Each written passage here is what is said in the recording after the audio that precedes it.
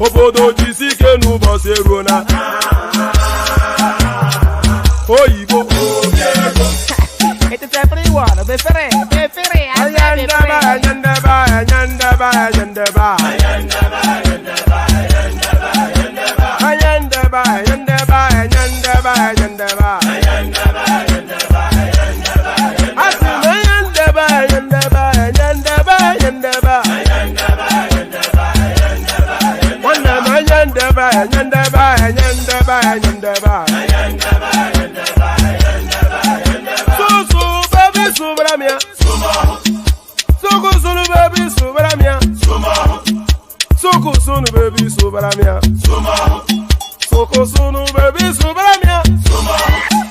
Ladies and gentlemen, sometimes you just have to act like you are drunk, like you are crazy. Confuse your enemies, confuse them.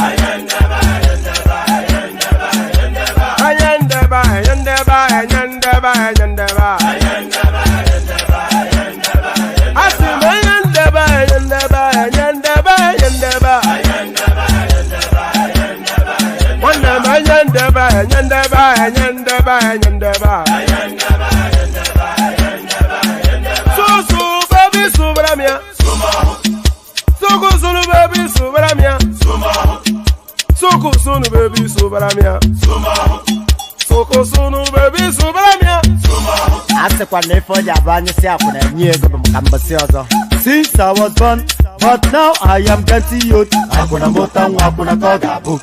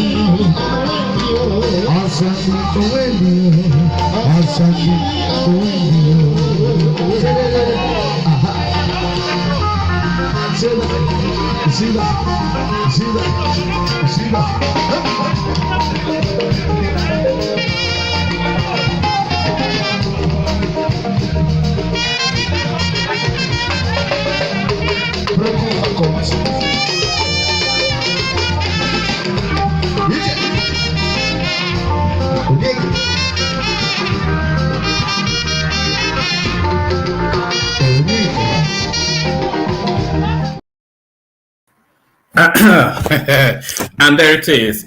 We meet again. So there it is. We meet again. Good day to you all. Good day, dear friends. So let's start first thing first.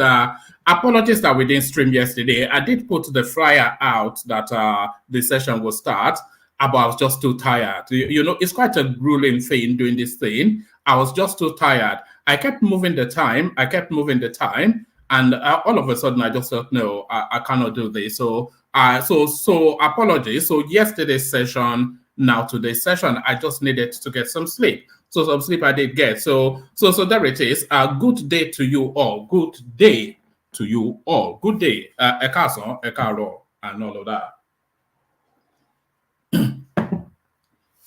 So good day to you all. The usual protocol, please click on the like button just as you're coming in. I ask all the time, so maybe one of these days you will surprise me by making the like button look anything like the viewership. So click on the like button just as you're coming in. If you're not already subscribed, then please correct that immediately and right now. So correct that immediately and right now. So click on like and subscribe. If you want to come join us on the screen, the hyperlink that says StreamYard is your open invitation. So I'll post it in the comment section again, so it's immediately to hand. If you're a new voice, we're especially looking for you because we revel in new voices here, just to expand the conversation and bring a different slant to what we're talking about. So if you're a new voice, then we're especially looking to hear from you. So that's the hyperlink that says StreamYard right there. So if you are that new voice, please click on that. So click on the stream, only if you feel emboldened though, that's voluntary. The like and subscribe, they are compulsory. You must click on those. The hyperlink that invites you onto the studio, that's at your discretion. Equally at your discretion, the invitation to buy your host cups of coffee. So if you want to buy your host cups of coffee, click there. It's three easy steps and just go as wild as you can. So do all that. Do all that. A lot of this session, of course, no surprises. I was going to actually start to wean away from the politics and go into the governance. So yesterday's session was actually meant to talk about positions that people were jostling for with the incoming administration, especially the chief of staff position. where there are 4 strong candidates jostling for that position. And then we will start, I wanted to start opening up that space of what governance will look like in the Tinubu administration, because of course, the politics already done. We already have all of the declarations, so it's subject to whatever is going on. But really, I wanted to start opening the conversation into that space. So that was the intention. But in the course of yesterday, of course, you all know what happened. The bombshell, the leaked video of Peter Obi, which they are now describing as a deep fake. I've heard of fake before, but now we are having to contend with not fake, but deep fake. So this is where we are now. And it's just, you know, I'm scratching my head, not for drama of it, but as I said, deep fake, I just reached automatic. You scratch your head in wonderment, some of the things you hear from that space. So deep fake. Yeah, so don't worry, Rotimi, we'll get to Yes Daddy. It's too delicious, that clip. Yes Daddy, yeah, you're not, yes Daddy, yes Daddy. You know, we get to, it's wild. You know, in Gonshele, Nigeria, something wonderful is happening. They say there's something rotten in the state of Denmark. It's not in the state of Denmark, or it's in the country of Nigeria. Not something rotten in the state of Denmark, something stinking in the space called Nigeria. Yes, Daddy. Yes, Daddy. So we'll be doing a lot of Yes, Daddy in the course of this session. So that up for play. So now let me just run you through the headlines as I have them lined up. Obi Oyedepo alleged leak phone conversation. Obi Oyedepo's alleged leak phone conversation throws Labour Party's media team into confusion. So that was the opening phase of that video clip, that leaked audio being released. So, of course, it scrambled their brain. It's the antithesis of everything that they campaigned for. And you see, because it is the antithesis of what they campaigned with and for. But then, of course, we all know that a politician, as ever, double talking. And then, of course, now, Obi Oyedepo's alleged leak phone conversation throws Labour Party's media team into confusion. So, of course, the conversation has to be about that. So the conversation has to be about that, but I'm not going to abandon what I had intended to talk to you about yesterday. I did say I wanted to start opening up the conversation into what the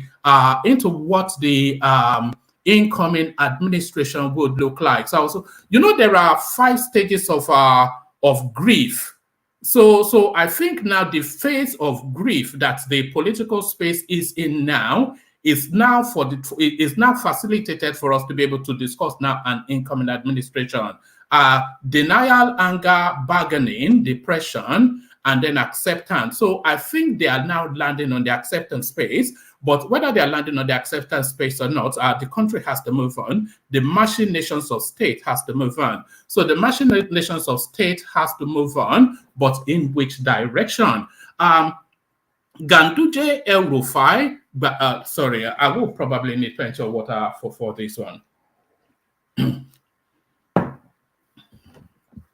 Ganduje RUFAI, GBAJABIAMILA, FASHOLA, others jostle for positions in TINUBU'S cabinet as Nigeria's president-elect disappears from public view. So, of course, this is a hostile platform that is giving us this news because, of course, it lands with the president-elect, and they put. I'll be sharing the screen, by the way, so you can see the readout as well. It's from Sahara Reporters. So they have told us that the president disappears from public view. I never knew he was ever in public view at any point in time after the elections ended. The only really little cameos that we were seeing were photographs of him with what's that billionaire guy, the man from the north, and then we saw him in a clip with Elumelu. Dangote, yeah, of course, yes, the man from. So with photographs of him with Dangote, clips with Elumelu, so little snippets. That's what we were saying. So it was never really in public view. So him now disappearing from public view is a mystery. We've seen clips of him in France. We've seen him doing Umrah in Saudi Arabia. So he is in public view somewhat.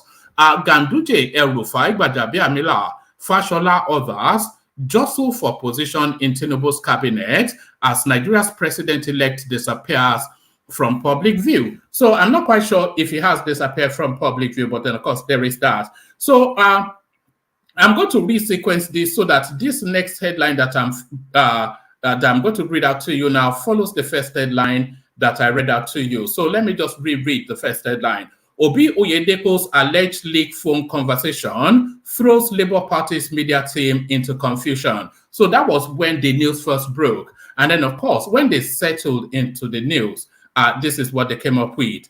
Deep fake audio. Obi Dati Media Office spokesperson, Diron Onifade, dismisses purported audio conversation between Obi and Bishop Oyedepo. So this is an evolution in narrative, because when that story first broke, the first instinctual response from the Obi Dati space was to alarm at private conversations being recorded and leaked into the public space. So they were not denying it as something that happened. They were alarming that a private conversation was recorded and leaked into the public space. But now that they've had that moment to gather their thoughts, they are now denying it completely. Deep fake audio file. Obi Dati Media Office spokesperson, Diron Onifade, dismisses purported audio conversation between Peter Obi and Bishop Oyedepo. So there it is. That is the color that is taken from those quarters. But of course, like I said, we'll be spending quite a bit of time there. I never campaigned for any politician. Bishop Oyedepo reacts to purported audio recording of him and Peter Obi. So that is a carefully calibrated statement right there. It's a carefully calibrated statement because, of course, it is not denying essentially the audio, but is denying that he campaigned for any politician. So what constitutes a campaign is an ambiguity. He may well describe it as support rather than, so it's an ambiguous language. It's a carefully calibrated statement. I never campaigned for any politician. Bishop Oyedepo reacts to purported audio recording of him and P. Toby. So, and him and P. Toby. P. Toby. Okay, so now this next headline. Incidents going on in Lagos State. A lot of incidents, of course. Is it Olodu market that was burnt or whichever market that was burnt? And the whole place went agog that the Southeasterners were being chased. Yes, daddy, and all that.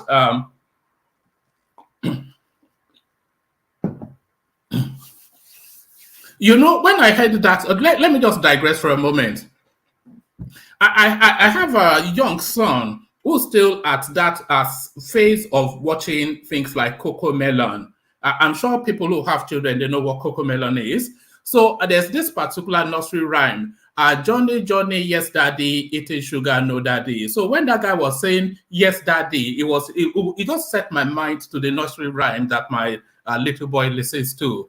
Johnny, Johnny, yes, daddy. It's just the most delicious of things, you know. But back to serious matters.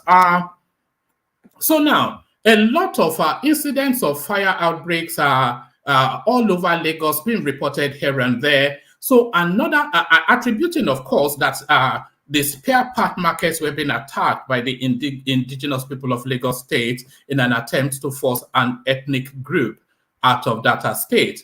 But now, another fire got another space in Lagos State.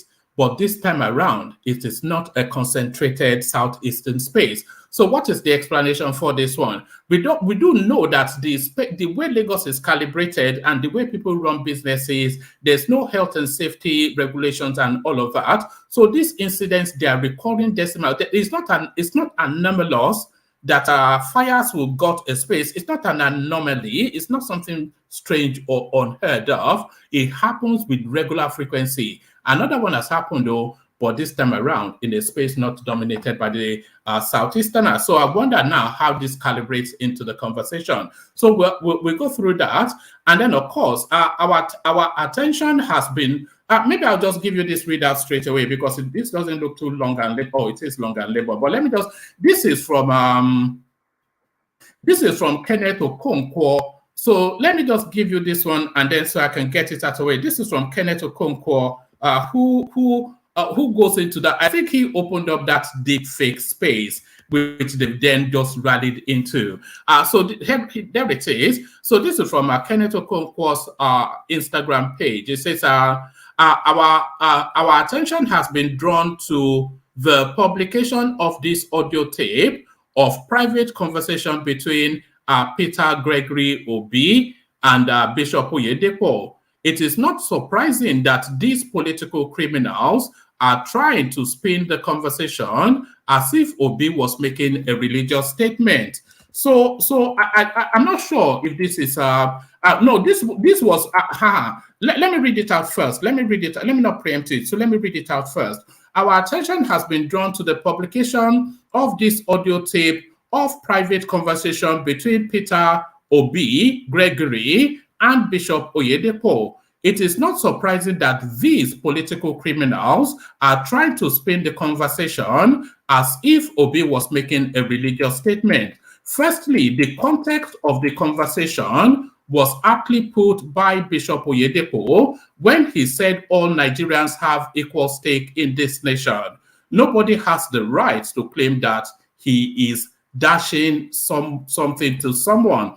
His Excellency Peter Obi was simply urging Bishop to help him push this message of equal stake of all Nigerians in the Nigerian project to his people and the Christendom, because the politicians of the other party is carrying on this campaign as if it was a religious war. To drive home this point, he informed him that he visited the traditional ruler of Offa, the Olofa of Offa, who is a Muslim, but who advised Obi to get the support of Oyedepo and be assured of his own support. No politician has ever visited the Olofa of Offa. It is clear to everybody that the APC political party that has a presidential candidate, vice presidential candidate, Senate president, Speaker of the House of Representatives, Deputy Speaker of the House of Representatives, National Chairman of the party, all from one religion at a time. The Chief Justice of the Federation is a Muslim, is the party that has declared religious war on Nigerians, and we must all rise up together to fight this unconstitutional act of religious intolerance of other religions by the APC. I went around with Obi on campaign train and never saw him discriminate against any religion. Of course, he can't, because his vice is a Muslim. Unlike the APC, I resigned from the APC because of their religious intolerance. Nigerians should disregard any insinuation of religious bigots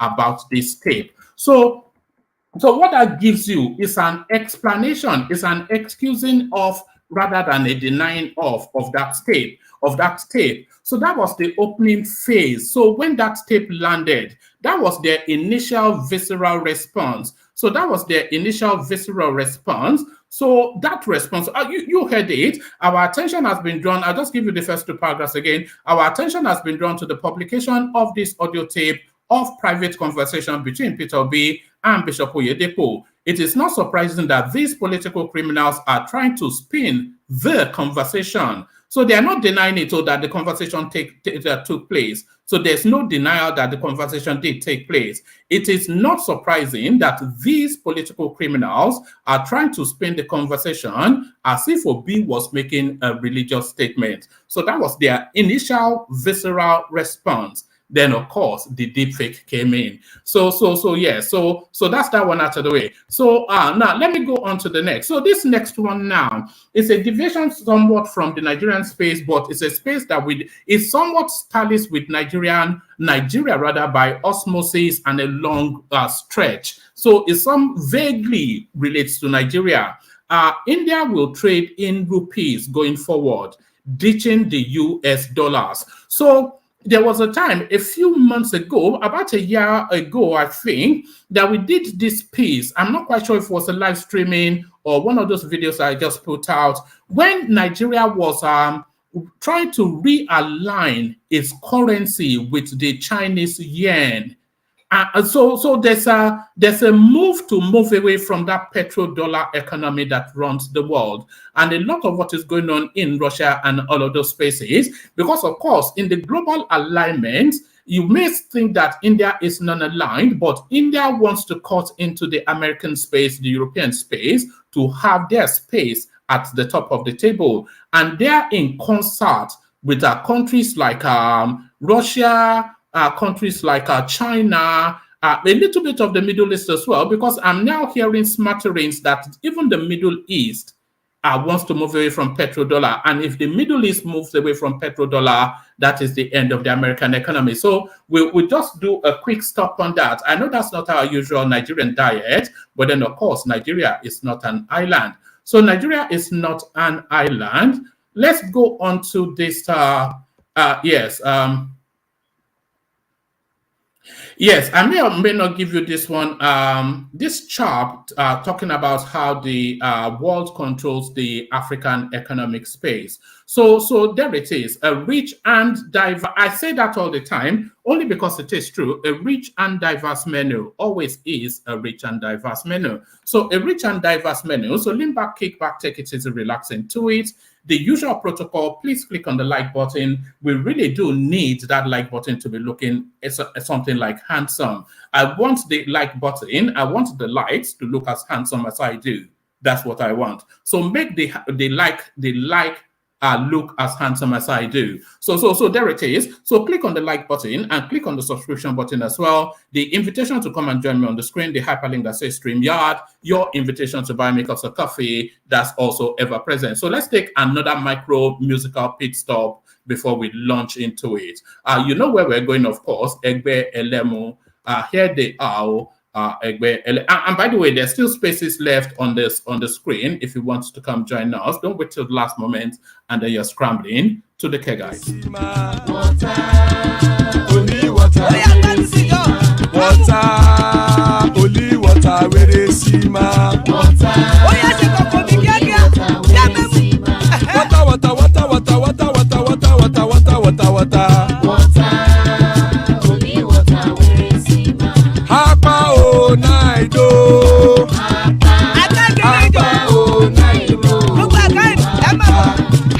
you don't come oh.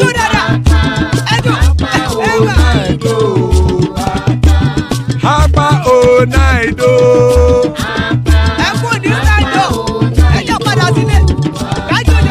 Oro keke elemu ye o. Ide shodi ya keke elemu re o. Obi master keke elemu re o. Chifu fai latif keke elemu re o. Erukulele elemude. Erukulele egbe elemudodo jare o. Erukulele Ghana ti de egbe body o. Ọmọ ẹlẹ́yẹ ẹyẹ o odile o. Oduyẹla ẹyẹ o odile o. Petrosoname ẹyẹ o odile o. Petrosodunke ẹyẹ rẹ odile o. Ẹlẹ́kọ̀ ọ̀run mú ìní o.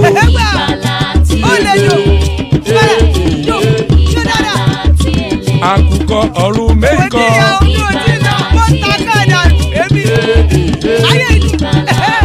Ikú kò ní ríwà gbéṣe o.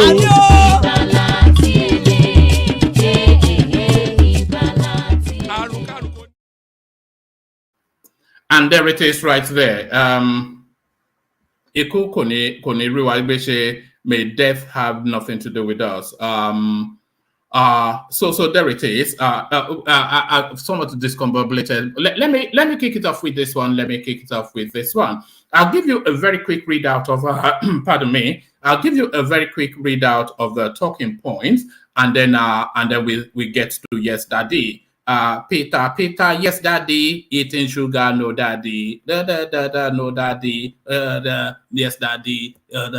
Yes, daddy. So yes, daddy. And this guy now is whoever sent me that little clip from the Northerners rhyming to that "Yes Daddy" thing. Please resend it so I can play it to the audience. Resend it. Do these two Northern boys in a bus in a car. So to it. Obi Oyedepo's alleged leaked phone conversation throws Labour Party team into confusion. So let's think through this. The trending audio of a leaked phone conversation between the presidential candidate of the Labour Party, Mr. Peter Obi, and the presiding bishop of the Living Faith Church, David Oyedepo, has thrown the Labour Party candidate's media team into confusion. While the head Obi-Dati Media Office, veteran broadcaster Diron Onifade, in a statement in Abuja on Sunday, dismissed the audio as deep fake and a product of the propaganda machinery of the ruling All Progressive Congress. A member of the media, Kenneth Okonkwo, confirmed the authenticity of the audio. Okonkwo's statement, issued in a series of tweets on his Twitter handle a few hours after Diron's statement, however, explained that the audio was taken out of context by Obi's opponent. So that is a totally different space from our deep. So we have two conflicting, and you can see it on your screen, by the way. So nobody please take my word for anything. You can.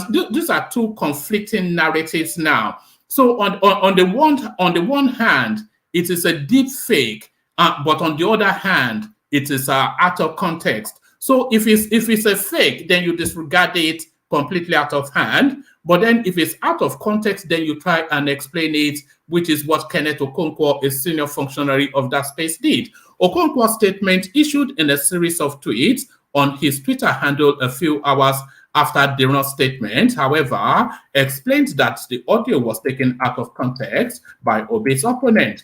In the audio, pardon me,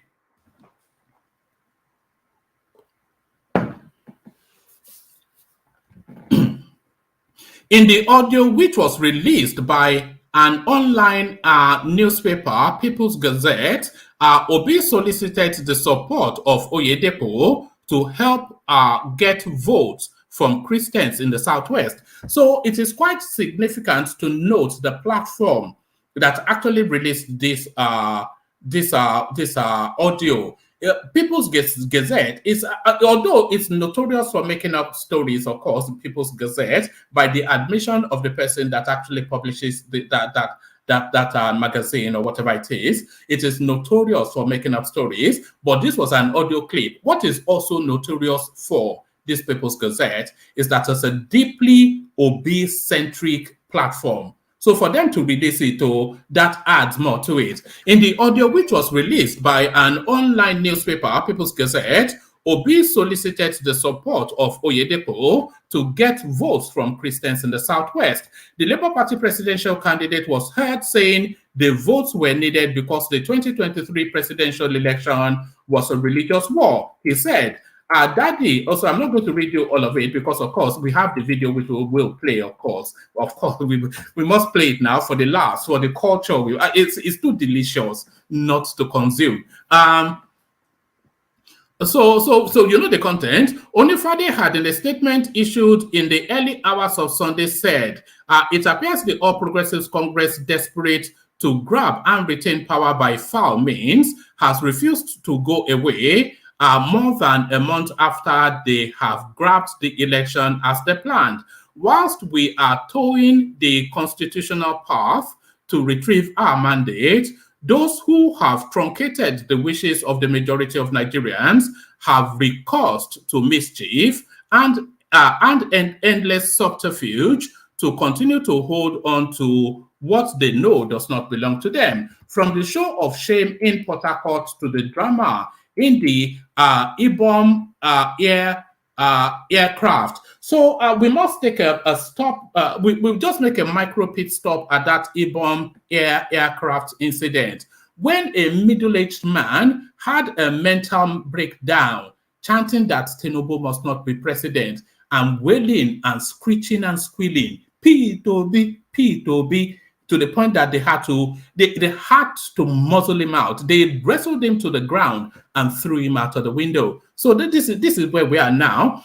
From the show of shame in Port Harcourt to the drama in the Ibom aircraft, both of which were contrived. And by the way, they are saying they are retracing that person now, and it's actually some Machiavellian maneuverings by the APC space, and that is just, you know how it goes. I'm not going to, you know all the excuses, but two is, from the show of shame in Port Harcourt to the drama in the Ibom aircraft, both of which were contrived, they have now moved to the circulation of a deep fake audio file aimed at promoting religious division in the country. All these are meant to serve. All these are meant to serve no other purpose than egregious mischief aimed at demarketing Peter Obi. If the goal is to create a credibility problem, the ploy has failed woefully. So I'm not quite sure if that ploy has failed, because I'll be playing you the Peter Obi clip. Of course, it's about 4 minutes, but then I'll be playing you that clip again, which is about 1 minute 45 seconds. But that second clip, the reason why I am playing it to you is that clip has been dubbed into Hausa language and is circulating like wildfire around the north. So it's not filled woefully. It's just, and anyway, all these are meant to serve no other purpose than egregious mischief aimed at demarketing Peter Obi. If the goal is to create a credibility problem, the ploy has failed woefully. Peter Obi has long been on record as the only presidential candidate who has urged Nigerian electorates not to vote for him on the basis of religion or tribe. We will therefore like to advise our beloved Nigerian people to remain focused on the task to take back the mandate we know was freely given to Peter Obi and Dati Baba Ahmed through legitimate means. That is more important than to expect those who ran election on forged credentials. And by the way, I thought Reno Omokri went to Chicago State University to verify TINUBU'S credentials, but we pretend like that did not happen. It is more important than to expect those who ran election on forged credentials and even fake bishops to stop faking. They cannot stop being fraudulent because that is who they are. But in a separate statement, a few hours after, Okonkwo confirmed the authenticity of the same audio, but claimed it was taken out of context by critics. He wrote, already, we read what he wrote already, so we won't label that again. So there it is. So there it is, the back and forth of it all. So let's go on now to, okay, so we've captured this deep fake narrative. So let's go to, did we get Oyedepo's response? So let's go to Oyedepo's response and see what Oyedepo is making of this. Let's see what Oyedepo is making of this.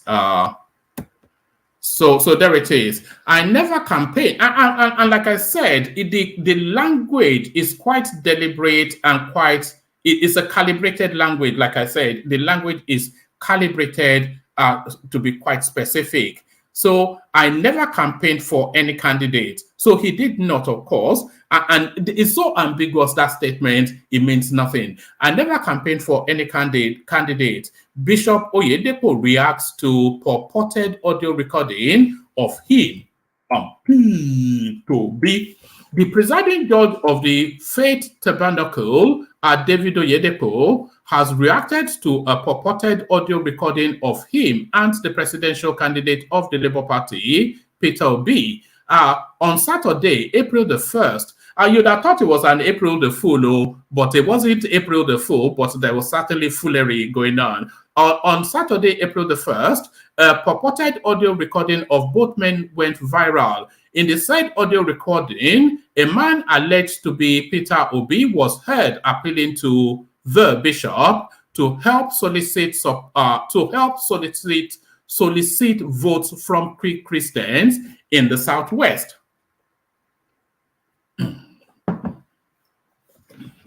So it goes on to give us the daddy, yes, papa, eating sugar, no, papa. Daddy, I need you to speak to your people in the Southwest and Kwara. So we'll hear that in his own words in a moment. In his reaction, Oyedepo said he never spoke to any group of people on behalf of any politician.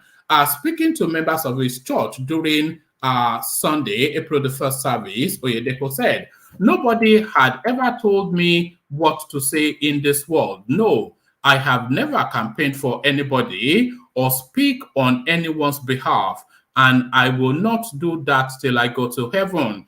There is no political party in this country that did not come to me for prayers and advice. I advised them, some, they didn't take it. Those who chose to take it, they see results. Those who said no, they are going about it.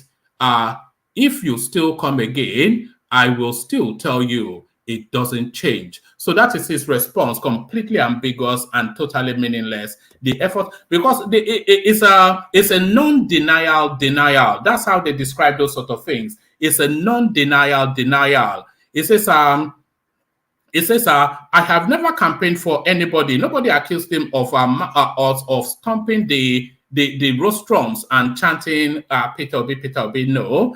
Or speak on behalf of anybody. So Peter Obi made the request, but whether he acceded to it or not is immaterial. And I will not do that till I go to heaven. So it's a non-denial denial. It's a bit of a meaningless statement. That one really has no real depth. But let's go on to this one. Just a minor departure from the Peter Obi space as we go into this one. Let's go into this one. Ganduje RUFAI, GBAJABIAMILA FASHOLA orders JUSTLE for positions in TINUBU'S cabinet as Nigeria's president-elect disappears from public view. So this, of course, are from Sahara reporters. So the sort of bites that you'd expect, this sort of bites that you will see. So let's see how this one bites. Governor Abdullahi Umar Ganduje of Kano, Nasir El-Rufai of Kaduna are currently jostling for a place in the cabinet of the president-elect Bola Tinubu correspondence Gada, also lobbying to become chief of staff to the president-elect are the speakers of the House of Representatives, Femi GBAJABIAMILA, and Minister of Works and Housing, Babatunde Fashola. So Fashola, of course, he tries to be a bit above the fray when it comes to politics, telling us that he has no intentions in politics anymore. But it's like a drug within their system. He will never let go. You can be sure that he's bribing or bribing bulls as we speak. Tinubu was on 1st of March declared the winner of the February 25th presidential election by the electoral body Independent National Electoral Commission, INEC, after securing majority vote and 25% of the vote cast in 29 states. I thought it was in 30 states. He defeated Atiku, recently, correspondents exclusively reported how Tinubu traveled to Europe to seek medical care after falling ill after the polls. So we've seen him jogging in France and doing Umrah. So it's just these things, you know. Confirming the story, the president-elect said he traveled to Paris, France, and would later be going to the United Kingdom and Saudi Arabia to rest and plan the transition program. However, the ailing, so they're still back in that space again, hand the shake. However, the ailing former Lagos State governor has not been seen in public since his trip abroad with no known date as to when he would return. Well, we do know that he will be back before the 29th of May. We know that for certain. He will be in Nigeria on the 29th of May, and he will place his hand on a Quran and he will swear that oath of allegiance. That will happen, you know. I'm almost minded to play you that clip now. So should I? Okay, I'll play it later. Speaking to correspondents on Friday, a source said some serving and past governors have also indicated an interest in various ministerial positions. Tinubu is expected to send the list of his ministers to the National Assembly within 60 days of his inauguration. So this 60-day bar now is one of those, you know that Buhari signed a whole swathe of new laws in Nigeria. So we put it like that, new amendments to the constitution. I think he signed about 16 or thereabout. And one of those constitutional requirements now is that an incoming must within 60 days present their team. So that is at the presidential, cascading all the way through the chain of governance. So within 60 days, an incoming must submit his list. So that is where you see them jostling now. But who should get what is where the conversation is now. So as we continue to evolve in the days to come, maybe we'll start to slowly open up that conversational space. Who should get what? Tinubu is expected to send the list of his ministers to the National Assembly within 60 days of his inauguration. President Muhammad Buhari recently signed a bill that requires the president and governor. So this is what I was just saying now. Let me resend the StreamYard to the comment section in case it's not. In case let me resend it. Let's see if we're able to populate the room a little bit. So let's resend it. Oh, all right. So where were we? So we were this one. President Muhammad Buhari recently signed a bill that requires the president and governors to submit the names of persons nominated as ministers and commissioners within 60 days of taking the oath of office for confirmation by the Senate or State House of Assembly. Kano Governor Ganduje wants to be the Federal Capital Territory Minister. Okay, so it's quite interesting actually, because a lot of the people that supported Tinubu's ticket, they must be facilitated for. But then, of course, you want to see new and fresh faces as well in governance. You don't want to regurgitate these rotten politicians. But then, of course, they have to be compensated in some form. So it's quite interesting now to see what they are jostling for and if you can see them in those posts.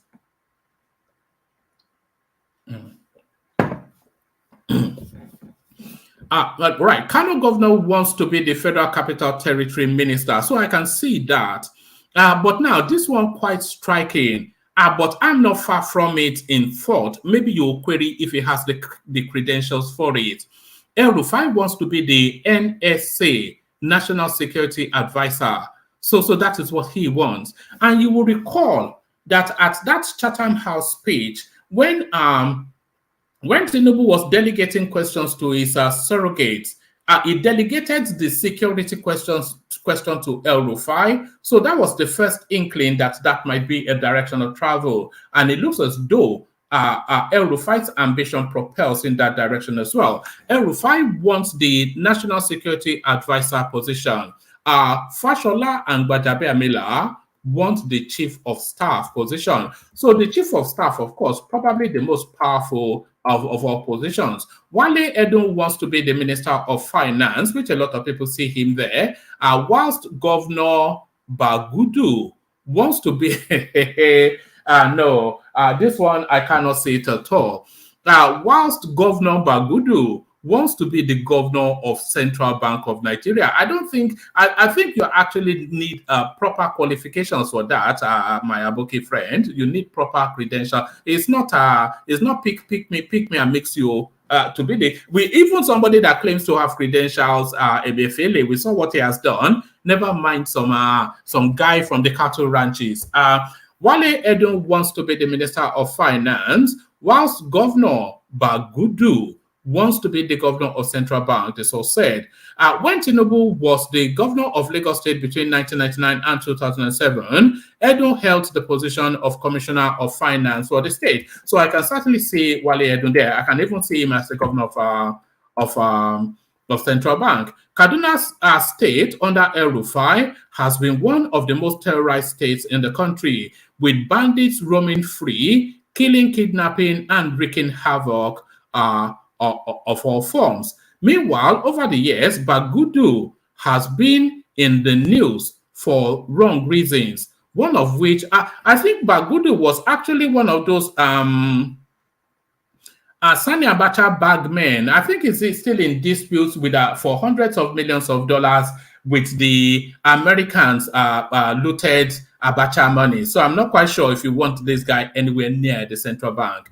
Meanwhile, over the years, Bagudu has been in the news, and people can correct me on that Abacha something because I'm going from memory. Meanwhile, over the years, Bagudu has been in the news for the wrong reasons. One of which was connected to moves by the United. Yes, so I think I might well be right. Yes, one of which was connected to moves by the United States to help Nigeria repatriate millions of dollars from the British island of Jersey. The funds were part of the billions of dollars.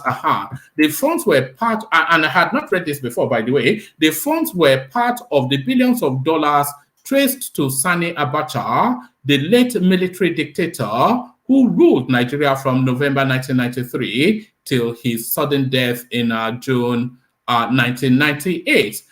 Shortly after the agreement was signed in the United States, Bloomberg Wire Service reported that the officials of the United States Department of Justice kicked against plans by the Nigerian government to return $100 million to Bagudu from the Abacha loot. So loot and re-loot, which is the history of Nigeria. So those are the runners and riders jostling for position within the space. So those are the runners and riders jostling for position within the space. So let me bring you this one now. So all of these narratives that are markets dominated by people of a certain ethnic stock have been burnt in Lagos. Maybe this might go in some way to dispel that.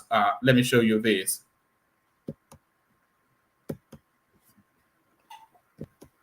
How are you, by the way? Yeah, yes, daddy. Eating sugar, no, daddy. So this is it. Fire got warehouse in Lagos. A raging fire has gutted the warehouse of a bottling company in Sapara Street off Oba Akran Avenue. That's not even far from, I live in Oregon, so that's not even far from where I live. Off Oba Akran Avenue, Ikeja, Lagos. This was made known in a statement signed by the director of Lagos State Fire and Rescue Service, shared on the agency's Twitter page on Sunday. The fire service said, "Fire alert, a fire has emerged at a company warehouse in Sapara Street off Oba Akran, etc., etc. The fire, which was reported at 0858." Commiserations to whoever was affected, but really the wider thing that I was wanting to establish is that this happened now in a space not dominated by anything Southeast. So there is that one. So there is that one, and we've already read the Kenneth Okonkwo's space. Yes, daddy. Eating sugar, no, daddy. So let me just bring you. Just bear with me 1 microsecond. Let me bring you that Indian piece, because I think it is important that we start to imbibe global goings on within the conversations that we're having, because let me see if this is a clip that I'm after. Hold on, let me see if this is just bear with me 1 microsecond. If it is, then I'll grab it. No, it's not. So let me see. There was a particular clip of some northern youths doing the mocking thing. It's just really to show you. That's the one. So thank you to you that sent that, the Facebook one. I'm going to be ambiguous because I don't like to reveal my sources, but I've got tentacles everywhere. I've got you know what they call tentacles. So I'm only really talking. So it gives me the moment to download these. And then I'll just pop it onto the screen, and then we go to that Indian story, and then we come into the room and kick off the conversation. So there it is. There it is. Let me just let me grab that quickly. It's already downloaded, and there it is. So you do your thing. So now let's not go to the Indian story. Let's go to India. Yes, let's go to India. Where's that Indian story? So bear with me 1 second. Let me click on it so it's highlighted. Very important that we do. We make pit stops in these spaces because our conversation must expand beyond just Tinubu, something, hand they shake, leg they shake. So this is the going on now. This impacts on Nigeria somewhat. India will trade in rupees going forward, ditching the United States dollars. So this is going to impact on the American economy, whether you like it or not. India has decided to offer its currency, the rupee, for trade to countries experiencing shortage of US dollars. This move is aimed at reducing dollar demand and protecting its economy from a global shock. And by the way, when I read you this, I'm going to play you just a 10-second clip of somebody that speaks to this space, because I think you need to see this as well. This move is aimed at reducing dollar demand and protecting its economy from global shock. Countries such as Sri Lanka, Bangladesh, and Egypt have shown interest in trading with Indian currency as they face dollar shortage due to various economic factors. So there it is right there. So India bringing its currency into play. So I was going to abandon this clip, but let me just play it to you because it tallies now with this Indian move. Watch this, because these are important things, by the way. These are important things. So listen to what this guy has to say. It says, economist Michael Hudson explains how the World Bank controls third world countries. What did you guys think? So let's listen to him. Listen to this guy. Of the World Bank, the International Bank for IBRD, the World Bank, is that no country should grow its own food. Africa and the third world should only grow export crops. Makes African and third world debt different from the American debt. Number one, America is never going to pay its debt. It doesn't have to. Its debts are in its own currency. We can simply print it. The African debt is not in its currency. The African debt is in US dollars. Africa has to earn the US dollars. The only way it can earn the US dollars is not to be assassinated for growing its own food and becoming independent, doing something that the United States does not like. The principle underlying the foundation of the World Bank, the International Bank for IBRD, the World Bank, is that no country. All right. So that's that. So hopefully we'll tackle that later. So let me bring the panel on as they continue to join us. So there's Gideon joining us from Edo Central. So good to see you, Gideon. The majestic Ajande Koko joins us. Joseph Sunday is here. Solly from Amsterdam. Back from hibernation. Kulata. And then pray for Igbos, who I suspect might well be Charles. Big Daddy, Big Daddy Chevy joins us as well. So still, I think about 2 more spaces left for whoever wants to hop on the conversation.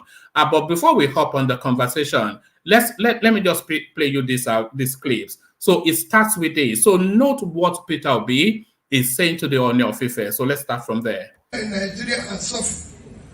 So let's not listen to the tribe. It is that we politicians, the elites, are using to manipulate you. Enough. Don't look at our religion. Let nobody tell you it is an entitlement. It is nobody's turn. It is Nigerian turn. The turn of Nigerian youth. So nobody will take anything from them this time. Nobody is entitled to it. And don't take their money. It's your money that they are giving you. They didn't print money. All of us, if I bring money, take it. So you heard him right there. Don't look at our tribe. Don't look at our religion. Nigeria has suffered. So let's not listen to the tribe. It is that we politicians, the elites, are using to manipulate you. Enough. Don't look at our religion. So there it is. Don't look at our religion. So that's your unmistakable squeaky voice of Peter Obi. You heard him quite clearly speaking to no more eminence than the Ooni of Ife himself, Iku Baba Yeye. So there it is. So now, a long time in politics, 24 hours. Listen to this. You've all heard it all, but necessarily for the conversation, we must hear it again. Here it is. So, yes, Daddy.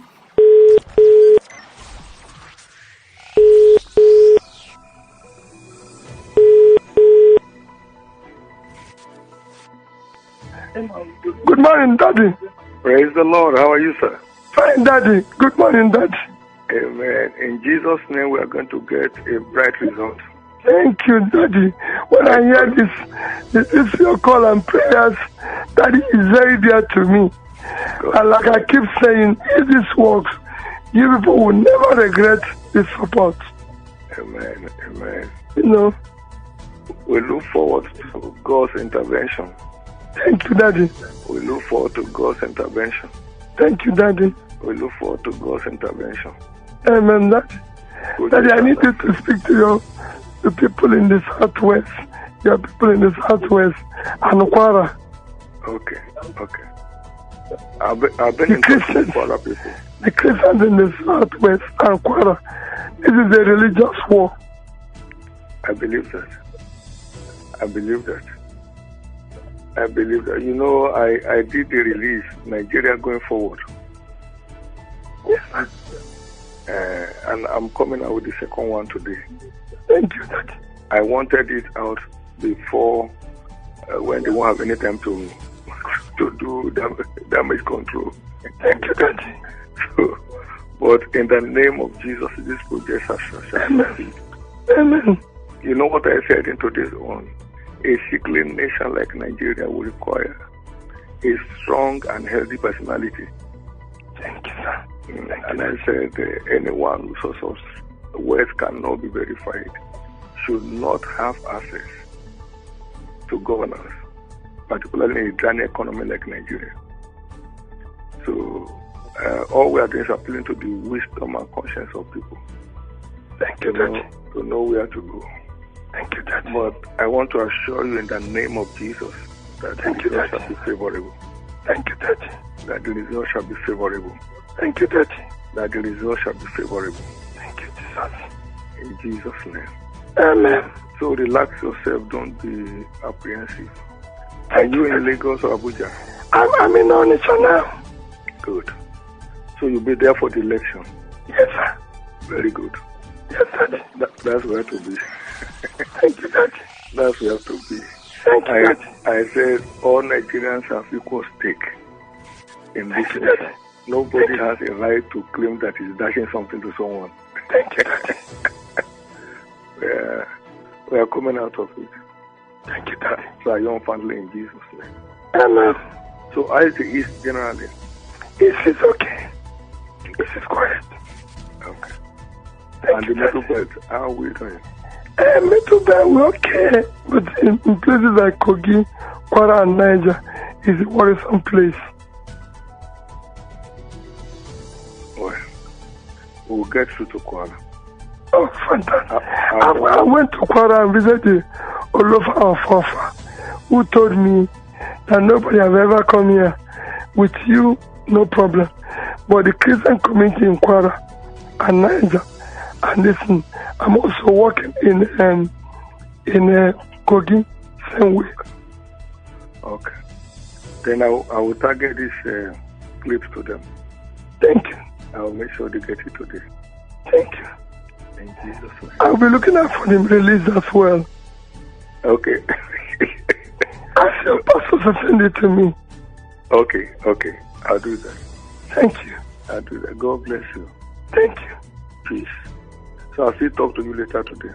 Yeah, thank you, Daddy. Thank you, Daddy. Thank you.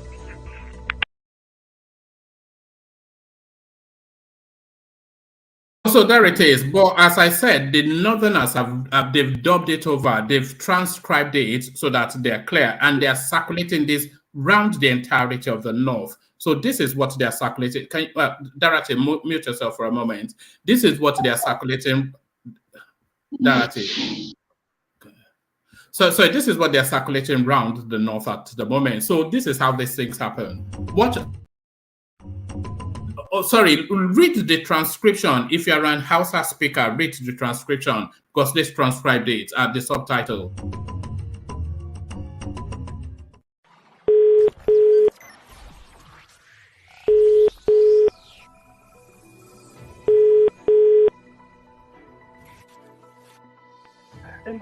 Good morning, Daddy. Praise the Lord. How are you, sir? Fine, Daddy. Good morning, Daddy. Amen. In Jesus' name, we are going to get a bright result. Thank you, Daddy. When I hear this your call and prayers, Daddy is very dear to me. And like I keep saying, if this works, you people will never regret this support. Amen. Amen. You know. We look forward to God's intervention. Thank you, Daddy. We look forward to God's intervention. Thank you, Daddy. We look forward to God's intervention. Amen, Daddy. Daddy, I need you to speak to the people in the Southwest. Your people in the Southwest and Kwara. Okay. I've been in touch with Kwara people. The Christians in the Southwest and Kwara. This is a religious war. I believe that.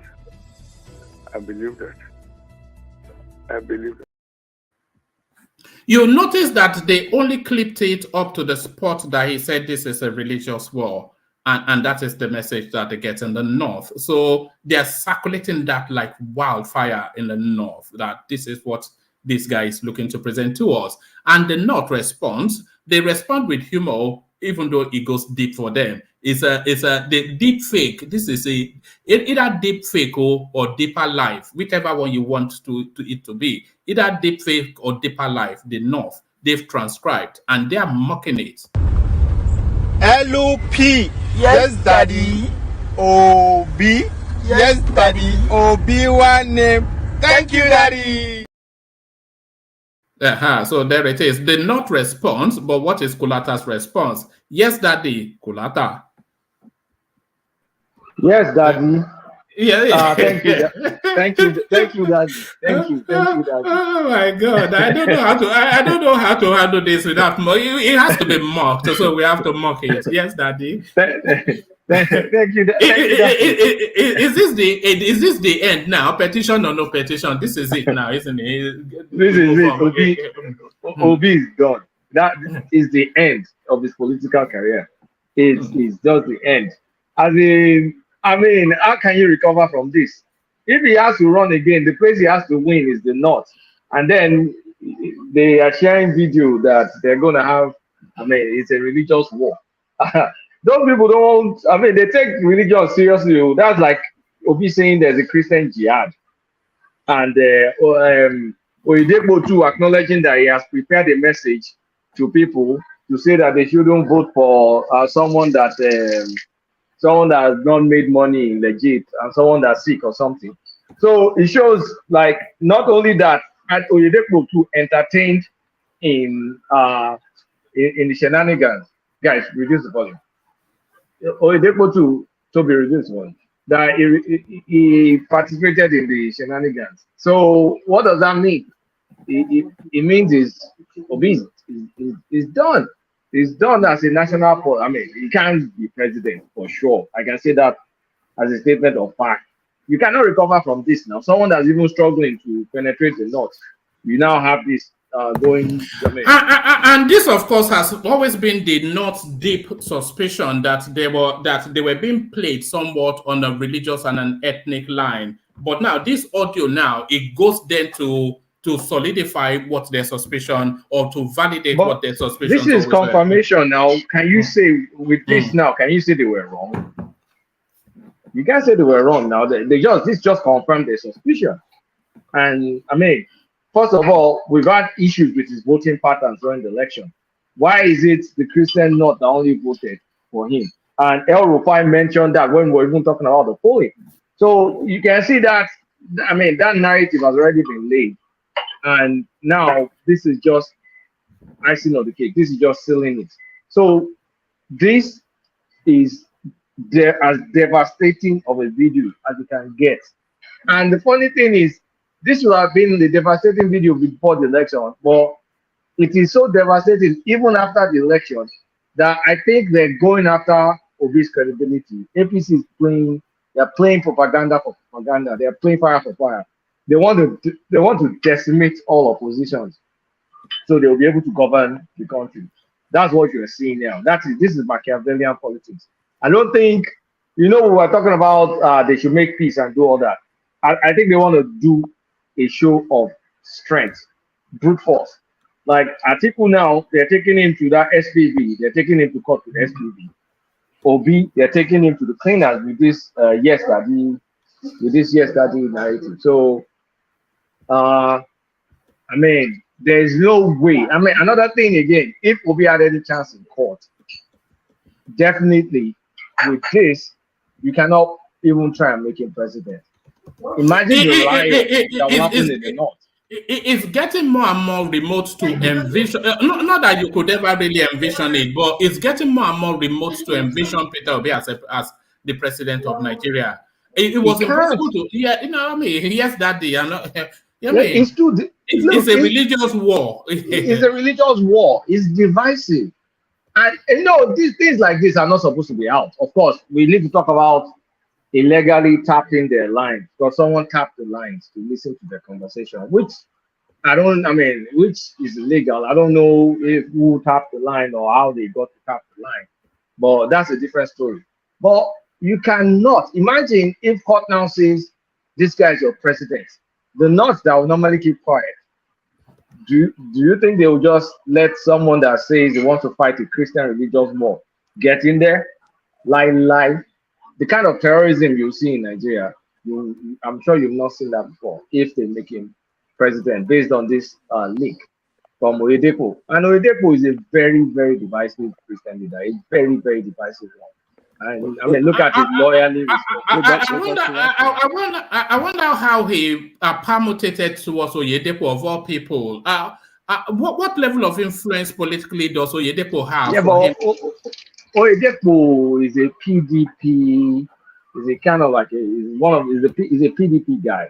Because remember during Atiku and Obi 2019, they all met in Oyedepo's house and they were doing kumbaya.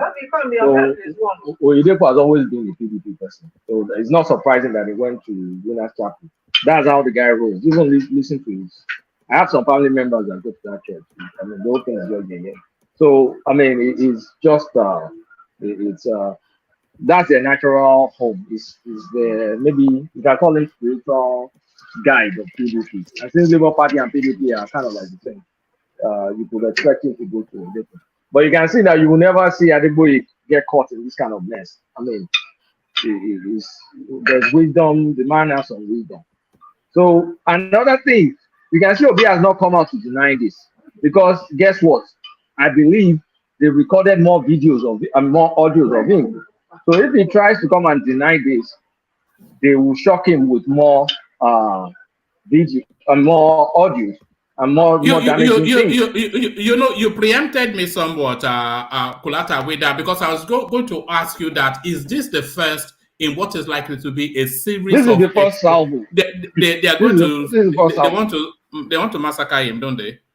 Metaphorically speaking. Yeah. They want to literally destroy this guy's political... I mean, even though they're going to beat him in court, but they want to beat him so that it doesn't even have the political power to run a credible opposition. Do you get? You know, when you seek and destroy, like army style, that's what they're doing to this guy. They want to literally finish him. And I mean, that's the strategy they're going for. I mean, that's why I said when we have a politician, this is our first politician winning the election. Wow. We've not had a real politician win the election. So is the OB, whatever it is this now out of political discourse, and are we now to move the conversation now towards the incoming government and what shape it will look like? Because we're just as early as today, we're hearing in the OB spaces now that they are abandoning the language of president-elect to president-elect. So, this now, after this now, that's it, isn't it? And what are you making of this now deep fake narrative that they've come in at the 11th? Who's buying that? No. That deep fake narrative has been debunked. Yeah. The what's it called? Federal Association of FIJ, Federal Investigative Journalism Association. They already checked it with a software called. What is that software called again? Is it Weaver or Driver or something? They already checked it with the software and found out that no, this is not a deep fake. And Kenneth Okonkwo has acknowledged it. So now they moved to they shifted to another spin to say that it was altered. meaning they took they did join on the video and put it out of context, because that deep fake thing has already been debunked.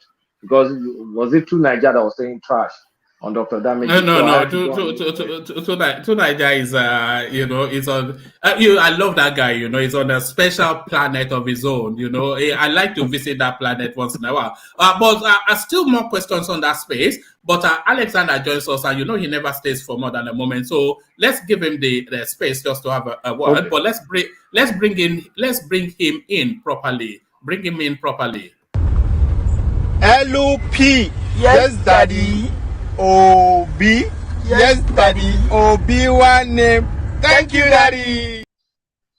So thank you, daddy. Alexander, good to see you. It's rather unfortunate that Peter Obi would ruin his political career this way. Like Kalata said, let me first of all say hello to everybody on the platform. I don't mean to be disrespectful to anybody. Ajale Kukobi on the platform, I called you 3 times today to no avail. I don't know what's happening to your phone. One man, I called you twice today. You didn't answer your phone either. Apologies. I was on domestic chores. I understand. You always are. Yeah. It breaks my heart. It breaks my heart that it's become glaringly clear that Peter Obi was always monitored by the federal government in what he said and what he did. This wiretapping was done by the federal government. I don't know why. I mean, that's my position. I don't have concrete evidence to that effect, but I think it's by the federal government. And I don't know why this was done, but I think it was unfair. I think it's unethical to actually record. Do you think it's unfair for us to know that this is the mindset that this guy has, a religious war? Well, but you to your credit, actually, to your credit, and I never bought into it. I never subscribed to it. But to your credit, you always hopped on the fact that he was working on this Christian angle to the whole election, tapping into the Christian faith. And it's played out glaringly right now. It was premeditated. It's always been premeditated based on a conversation that transpired between him and Oyedepo. I've listened to this conversation once or twice, and I think it wasn't Oyedepo that called Peter Obi, right? Not the other way. No, it was Peter Obi that called Oyedepo from the way it sounded. From the I don't know where the conversation started, but from where it started, from the clip released, it sounded as though he made the call, and he was the one soliciting anyway for support from Christians. And but do you think out of all of the 4 minutes of that clip, is those 3 words, it's a religious war? Is that what damns him out of the totality of every? Yeah, I was having a conversation with my sister-in-law today, and being an Igbo woman, she wanted to support the conversation. She was in agreement with the conversation that transpired, and I said to her with due respect, you're not making any sense. It is that was the Durman catch to the whole conversation. That is a religious war, which means it's essentially the Muslims are trying to take over the country. They want to Islamicize, whatever word that is. I can't even pronounce that word right now. And he was tapping into the Christian faith to turn that around. And unfortunately and sadly, and I'm very, very, very sorry to say this, Peter Obi can and will never be the president of Nigeria again, based on this conversation, because the Northerners are just they will be so upset about that statement, and it's going to be twisted, and you can see Northerners gloating about that. So you can't be the president of Nigeria if you don't have a big following in the North. Whatever he has in the North today is going to die a natural death. They're not going to support him anymore unless they're Christians. Even at that, they're still going to have some connotations to it. And it's very, very sad that they could do this to this man. It's unfair, but he should have known better. I guess he didn't understand what it is to be the president of the biggest, greatest black country in the world. It's not for the faint at heart, and it's played out glaringly in our eyes. It's sad, but they played dirty, and they've gotten him where they want him, period. There's nothing else we can say about it. And it's very upsetting. It's damning, but he should have known better than what he did. He should have known better. As a seasoned politician, he should have known better that there's every possibility that my phone has been tapped, and he didn't think about that. So, Alexander, there used to be there used to be a jewelry house that used to sell jewelries that was called Ratna. This was back under there anymore. I used to buy jewelry there in the 80s. They were there. They used to be there, but not anymore. You know what destroyed them? The person that actually owned that company is a guy called Gerald Ratner. And then in a private conversation, he said this. He says, people say, how can you sell this for such a low price? I say, because it is total crap. He compounded this by going on to remark that one of the set of earrings was cheaper than a prawn sandwich from Marks and Spencer's, and that company folded within a year. So when did this happen? No, this is decades ago. Really? Because I used to buy jewelry. They used to have a store next to Bond Street train station. So yeah, they probably still have, but their fortune lost off the back of that statement. So that statement now, it is a religious war. So that is his Ratna. That is that's the damning. That's the Ratna moment. I don't care about yes daddy, no daddy. I don't care about that. The Nigerian pander to this so-called pastors who 9 times out of 10 are just phonies. I don't care about that, but that particular statement. The skit makers will buy Ferraris of that yesterday. Or the skit makers. But the crux of the matter is it's a religious war. That is the damning statement in that conversation, and I'm sad about the whole thing because I wonder how he's feeling right now. He must be very, very low in spirit now. That this is the whole thing, his whole effort is going to end up in tatters just because of that single tap. And like Kolata said, because I'm going to hand over to Kolata, I don't want to take over space. Like Kolata said, maybe they're more in the bag than we see right now. Maybe this is just the tip of the iceberg. Who knows? But I think moving forward, let me finish this. I think moving forward, you will see a step down in activities from Peter Obi and his inner caucus concerning him being the president of Nigeria, because this is too damning. It's too damning. Yeah, go ahead. Who wants to ask you a question? Yeah, no, take a question. Rational Mind wants to come in. Rational Mind, come in. I think I've had everybody, even you one man yourself. What about if this thing is taken out of context, like this guy said?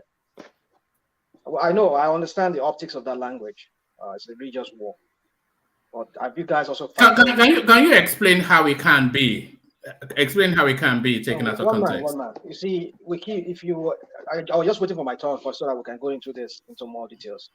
Sometimes when we have these early people who talk about these things, it seems to set the pace. I don't know, we might lose the audience in between our discussion, maybe before it gets to my turn or other people's turn. But then my point is that have we considered the context of what was said? Please, you should speak loud. We can't hear you. Can't you hear me? Oma, can you hear me? Can other people hear me? I can hear you, but I think maybe they want you to be just a smidgen. We can barely hear. We can barely hear you. Yeah, we can hear you. Even the volume of your. You need to do that because I think. No, carry on. You are audible enough. Carry on. So So what I'm saying is the context of what was said. Is he had a conversation with a religious leader, who has one of the largest church in Nigeria, Mm-hmm. and he was saying to him that this election is a religious war. Right. So isn't it not a religious war? Now, if it's hold on, let me ask you a question. Let me land. No, you still land, but if it's a religious war, which side is Peter Obi on? Thank you very much. So right. we've seen the battle line drawn when a candidate, something that's once upon a time it was done, but we saw how it ended. Let me land. No, I have to go. Okay, all right. All right. Come back, Alexander, when you have a moment. Yeah, but carry on, rational mind. Land that point, and then we'll go back. So the point I'm trying to make is that we see a repeating in the person of Tinubu and Shetima. Right. Same people of same religion in a country that is as diverse as Nigeria, which is not a problem for me. It's not a problem if there's no underlying issues on ground. It's not a problem, but there are underlying issues. But let's leave that. But we saw how Tinubu also played his own politics.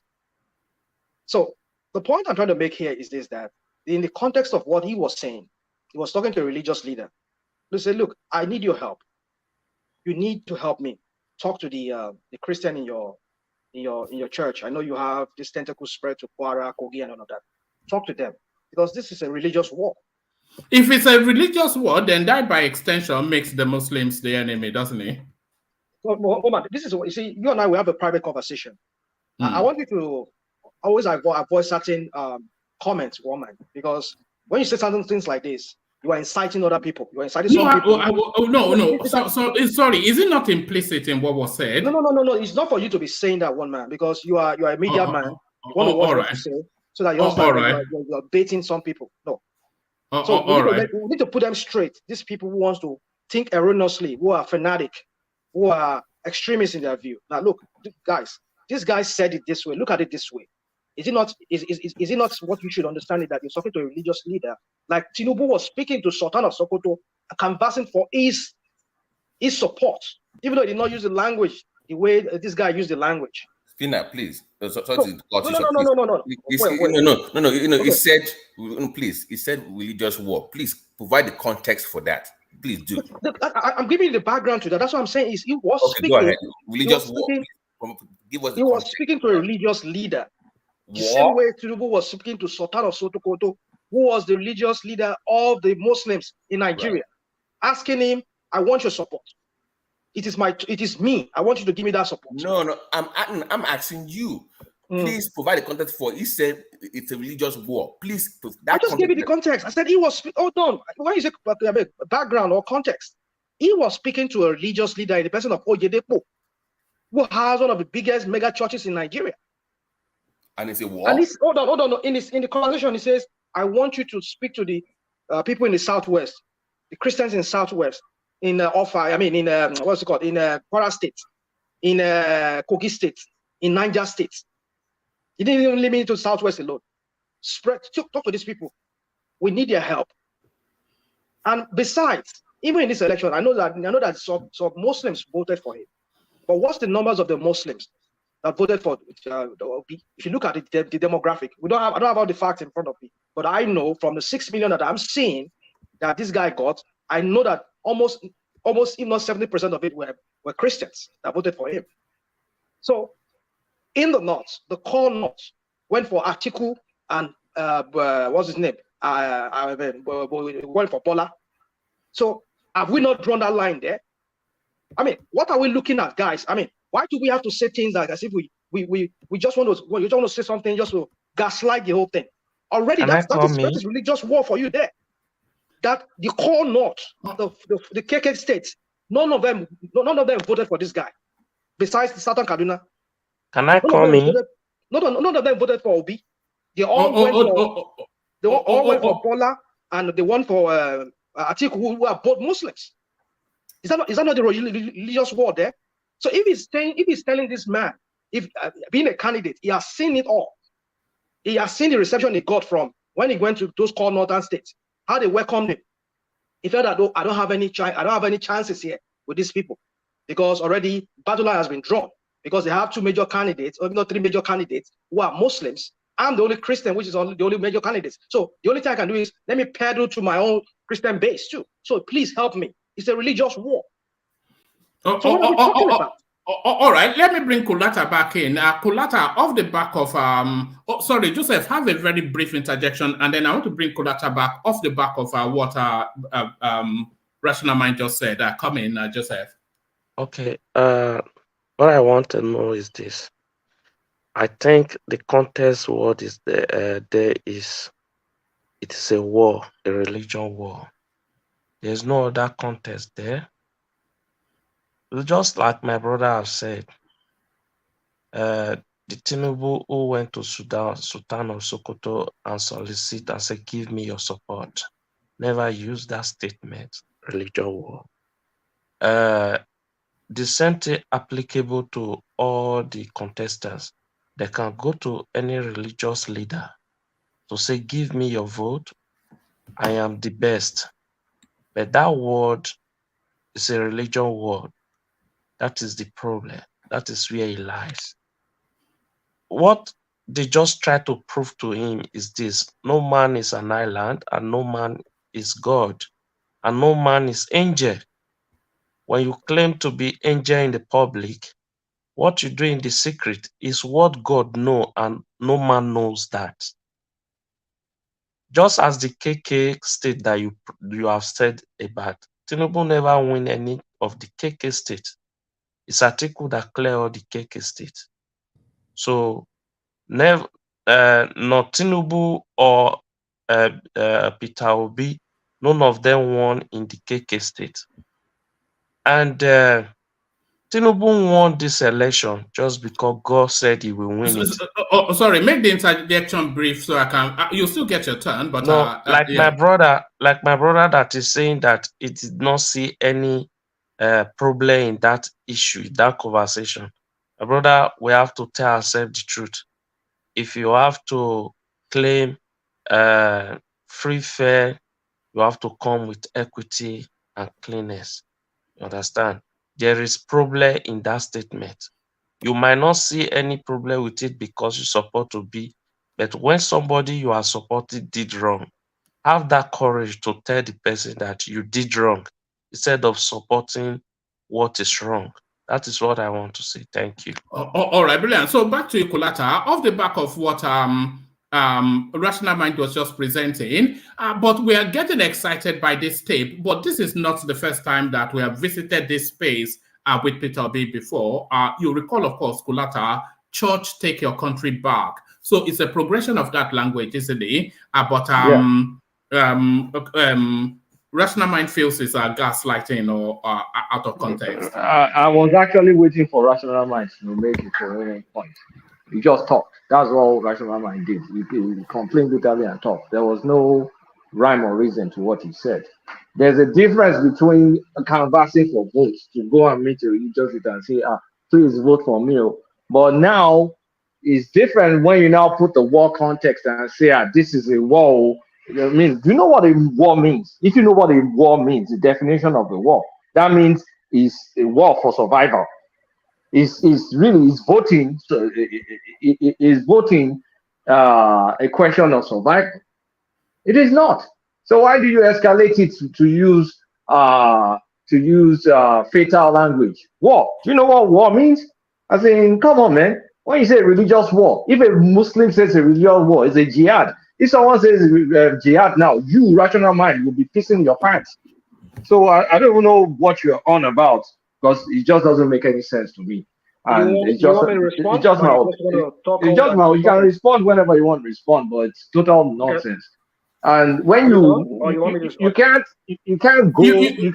be making false equivalence just because you don't like a candidate. How will it feel if Tinubu goes to Sultan of Sokoto and say this is a jihad? How will you feel? I mean, come on, off it. Let's be serious here. The Christian. Just go on, just say whatever you want to say. Don't give me this come off it. What is this come off it? No, now it's the context. You know, the equivalency of what Kulapra said in Christendom is a crusade. You know, right. So yeah. So woman, that is the reason why I asked him for clarification, because even Tinubu picking Shetima was not because of it wasn't because of he was religious. It was more of political move, because he's not seen as a Christian, as a Muslim per se in the north. So he needed to, and he cannot have a Christian representing that space. So you had to pick him. It was more of a political move. It wasn't some kind of religious war against the country. So I don't know, like you said, the equivalence is what baffles me. So when you come up with this idea, because I had to ask Spinner, please clarify what he meant by religious war. Yeah, so I know. You see, Babati. Babati. Yeah, Babati. Daddy T today. No, Daddy T today, please. Yes, Daddy T today. Look at that. Yes, Daddy. Yes, Daddy. Okay, yes, Daddy. Are we in some kind of porn? I beg. Look at that. Where this thing could go. I'm just looking forward to the skits. All right, let me just go into some. So the thing is this, Babati. I condemn that language, that choice of word. I quite agree that there's the choice of word. But why I'm excusing it is that you know how we speak in Nigeria. We don't use English very well. There's a way we use English. Somebody say, I get the other speaker that spoke, that sounded like the Edo guy there. I don't know if he's from Edo, but he sounded like an Edo person. And then I understand what other people, the choice of word, it's a war. And then when we use it in Islam, we call it jihad. And so we should understand that each day in Islam can use the word jihad, and we know what it means in a strong term. It could mean war, and it could mean people who want to equate it to meaning terrorist, whatever people want to use. But my point is this. No, don't use that word. My point is this. That's why I refrain from using it. So my point is this: that each choice of word, we can condemn that, but we need to consider the context of what was being said. Who was he talking to? Is soliciting help from. Maybe he could have said it in a better way. Does the context excuse the words? Because out of the abundance of the heart, we are blowing this out of proportion. That's what I'm saying. Yeah, we are blowing this out of proportion. They not have transcribed it, and they're circulating it. This is what this kind of thing. This is what it breeds. This is the kind of thing that comes out of all of this. You see, Nigerians. I know our people. I know that. I know our Nigerians are. Some of our Nigerians are very sophisticated to understand this. But I don't want to go into all this situation of our social issues and educational issues.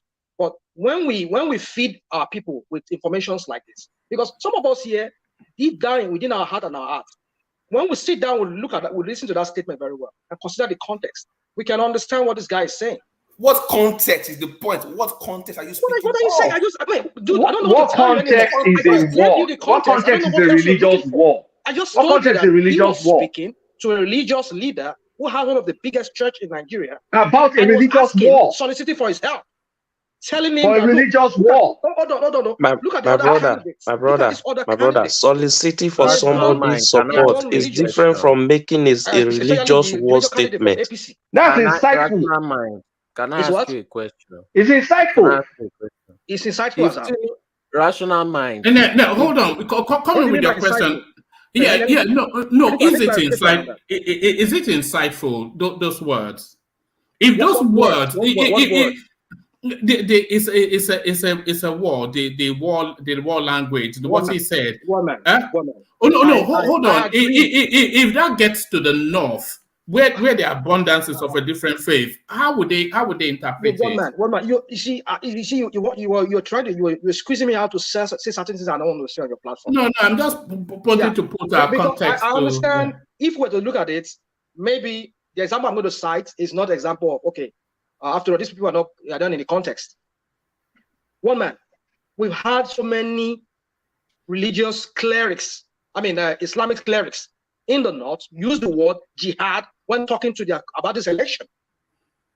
Even with I've not seen that. How is that equivalent to a presidential candidate using that word? Those persons you are using, they are not contestants. That's another false analogy. That's what? What's false? A presidential candidate call for religious war. You are comparing it with no. I'm just giving you. Hold on. This is my reason. This is where I'm getting at with that. We are the one baiting these people with this thing. Because did I put the word in his mouth? National mind. Can you please allow me to speak? Can you people allow me to land? Hold on. Let him land, and then I put the question to me after. Sorry, land. Carry on. They go to Moshalashi every time. They hear their imam or the clerics tell them concerning this election, most of them, that this election is a jihad. The Muslim, the Christians are trying to, they considered, what's his name, this guy, Obi, as an infidel. We don't want to have, you see, there's so many clips online. Go on YouTube. Just allow me, Lando. They are accustomed to this word. So when a Christian uses the word war, should that be a problem to them? If not that we are the ones stoking these embers of these flames of disunity among us. If they use it in their own Muslim, in their own moshalashi to describe certain people, or the fight they have with them, what Kulata is pointing to you is that the imams or they're not in the context. They're not in the context. I get you, and that's why they are private citizens. And I admit that could he have used a better word? Yes, he could, because he's a candidate. I won't excuse him for that. But my point is, the point I'm trying to make is that let's stop blowing this out of proportion, because the more we try saying, the more we start, trying to talk about this more and more, and I'm not saying we can discuss it, but we should just mind our language, because the more we're talking this. Should Peter Obi have minded his language? Should he have minded his language? Woman, you and I, we have a private conversation. Imagine I leak a private conversation to the friends, to our guys here on this platform, or you leak out my conversation with you on this. How do you want me to feel? There are private conversations. We don't discuss anything on two words. Running for president comes with his own occupational hazard. One of the occupational hazards is you need to be mindful of your security. I'm answering one question because what he asked me, I'm saying it. He presents in public that this is who I am, but in private conversation, this is the private conversation he has with somebody, and he used that word. And I know he definitely will not use that word in public. You see, that's what I'm saying. It's not what he claiming he is. That's another angle. That's the hypocrisy angle that we've not even visited. What hypocrisy angle? He's an hypocrite. Remember, he came on Arise TV and said there's never any religious leader. There's one man, if you can find, let me find that tape. So okay, that's what. Just say it before. He's never behind the scenes or anything tried to incite any some form of religious conflict. That's what he said. Sorry, is that pre or post this tape? Is that pre this tape? That was pre. Okay. No, before he always claims that he doesn't. He's not playing religious politics. Blah blah blah. He says that. Well, you guys will agree with me that every candidate in this election, they went religious. So why should we exempt him if he sees that he's fighting against a tide? Did any candidate ask for war? Yeah, I understand. I agree with you. No other candidate I heard use the word war the way he used it. Not just the use of the word, is the intent. It's not just the. It's not the use of the word. That's why I'm giving you a context. Is intent. Let me put it this way. I expected someone talking to. Please. Wait. Before you interject, I expected someone talking to a religious leader to say something along like, this is spiritual warfare. Nobody's going to panic when they hear spiritual warfare. That means you're just going to go pray, right? But when you say this is a religious war, it's different. And I would have expected some, it's naive because, I don't know why you'll be running for president and you don't think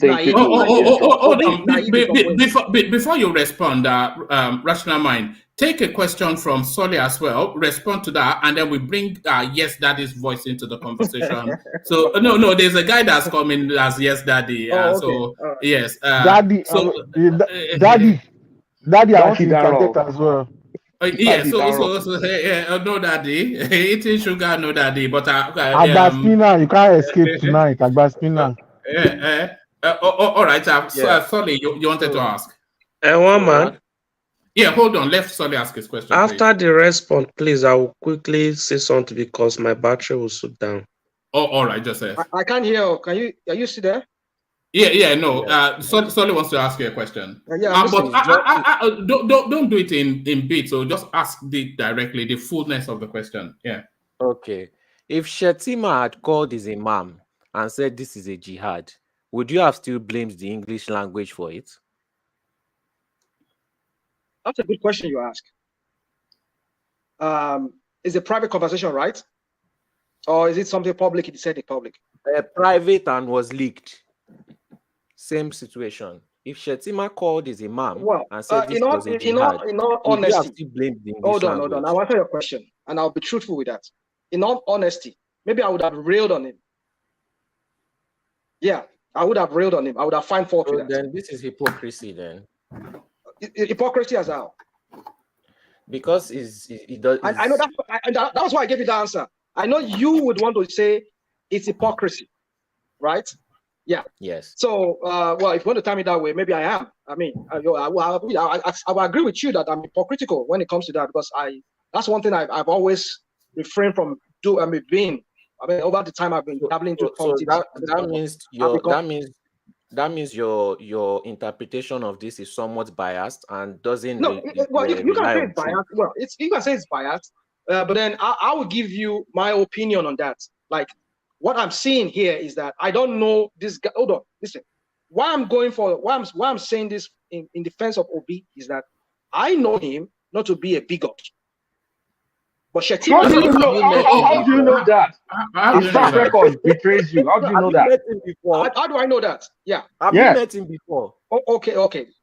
I'll tell you from his antecedent in Anambra State. I don't know. That is exactly why he's a bigot. He divided Catholics from Protestants, Catholics from Anglicans. That's his antecedent. Well, you can say that. Well, where's the fact to that? That's his record. Well, where's the fact to that? Well, the facts are all over the newspaper article. If I stand up for my butt now, I can start posting. The same way we give I can start posting links. Don't get me started. Okay, you know what? I'm just going to post some links. You say what? It's not about what about. I'll post some links. All right. As you look for that link, let's bring Yes Daddy in. So Yes Daddy, good to see you. Is this your first time here? Yes Daddy. Yes, sir. Yes, sir. One man. Yes, Daddy. Yes, Daddy. Hold on. If it's your first time here, then we have to bring you in properly. LOP. Yes, Daddy. OB. Yes, Daddy. OB1 name. Thank you, Daddy. Thank you, Daddy. Good to see you. Let's hear from you. Yes, Daddy. You see, there's one thing that we don't really understand in this game. We have some people, they are born to win, no matter what, and no matter how difficult it is. And TINUBU is just one of them. That is number one. Number two, remember that Dati Baba Ahmed went to Channel TV and he was talking about ending of democracy if TINUBU is sworn in on the 29th of May this year. And if we look at what Peter Obi was discussing with Yes Daddy, we don't have to just say, okay, the only problem is just that he used the statement of war. That statement alone has killed him completely. Maybe he doesn't know the implication now, because now his political career has already ended. That is number two. Number three, this same man went to Oni of Ife's palace, and he was talking like what's it called, like a saint, that it doesn't have anything to do with all this ethnicity problem, religious problem. And we fail to realize that Peter Obi built his political strength on anger, which is NSAS protest. So everything is just playing out. Look at the way they have already said so many things about TINUBU, including his drug business or drug cartel. This guy has never got anything like that. In America, you cannot be in the United States and be a drug dealer, and they will just deduct some money from your account. They have to seize everything that has to do with you. So this guy is just winning every day. It's either he's around or he's not around. He's just winning. Mr. Owasoko, I just don't want you to talk like the way you are talking, because Tinubu went to Sultan of Sokoto saying that they should support him. All these politicians will go to different space to ask for support. Now Obasanjo is fully in support of Peter Obi. Look at what Obasanjo said when you listen to what he discussed with Charlie Boy, Occupy Nigeria. You see, Ayo Adebanjo said if Peter Obi did not win the election, that is going to be the end of Nigeria. SARS. We don't have to talk like this. The use of English will not be the problem. Baba Adebanjo said that. Baba Adebanjo said if Peter Obi does not win the election, that will be the end. When did he say that? When did he say that? One man. I know you are very current in this. And my brother, Ayo Adebanjo is deceiving himself. Just forget about that one. I don't want to forget. No, talk about another thing. Dude, you can't just come here and say something. No. We cannot forget about it. I'm giving you, those insightful statements that these. But then you cannot just say it. He said it. Where did he say it? Where? But I listened to most of his interviews. That's what I'm saying. Okay. Have you not also had? I don't have the link. But one voice. We'll find it for you. I know one. So the conversation can take place between the speaker and Rational Mind, but not three voices. Carry on. Yeah. So is it this thing that this guy is doing? He thinks he's just only playing. What's so called? He's playing He's just playing. Yes, Daddy. Yeah. He thinks he's playing just ordinary Ludo. Nigeria is a country of the most black populated country in the whole world. Handling that country over to Peter Obi is going to be the biggest mistake Nigeria has ever made. Is it going to be worse even than Buhari? Because this guy doesn't. No, I don't think you can say that. I think Peter Obi will do a decent job as the president, but maybe no. That's just my own view. No, you don't have to agree with me. But I don't think he will do. I don't think he will do an inspired job. But I think he will do a decent job. Okay. If you put it down, my battery is going. But okay. Coming after yesterday. Yeah. Okay. The thing is that this guy will not really, play this. He will not perform on his own. He will perform based on these people that are supporting him, because he doesn't have the mind of his own. Maybe he's a good man. He's got good intention. But the way he's going about this thing, they will hijack the government from him, unknowingly. So let me just rest my case. Maybe. All right. Let's bring Joseph in, just so we don't lose him before his battery runs out, and the Rational Mind can pick it up. But I want you to do a rating of my face as you're saying it now on the scale of handsomeness. I want the like button to reflect that. So if you think I'm up to 100, then take the like buttons up to 100. So let's do it that way. That's my way of saying click on the like button, please. But Joseph, come in. I just want to say, if you see anything that is wrong, say it that this thing is wrong, no matter who you are defending. This same media space, article SPV issue was brought to the media space, to the public notice, and everybody condemned it. Nobody said that article was not talking. It doesn't mean what he was saying, but his people who are PDP was also defending him, just as our brother is defending Obi now. The same way, when Tinubu make a statement and said a Milocon during APC, before the APC primary, he made that statement. He was never talking to the whole Nigeria. He was talking to the APC as a political party, that this is my turn based on what I've invested in this party, based on the support I have brought out to this party. But everybody took it out of context and said that he was saying Nigeria is his turn. But nobody said what he was saying was not talking to the whole Nigeria, except the APC people was defending him, just as you are defending Obina. Now, I always ask question, what has changed between 2019 and now, when Obi contested as the vice presidential candidate of the PDP? If the same PDP that you are condemning today, you have been their vice presidential candidate, then what has changed between the space? If PDP are corrupt and you have been the vice presidential candidate, I think there's nothing that have changed. You might also be a corrupt person also, because if you are not corrupt, you cannot be in that space. You cannot be in that group. Now, when you tell people different things in public and do different things in secret, this is what you get as a result. Because people are looking at you when you are claiming to be angel, political angel in Nigeria. People look at you and they decided to follow you up and know where that decency will lead you to.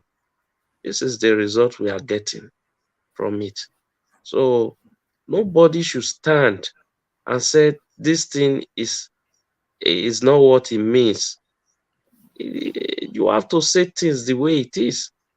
If it's good for you, you say it is good for me. But if it's not also good for you, also be able to say that this is not good for me. If you cannot consume this as a person, if it will happen to be opposition, then don't also consume it because it is somebody that you are supporting. That is what I think. No matter who else is involved, we have to say the truth at all costs. You understand? It does not take anything from you. This statement was not made by me or you that is defending him now. He made the statement. Before he make it, never consulted you or me to say, this is not what I mean. He knew what he means before he was saying it. We are not to defend him that that's not what he means. So what is wrong is wrong, no matter how you try to change it. How do you know? Can I talk to you? How do you know you are the person? How do you interpret it if you know he knows? He only knows what it means. Spinner. Yeah. Please, Joseph, wait. One man, the gentleman that spoke earlier about what Adebanjo said, that was said on video. So I sent the link to you. The first 50 seconds you can hear. No. Yes.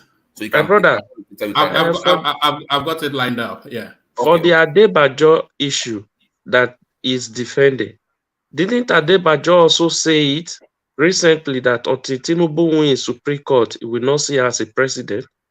He also made that statement. Or do you want to also challenge that? You challenge it, I send it to you too. Come on. Don't sell me this. There are certain things if I've not heard from him, I will say I've not heard from him. That is what I'm saying. You might not hear everything, but if somebody tell you he hear the thing, don't argue with him. Especially if it's coming from you, ratified, who are the APC. All right. Just for the purposes of for the purposes of document, I've not seen it myself. Babati sent it in. For the purposes of documentation, let's have a listen and see if it did say it or not. Let me unmute. And there it is. Kilaribo Live TV. Obi does not come in as the president, forget Nigeria. And there you go. And there it is. So there it is. So I want to take this topic round just because it's the hot burning topic of the moment. So I'd like everybody. Let me just quick comment on the issue of the people that are. Yes, you can respond. Let Joseph land. Then I'll take it round. I'll bring it to you and then bring it all the way down to Babati about Karen Joseph. As for Adebanjo, I see those people as a doubting Thomas because they are still doubting that Tinubu is not president-elect because the person they are supporting did not win. They still remain doubting. They will continue doubting until he swore in as a president. So that is for that. But Let me quickly respond to the other statement you read before now concerning the people that are hustling for position on Tinubu cabinet. No. Okay, give us a very, very brief summary on that because I wanted Kulata to lead that space because that's more his specialty. But let's hear your thoughts. Okay, as for Ganduje, he never won his state, but the vote Ganduje got from his state is the highest Tinubu got all over the country in terms of vote that came out from a state. He got the highest vote from Kano, although he never won Kano. So in election, Ganduje wants to be is it the mayor or whatever, the governor of Abuja? Okay, he wants to be FCT minister. FCT minister. Can you see that? Can you see him in that post? And it might not, opposition that you want to give as a president, all of them have to go through the House of Assembly. Yes, but in terms of what you know about Ganduje, do you think his profile fits that portfolio? Can you see him in that post? That's what I want to talk now. That's what I want to say. You see, Tinubu will always look back how he got to this position. He was first of all supported by the northern governor. They moved this support first. Now, even Buhari never wanted Tinubu. The APC as a party, the leaders never wanted Tinubu. But the APC governor from the north was the one who pushed for Tinubu. That is number one. In terms of position, you always look at the state that gave you vote because politics is a game of number.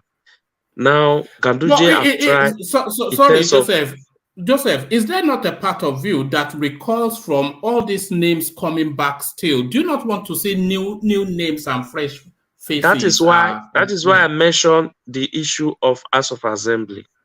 You see, Tinubu will always accept whatever they need from him, but he might have options and said, okay, you need this position, no problem. He might have option to replace that position because why?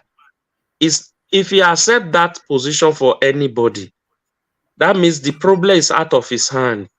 It's now less for the House of Assembly to clear that person and say, you are free to go for that position.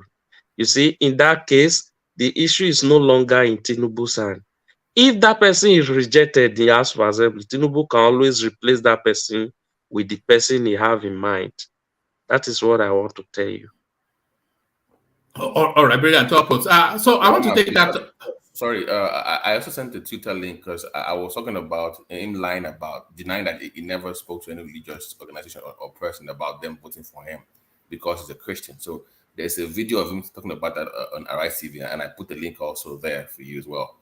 All right, let me line that up. I want to take this Yes Daddy topic round just so everybody gets to respond to it because it's the hot burning topic within the Nigerian political firmament. So let's take it to Ajanle Koko, who immediately wanted to come in on the Adebanjo space. So Ajanle Koko, to what you wanted to say, and then your take on Peter Obi'S Yes Daddy. Thank you very much. I love you all. Good morning and goodbye. Thank you. Thank you. Join us next time. Karen Ajanle Koko. Okay. I want to know what's the reason for showing that video. What's the reason? No, somebody said that. Yeah, I'm saying that. What's the reason for showing that video? That Baba Yadubanjo video. What's the reason for showing? No, somebody in conversation with Rational Mind said that Pa Adebanjo said if Obi doesn't win, Nigeria would end, and Rational Mind said he has not encountered that. So somebody then went to dig it up to show us just where he was saying in that direction. What was he trying to? What picture was he trying to portray? What was his exact point that he was talking about that justified that video? No. Basically, vote for Peter Obi or else Nigeria ends. That was the context. That like you have to vote for him to keep Nigeria He says alive. you can forget Nigeria. That's what he said. Yeah. Forget about Nigeria. But that's what I'm saying. He just said Obi, you need Obi to win for us to keep Nigeria together. Is what he was saying. That's the context. Oh, okay. I'm just curious. I don't know why. So, yeah. So, what's the other question? The other question. Okay, let my friends from the north ask you. LUP, yes, daddy. Obi, yes, daddy. Obi one name. Thank you, daddy. So it's thank you, Daddy. Peter Obi's leaked audio tape, which everybody has an opinion on, but of course, everybody wants to know what yours is. The damning words by some people was that this is a religious war, and people are wondering how it's able to reverse from that statement. And people are already buying the funeral wreaths for Obi's election future for his electoral career. So Peter Obi, yes, Daddy, what says you? Yeah, thank you, Mama. Greetings to our listener around the world. Click on the like button, share, and subscribe if you haven't done so. It's unfortunate. And by the way, Ajale Koko, we have close to 250 people with us, only 50 likes. How is that possible? Maybe they needed to hear from you, but carry on. Yeah, please, if you haven't clicked, please click on the like button now so that we can help the YouTube algorithm. This is a fantastic platform that is factual based. It's not a whole chamber platform like others. This is a platform that push it out the fact as it is out there. So click on the yes, subscribe if you haven't done so. Thank you. So it's very unfortunate. So sorry. First, have you seen the clip? I'm sure you have. Have you seen it? The Yes Daddy. Oh, yeah. I've seen it, and it's so derogatory of his personality.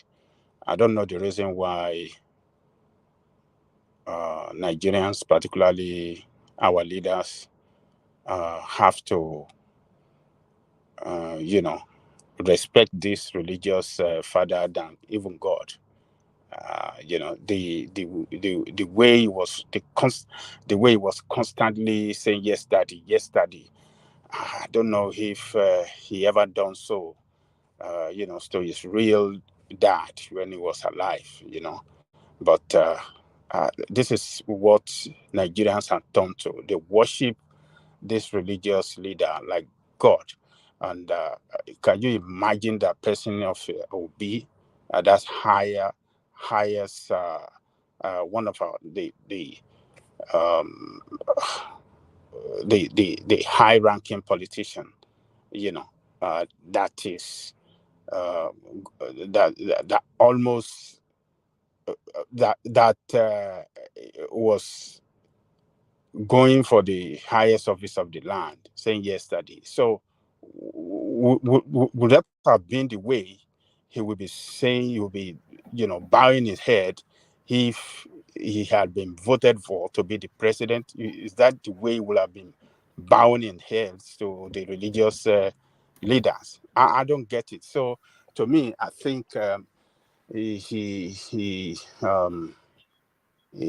me, I think he didn't carry himself well for his constant yes daddy way he was talking to that religious leader. So, but that aside, he first of all, I think he violated the electoral law, or maybe election the laws that guide the way you can campaign.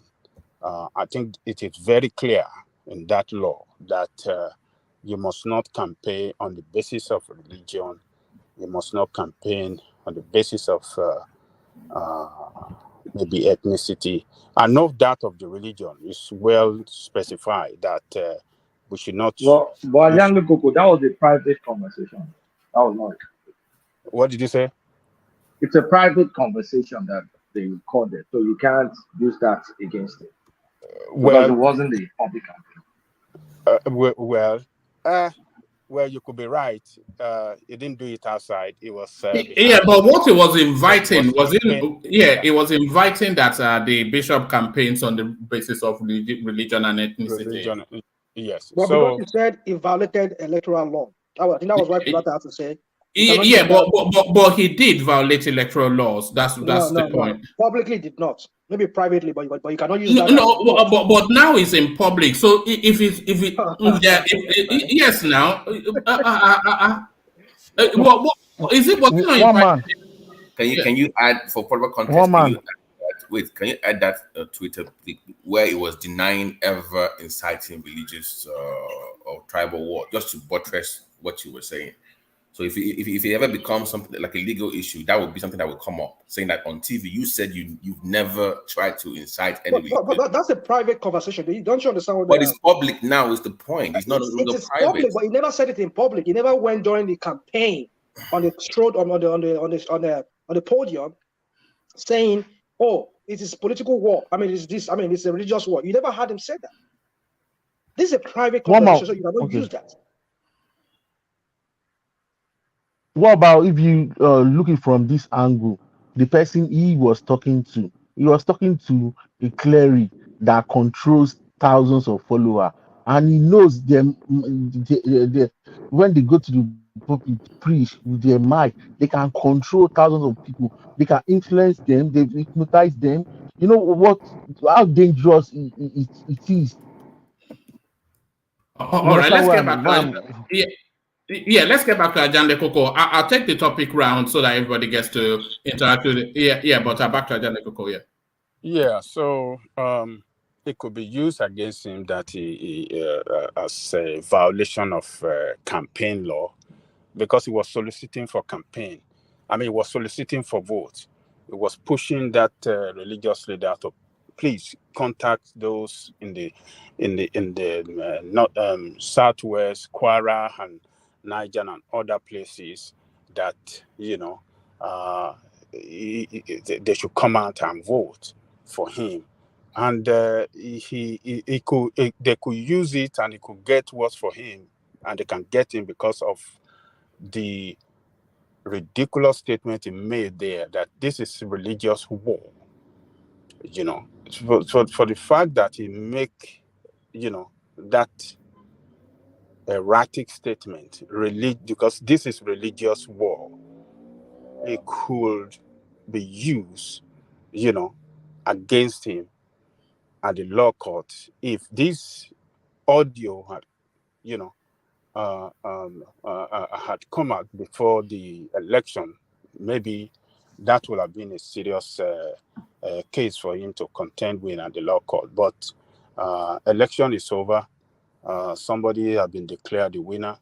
He has taken it to court in fulfillment of his, electoral law. How do you think this tape? How does it impact on this court case? Or does it impact on it? I don't think it can have any impact. I don't think this can be presented at the law court now. I don't think it can. Because it cannot be used against him now. I'm not sure. The lawyers knows better, but I don't think that this can make any impact against him at the law court now, because election is over. What he did was in violation, that I was saying, against the campaign law. So, but Obi. This video, I think, he has damaged his image, his reputation, because he successfully portrayed a reputation of a man that is different from other politicians, of a politician that is different from other politicians, a politician that does not run his campaign based on religion, based on ethnicity, based on anything. And he himself, said it several times during his campaign trail, that Don't vote for me because I'm an Igbo man. Don't vote for me because I'm a Christian. Don't vote for me. Vote for me on the basis of I am different from other and I can run Nigeria well. Competence and character was the mantra that he was Yeah. chanting all over. Yeah, that was what he was chanting all over the town before the election. So, but I don't want us to overflow this thing and because I've heard some people saying, "Oh, in the north, people in the north are angry. People in the north can run their anger in any way they like. They have done the worst than this. What is it in that country that we have to pander the north? Oh, the north are not going to. No, the north have done the worst than this. Atiku said the worst during the campaign in the north against the southerner. He said the northerners should vote for him because he is their son. They should not vote for Yoruba man. They should not vote for Igbo man. Atiku said it around the campaign. We treated it on this platform. So what is the overflogging of we want to say Obi should be crucified for said? He said it in the private, but it's not a good thing. We can use it against him to say, yeah, this man is not really what he is doing behind the scenes. Does this end his political career or will it blow over with time? I don't think it can end his political career because Nigerians people does not vote for issue. Nigerian people vote for ethnicity and religiosity. So if Obi come out, can I 5 seconds interjection?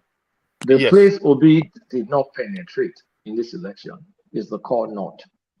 That is where this audio is going viral. They don't forget things like this. Oh, yeah. If he cannot get the core north, he's toast. You don't know what tomorrow gonna bring for Obi. The fact that they cannot get the core north today doesn't mean they cannot get the core north tomorrow. If you This is more reason why it won't get it tomorrow. That's what I'm saying. They won't forget it. I disagree with you. Yeah, but we don't use it as a campaign tool against him anytime he's vying again. Let me tell you, if Obi should get political shakers with him in the north, it's not going to hold any water. The northerners go for their leaders, where their top political leaders are going. That's where they follow. If the top political leaders come out tomorrow to say, okay, we want to back this guy, their people will follow. You can play 1,000 times of this goddamn video. Oyedepo is toxic in the north. I don't think so. It's not. Oyedepo have not done anything, contrary to the interests of the north. Oyedepo practices religion and run his religious organization. So are you saying that there's the impact, the damage of this video for his political future is minimal or barely nothing? That's what you're saying. What I'm saying is that if Obi just came out for the first time. He has never attempted this. He didn't even prepare for it. But look at how far he went. If tomorrow we see political shakers cooperating with Obi will go far. But that's what I'm saying. That there are too many variables attached, and that you also forget that it also depends on how the incumbent performs. Like if Tinubu goes in there and does an excellent job, so there are too many variables that's going to affect what you're saying for him to even get back to where he is right now in the next 4 years. I agree with you. If Tinubu perform very well, yeah, Obi might not have chance in the future. But if Tinubu fail, within the 4 years, if he couldn't transform, the system and the economy as a promise, it brought more pains on the people. People will be looking for another option. So if the leaders tomorrow now say, okay, Obi stand out to be the best that we can work with now, yes, Obi will go far. This video is not going to have any effect though, or anything against his ambition in future. Tinubu have said worse than this against Nigeria before. Tinubu said he doesn't believe in Nigeria before.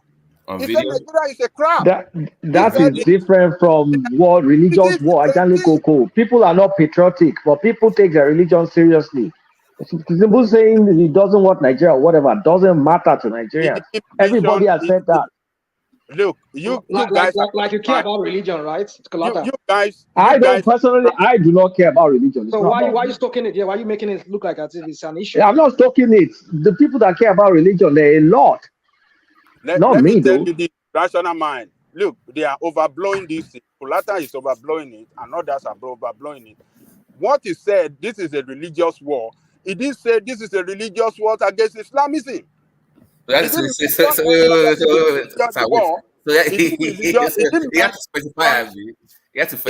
Yes, he didn't mention. Come on. Is it religious war against Shango worshippers?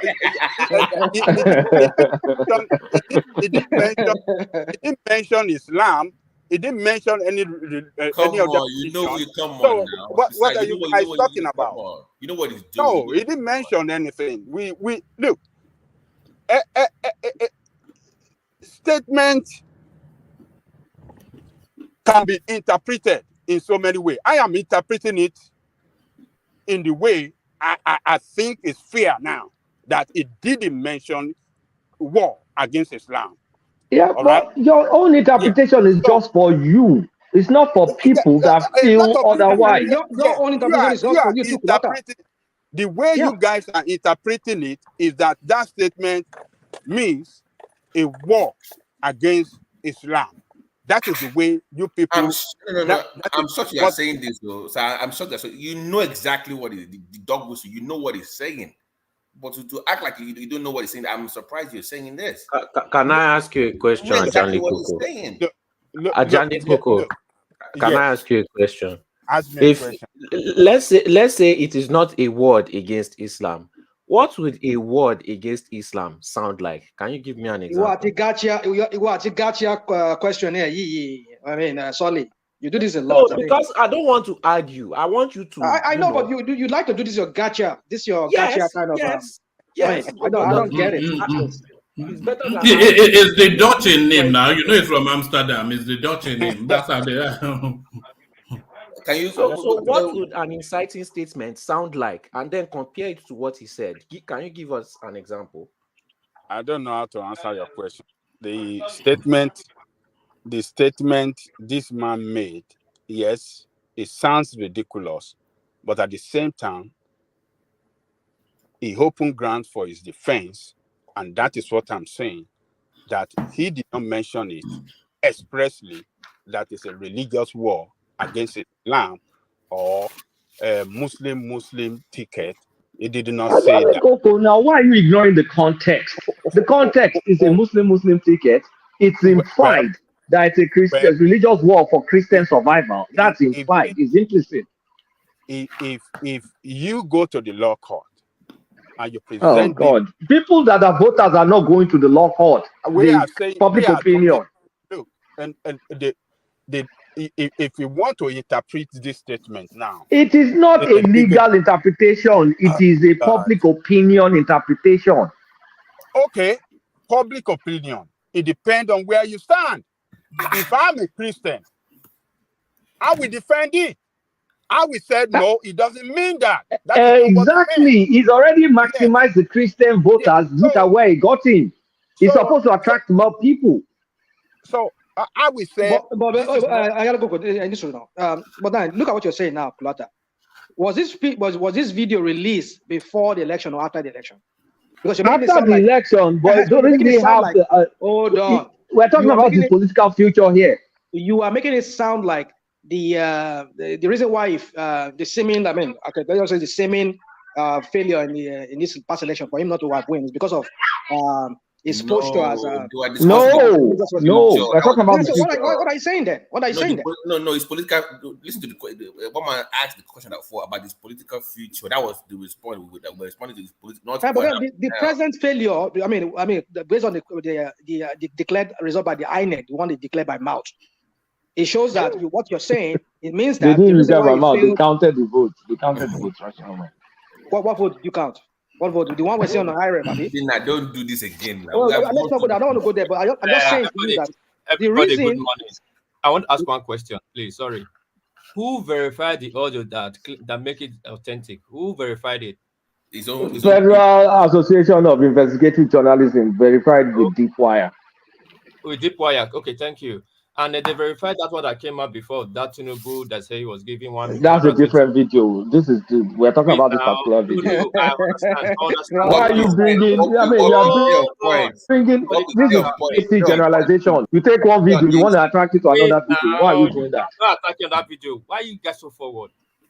I ask you a question, you answer me. I ask you a second question, then you answer me. If you don't want to answer me, tell me you don't want to answer me. All right. Take us to where you want us to be so that we can get back to that. Who are people verifying these 3 videos? One of our article, people came out is fake. One for TINUBU, people came out is fake.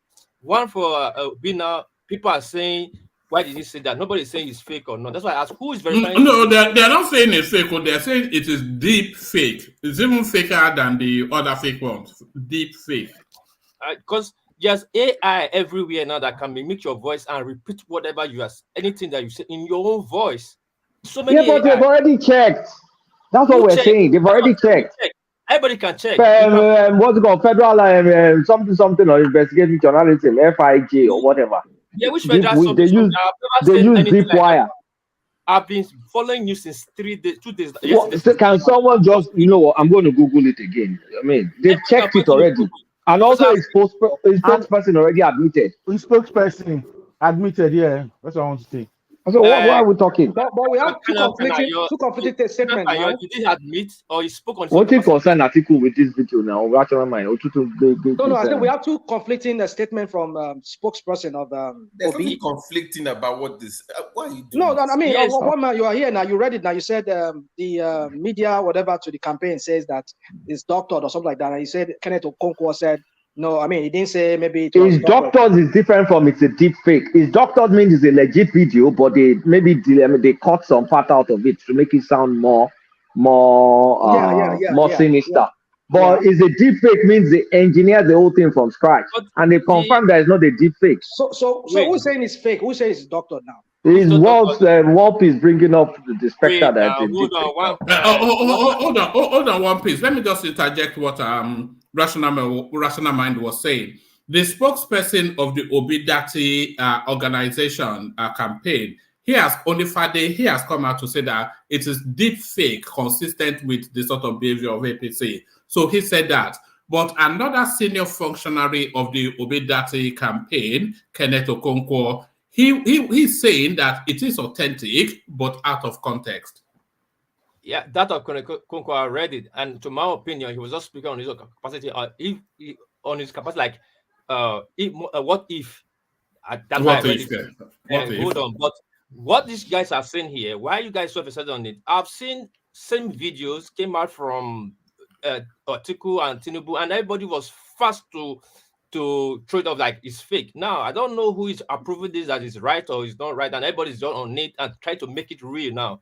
First of all, everything that is going out right now on this public space is questionable. So we should not be on that and start speaking on that. Election is over. Why are we bringing a video that is, we are not sure that he said it? And the other guy was on platform there. That I mean, the pastor was on church on Sunday, and he made something like remark to that. If you understand, this is not important at all. It's not really important. This is like you're naming the dog a bad name. I've sent the fact check to show the people that checked the audio. Have you fact checked that? Have you fact that? I've just sent it. You can read it. I know. I didn't say you didn't send it. I'm saying that did you fact check those people in themselves? Did you fact check the fact checker? The fact checker. Jesus Christ, man! Come on, man! One piece. Foundation for investigative journalism. Hold on. What piece? If he fact checks the people who fact checked it, who then is going to fact check the people who fact check the people who fact check it? That's have to be that because So where does it land? Now, let me say one man. When we were dropping permutation of spreadsheets, there are people who fact check. Like nobody who have spreadsheets now will fact check them now. Their company, how competent they are, how reliable they are. When we see like 7 Igbo name or 5 or 3, 4 Yoruba name, we'll throw in the bin. We say they're party loyalists, right? So have you fact checked these people that is fact checking this fact now that these things that is all right, let's fact check now. So this is the fact check.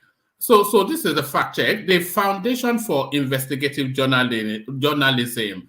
It says a fact check is the trending phone conversation of Peter Obi and Oyedepo a deep fake. So which is of course the language that we're hearing. It says an audio conversation reportedly between Peter Obi, the Labour Party LP presidential candidate in the 2023 presidential election, and David Oyedepo, the founder of the Living Faith Church or Winners Chapel, has surfaced online. In the viral audio, both men can be heard discussing ahead of the February 25th presidential election about the Christian voting community in Nigeria's southwest and north central regions and how to get them to support Obi. Obi can be heard saying it is a religious war, to which Oyedepo replies, I believe that. The story was first published on Saturday evening and the audio was shared in MP4 format forwarded. Following its publication, several social media users said it was a deep fake and the voices were AI generated. So it says claim, the viral video clip between Obi and Oyedepo is a deep fake. So this is just an example of a social media commentator pushing back. This is Kelvin or Dance. It says, of course, this is a deep fake audio or something close. The question is whether obedience will disbelieve it too if Tinubu or Atiku was the subject of this audio. People's Gazette is their favorite platform because of their propaganda against others. They should deal with it. So there it is, and then on and on it goes. So it says, so we go now to the verification. So you can see it on your screen, verification. It says FIJ, which is the Foundation for Investigative Journalism. FIJ subjected the audio to a deep fake test using DeepWire or DeepWare, an AI tool used to detect alteration in audios and videos. DeepWare's deepfake detection technology was designed to detect deep fake videos or simply any fake content in the area of visual or audio communication. So it goes on. So it gives us then a screen grab of DeepWare. The Cable, a Nigerian newspaper, had used the same tool to detect that a supposed audio conversation of Atiku Abubakar, a former vice presidential candidate of Nigeria, Aminu Tambuwal, the governor of Sokoto State, and Ifeanyi Okowa, the governor of Delta State, plotting to rig the 2023 presidential election was a deep fake. According to DeepWare, the Obi Oyedepo audio was not AI generated, and it underwent no technological alteration. So it's not deep fake, according to the fact checkers. And it is not altered. Yes, it says yes. Let me survey. So it says according to DeepWare, the Obi Oyedepo audio was not AI generated, and it never underwent it underwent no technological alteration. So not only is it not AI generated, so I'll highlight that space and then I'll copy the link and put it in the comment section. So what this is telling us is that, one, the voices are the real voices. They are not artificial intelligence generated. So that's the first half. And then the second half is, it says, and it underwent no technological alteration. So it wasn't even a case of people editing and then packing together So it was their voice, and that conversation took place, according to people who have tested it using the appropriate technology. So there it is. It says FIJ also analyzed the voices in the audio and found unique characteristics that are almost impossible to replicate in deepfake. So there it is. It is not deep. It says FIJ was able to establish that no AI was used in generating the voices or modifying the audio, and made efforts that ultimately proved unsuccessful to reach both men for comment. So there it is. So I'll post this then in the comment section for people who want to reread it. So there it is. What is? Hello. I had your readout. Who are the people? Who are the people that own that company? So we should fact check the fact checker. Sorry. Let's fact check the fact checker. Yeah, we did it for the rest too. Who is bankrolling them, right? Who is bankrolling them? Who are the people working there? Let's find out. If there are 3 Yoruba days, let's forget it. Just drop it on the bin and let's go move forward. And if Obi'S countering it and is bringing a fact checker to, there are 3 Igbo names, drop it and let's move forward. Because these things, there are too many lies out there now. We don't need it. We should focus how the country to move forward. There's so much ahead of us than these tribal. Yes, but for the country to move forward, all of these things that are clogging up the wheels of our nationhood, they have to be removed first. So it's the removing of the clogs that will let the country move forward. But let's get back to Ajanle Koko as it continues to regale us. Ajanle Koko, back to you. Well, one man, I don't know, politicians are very good in playing their dirty game behind the scene. And the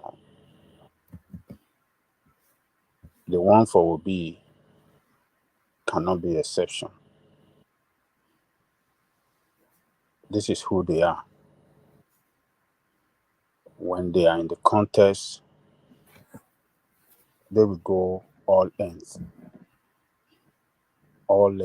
to make sure that they stay true. They want to do everything to win election. So I am not surprised that Obi went this direction. I'm not surprised. He was desperate, like every other politician. Atiku was desperate. He campaigned to his people not to vote for Yoruba man or an Igbo man. Tinubu was desperate as well when he came out in Abeokuta with that house boss in Milokan. So, but the issue is that Obi still have good chance in the future. What he has been able to achieve, to me, if he can build on it, he has been able to build a little infrastructure for himself, for the party and himself across the country now. If he can build on it, if he can improve on them, it could become something more useful that we marketing better to Nigerian people, particularly in the core north, in the future. But people saying he cannot, his election, this thing is been said, not cannot do this. Shagari said the worst in the 50s. Shagari does not believe in federalism. He doesn't want us together. But Shagari became president in 1979. Tinubu is president-elect today. He said he was in 2009. When they are fighting against the military juntas. Well, who we see today is the president-elect.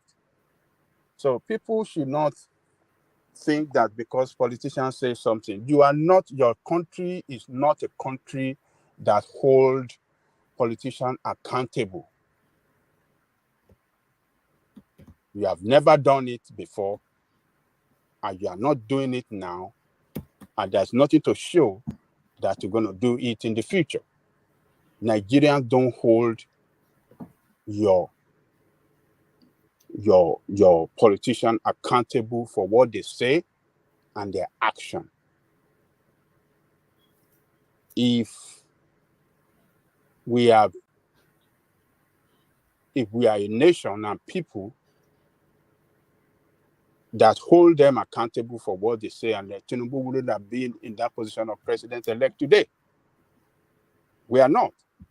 It's not part of us. It's not part of our politics. You vote for ethnicity, religion, and other nonsense. You don't vote for issue. If Kwankwaso had supported Obi, a partnership with him, he will have delivered Kano to him. We will have won in Kano. Maybe the election will have been different. Maybe he will have won the election. If some other bigger politician have so, he will have won the election. But he couldn't get people on his side, people that we regarded as structure. So, as far as I'm concerned, what he have done is shameful. I believe that he will learn a lesson from this, but I don't want to agree with those of you that are jumping up and say this has killed his political future. No, it should never kill his political future, because you don't hold your politician accountable for what they say and their action. It's going to clear his political future. A lot of politicians have said the worst than that, and they were still re-elected. So what are we talking about? So all right. Take on it.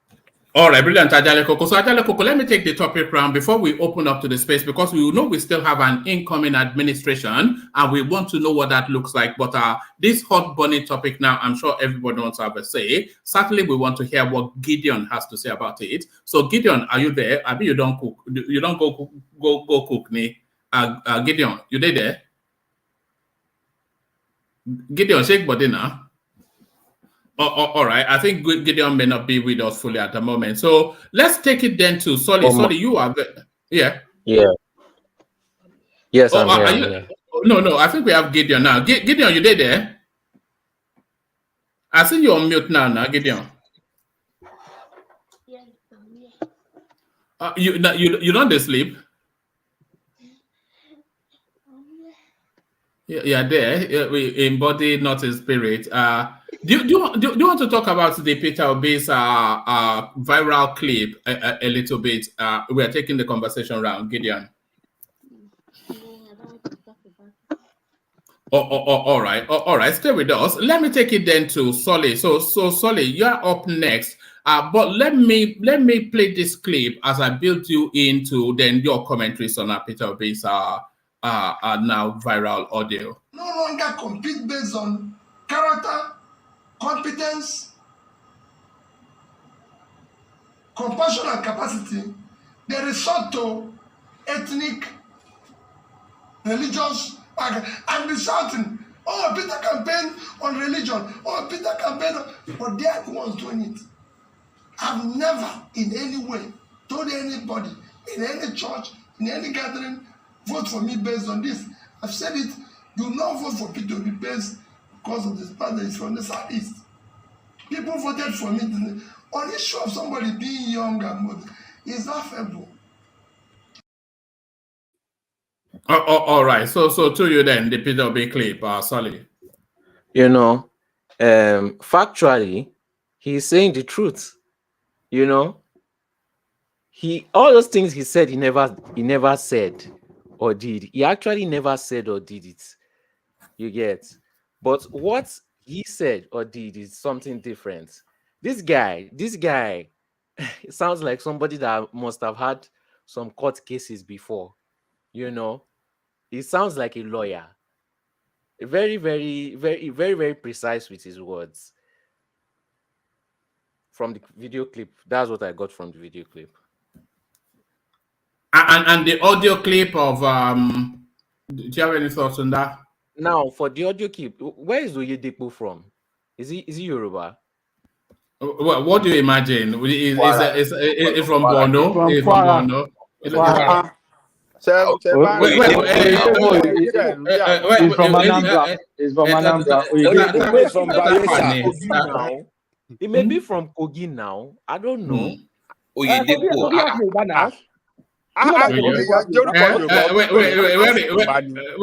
is Babatunde from? Is it from Sokoto? Is from Sokoto. No, carry on, Solly. Just to educate me. I never really focused on him. And it points out to my narrative and the way I interpret it. From the voice audio, it seemed like Peter Obi was trying to portray, this kind of Yoruba respect, when he was trying to form, daddy, respect, please. That's the way I interpreted this. But it just wasn't unique, It was just like a portrayal, the way he was saying it. It didn't just seem genuine. Now, it sounded like he was trying to cajole Oyedepo based on religion. I am the same religion as you. So please, based on respect, based on I'm the candidate from your same religion, try to influence your members in this specific states, because I know that you have people of this religion in this specific state, and I want to ask for it. But the way he now added, this is a religious war, he wanted to stamp it that, okay, I'm asking you respectfully, but I'm letting you know that, okay, there's something at stake, a religious war. Knowing you're a pastor, we should go to battle. It was manipulative. Even the request was manipulative. So that's just the way I maybe this is how he does business, and it would work, but the average citizen is not going to take it like that, because it can also, the average citizen is not going to take like that. So it was just a manipulative phone call. He tried to manipulate his way to get votes using religion. That's the way I saw it. All right, brilliant. Brilliant and succinct. A man of equal succinctness, Babati. So let's trail Babati in with a clip. LOP. Yes, daddy. OB. Yes, daddy. OB1 name. Thank you, daddy. Okay. So thank you, daddy. So Babati. One man. Okay. Let me just get to the point. Okay, make it short and brief. Now, I've had some people compare what he did in terms of, that religious war equated to what Trump would do with the rednecks here. In America, they have institutions that can buffer that. Okay? And I was surprised that Ali Koko took that position, being dismissive of the clip and not really, I'm surprised he spoke in that manner. This guy is exploiting our fault lines. The two fault lines of Nigeria, like you said earlier, Yelikoko, are the religious and ethnic divisions. These are very sensitive issues. And anybody running for office that tries to exploit that needs to be condemned. You can't set the country on fire because you want to win an election. I don't care if it's private, public, middle, I don't care. These are fault lines of the country. You don't exploit that for your own political gains. It's public now, and he has to come and address this. Clearly, what Kate posted, luckily, it's not fake, so he can't hide behind that. He needs to, the same way he jumps on that dumbass TV all the time, talking about on his what's the name of his favorite guy on the rise. Go back there, go by Monday morning, go and address this issue. I want to see him on TV address this issue because it's very important. I remember one man, I told you on this platform that Obi owes the country. It is his duty as a patriotic Nigerian, once he loses the election, that he has to calm his fan base down. I've said that numerous times. And he's not doing enough. He's not doing enough, one man. And he needs to come out frontally and he has to condemn this. He has to. You cannot keep exploiting our fault lines for your political gain. Enough. And anybody that thinks this guy has a political future is fooling themselves. He's done, in my opinion. And let me even push it further. They are going to push him out of the Labour Party. Because remember, like I've said before on this platform, the highest ranking officer in politics runs the party. The governor of Abia, by default, is now the Labour Party's, in that controls the party now. I don't care what Obi says. That guy now runs party. He has the watches, he has the political post. They are going to push him out of there. I don't know where he goes from there. Obi has not shown me. He can't start any part of his own. It's an opportunity, like we've all said. Where's it going to go? PDP to go meet Wiki. Abga to go meet Wu. He exploits loopholes in the system. And I've telling anybody here, if you're obedient, like you say TINUBU, for instance, it has disciples that he has raised. Show me one or two disciples that you say Obi during his 8 years as a governor raised. You cannot point out to any disciple. We don't even know who they are. Were they ghosts? Nobody that worked with him for 8 years came out to campaign for him. You never saw anyone that you can say, okay, this is the guy that he raised. No disciple. He exploits Nigeria's fault lines for his own political gains. And I better see him on Monday come out and address this video. He has to, man. He has to, for the sake of the country. Do you agree that those now 3 words those are the damn, because everything else, the yes daddy is good for skit makers, but when it declares that it's a war of religions, and then it'll be a real push to walk back from that. Right, and that's why I was kind of surprised when everyone was talking about, we're not sure if you're talking about Islam. I'm like, what are you? I'm surprised you're taking that kind of position once again. I'm not calling you out, but I'm calling you out. At the same time, we all know what he's doing. You know exactly the game he played. It hasn't worked for him. He's already maximized it, but he's not going to get any more votes. Even if he runs, I'm saying again, Labour's going to push him out. Because that Abia governor is saying, no, it's like, dude, you vote for me, I won by myself.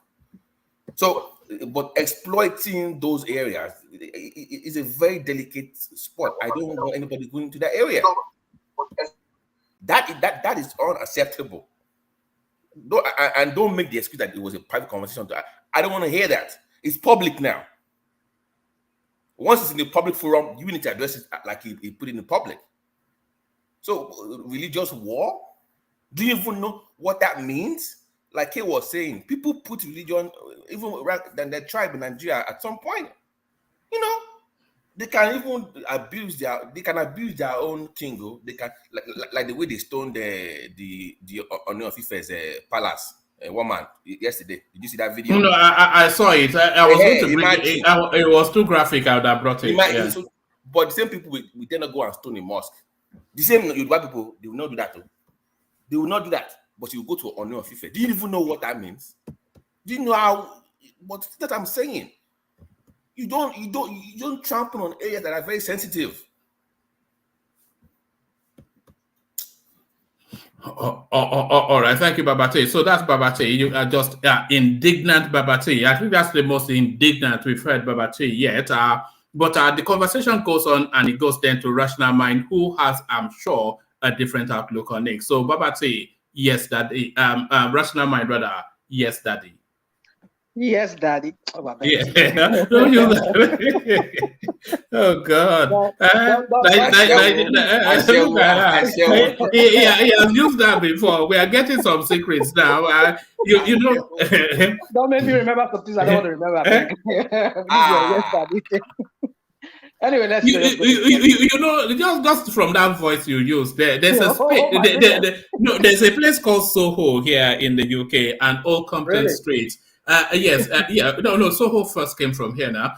But there's a place called Old Compton Street, where full grown-up, extremely wealthy bankers, they go there to wear nappies and get their behind tanned. And say yes.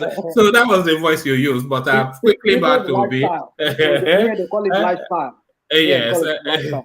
Yeah, anyway, Yes. I think I've already said what I think about this whole thing. Do I condemn what he said? Yeah, I did condemn it in some ways. He could have used better words rather than use the word war. I want to say "ger," "ger," "ger" means war. Yeah, so I mean, I use the word or I would name or some other word. Like this is this is something between. Well, I don't know how you would have said it, because even though if you had said it like, oh, it's something between the Christian and the Muslim now, so people will still remain into that. And then people, I don't know, maybe the other words he could have said it a different way. Rational mind. Yep. Rational mind. Can I interject? Go on. Yeah, I don't think there is any other word he could have used. He knows what he wants to do. He wants to go into what's it called? Oyedepo's heart. He knows where he's going inside his heart. Like he wants him to see it like, oh, there is religious war, and he knows for a clearly what it means to him. Let me finish, please. He's sending Oyedepo to people now, and he knows, so he wants to be able to get to church on Sunday and overreact. And many times we see all these clerics, the way they talk on people. Sometimes you see what's going on. These are the causes, and it doesn't start today. That started from the PDP. All the money PDP stole in Nigeria, half of it goes to all these our clerics. They give them. That's why you see all of them always singing their praises.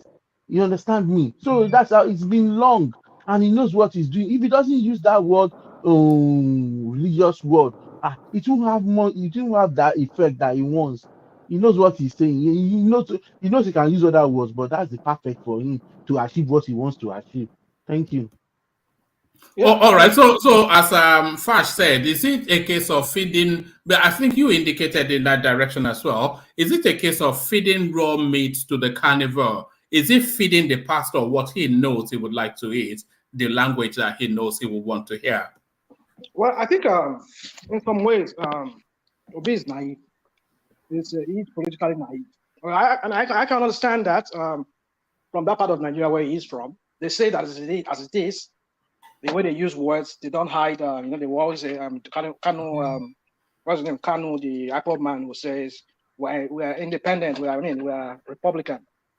So that's how they operate. They just say things the way they say it. And even sometimes it's very offensive, but then they just say it. So, but then I can understand why his choice of words. But then in a broader context, knowing where Nigeria is right now, maybe you should have used a better word. But then the point I'm trying to make is that we should not blow this out of proportion. Because from what I'm seeing here, now that the northern people have already some of these videos you are showing, even the one you just showed us, people that are saying LOP, daddy, yes, daddy, something like that. I don't think that those guys are really northerners, except for another guy that was driving. They not look. They look and sound northern. Oh, yeah, they don't sound to me. They don't sound to me. Wait. LOP, yes, daddy. Obi, yes, daddy. Obi name. Thank you, daddy. No, they don't look northern to me. Even the guy that's wearing something on his head. I don't think, well, maybe they are, but I don't think they sound to me like that. But then this is just an example of what I'm trying to say.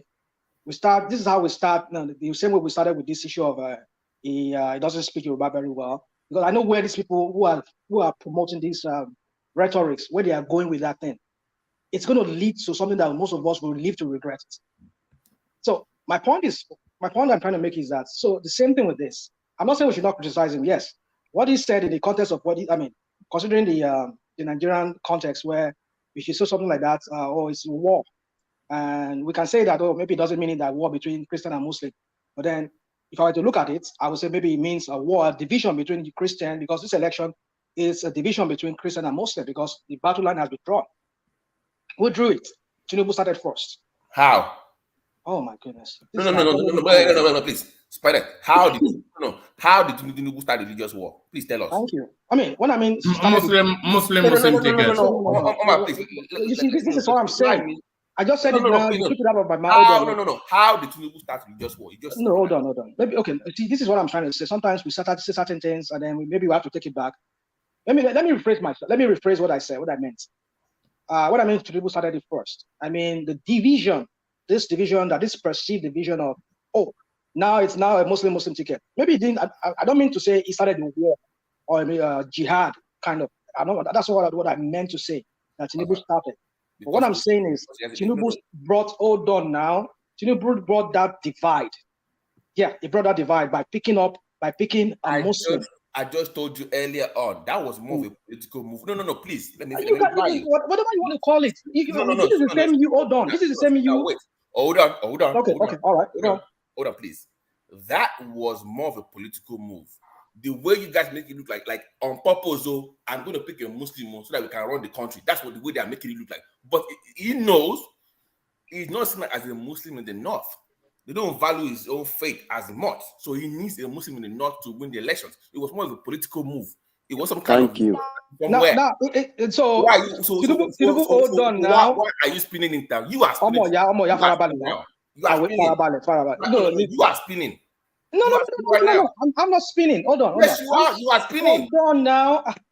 We all here. We all here spin. I can say I spin, and I spin based on what I see, how I perceive things. Now you are telling me now that for political expediency, Tinubu has to do what he did. So why can't Obi also do the same thing for political expediency? And we are finding fault with that, right? The same way I'm finding. Hold on. The same way. It's quite different. This is how you. Let the conversation take place between Babati and Rational Mind. Carry on. So for political expediency, Tinubu can take another Muslim. That's why he's been a Muslim. But this guy cannot go and ask for votes from Christian religious leaders in his own space so that he can get votes. Come on, guys. What are we doing? Wait. Spinner. So let me. You are equating a politician that understands the political landscape and wants to win to a person inciting religious violence. He did not incite any religious violence. No. Let's correct that. He did not incite religious violence or. No. I mean the language itself. Not. I'm thinking that's for. Yeah. No, he did not. Maybe divide, not violence. Sorry. Division. But I'm saying that it is not. There's no equivalence in what you just said. It's not equal. It's not the same thing. It's same thing. How? You can spin it that okay because he wants to win. He has to take a Muslim. What? Okay, are Muslim only people in the north? Don't they have Christians in the north? For him to win, it's politics. Stay on the political. Thank you. For him, I like what you just said. For him to win, same thing will be for him to win. He had to appeal to the Christian base that please give me your vote. And in public, he never incited anybody in public that this election is about ethnic or ethnic or religious. He says don't vote for me because I'm a Christian. Don't vote for me. He said that is in public, where every media were covering it. He didn't incite anybody, but in private conversation, because that is political horse trading or what they call it, political maneuvering and whatever. He had to do his underground work, and somebody has to go and some idiot has to go and leak it out. Well, so, but you can't tell me that people never did the same thing. Which I don't have any. I don't have any evidence to that. From what we're seeing playing out in public, that person was a Nigerian patriot. That's an that what? That lead that conversation is a patriot for leaking that audio. He's not a fool. Thank that person for doing what he did. That way, at least we know what he's really thinking. Than all these lies is being perpetrated on TV. I never told anybody to vote for me because of religious stuff. Babati. Go ahead. Why is it that it's only Tinubu or Peter Obi and Atiku campaign tapes that are releasing? Why are they not releasing other tapes that affect Nigeria? Have billions. Listen, if they have it, bring it out. Please, if you do, bring it out. Let's know who I don't know why you are so fixated on this matter today about Obi. I'm surprised too. I'm surprised about it. I don't get it too. Wait. This is my point. This is how it starts, okay? Because you dismiss something. This is how it starts. I mean, did he say it publicly? I'm telling you. This is how it starts. Did he say it publicly? Listen, there's a difference between what you're just saying. This thing that was released, it is some kind of, how do I put it? Some kind of insidious move here to stoke not just religious, not just ethnic, that's already playing out, also to bring religious dimension to it. That is why I'm saying, guys, we need to be careful what we say, what we promote. I'm not saying one man is promoting anything, but we are discussing it here. But if we discuss it, let us discuss it and just end it there, rather than trying to put some innuendos to it and put some kind of spin to it, like, oh, if people in the north, if you hear it now, it's going to be this. I mean, are we speaking? Are we feeding these people to violence? Listen to me. That's what I'm saying. I agreed. I said he has committed blunder for what he's for political future. So I was taking to politics now when you asked me about the North, and I said, Kay was saying that for future elections they will not forget what happened, which I agree with. That will be used against him in the next 4 years if he decides to run. Like you had Ajale Koko said, in Nigeria, did Tinubu not say even worse in the past?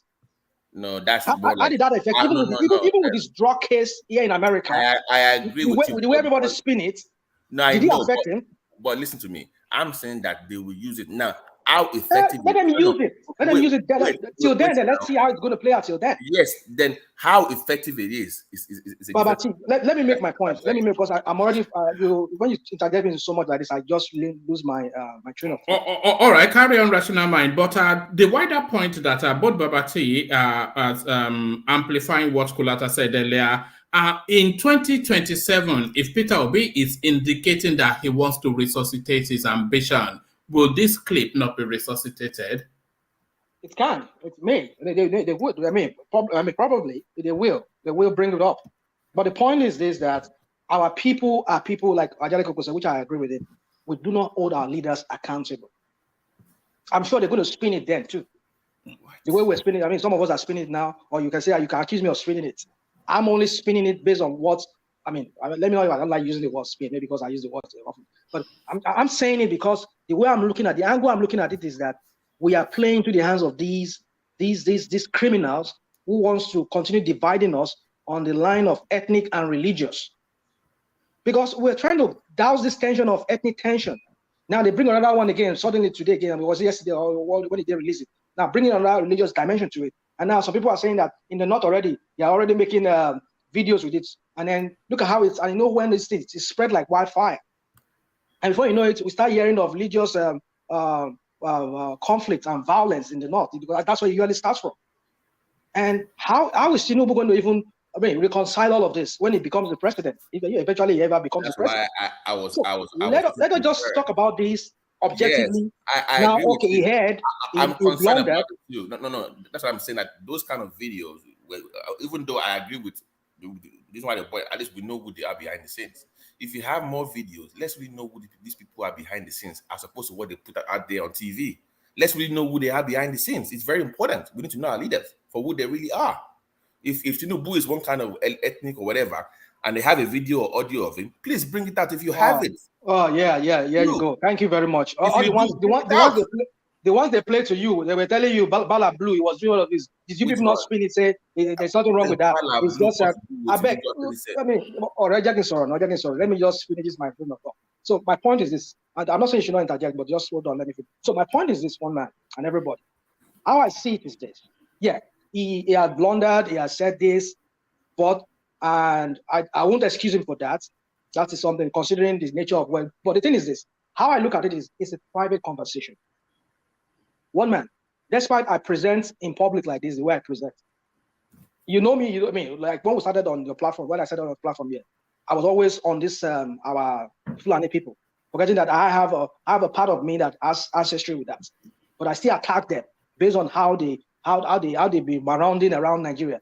I was hitting hard on them and their clan's leader, which is Buhari, who is there. But after the whole thing dies down a little bit, I have to subpoena that.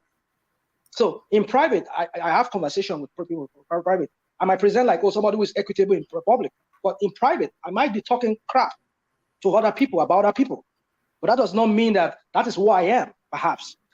It's just maybe conversation around that when I talk in public or in private, I might talk to him like that. So my point is this, that what he has done in the context of what he did, he was only canvassing for vote. And he has to feed that ego of that person that, listen, this thing, it is now a religious war because APC has started it first. When I mean war, doesn't mean they started war. Don't get me wrong. That's what I'm trying to say. The way we use English in Nigeria, because that's the only way I can express myself. I will never use that to people who are from who are English speakers from, say, here in America or in the UK or maybe other parts of the country or where they speak good English. I will never use that because they might interpret it to mean like, what is going on? What are you meaning? What do you mean? So when I mean war here, it is now a religious divide now. Maybe that's the word it should have said.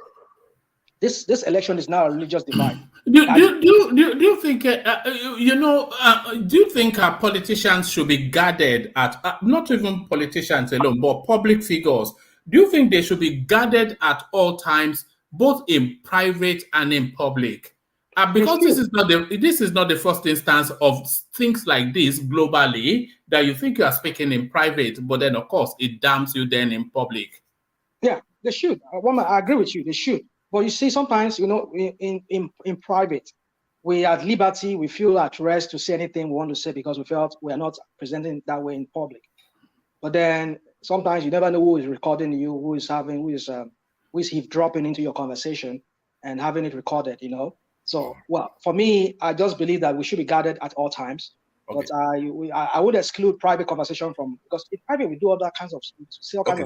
Spina, sorry for raising my voice. Actually, that was not meant. But no, I didn't take it that way. But it's my worry with Nigeria, because I'm looking at with a bird's eye view. You're having this tribal thing going on as well, and now you have, I'm just worried about the country that if care is not taken, this thing it might spiral out of control. So that's where my own concern, my own opinion is coming from. That I agree with you how you say it. I mean, in the sense of what you just said now. But my general point is this: that we can criticize, but however, let's just not go beyond certain things. Like, okay, having to promote, now people in the north now, how would they feel? Yes, you see, now if they start rebelling now, saying that it is we are kind of feeding that flame, fanning that flame or that amber of conflict, and usually when this thing like this, it triggers them up in the north like that, forgetting that they themselves, they use the same word in their moshalashi, in their mosque, in whatever, even when they are religious leaders, they use the word jihad. So therefore, be mindful of the language.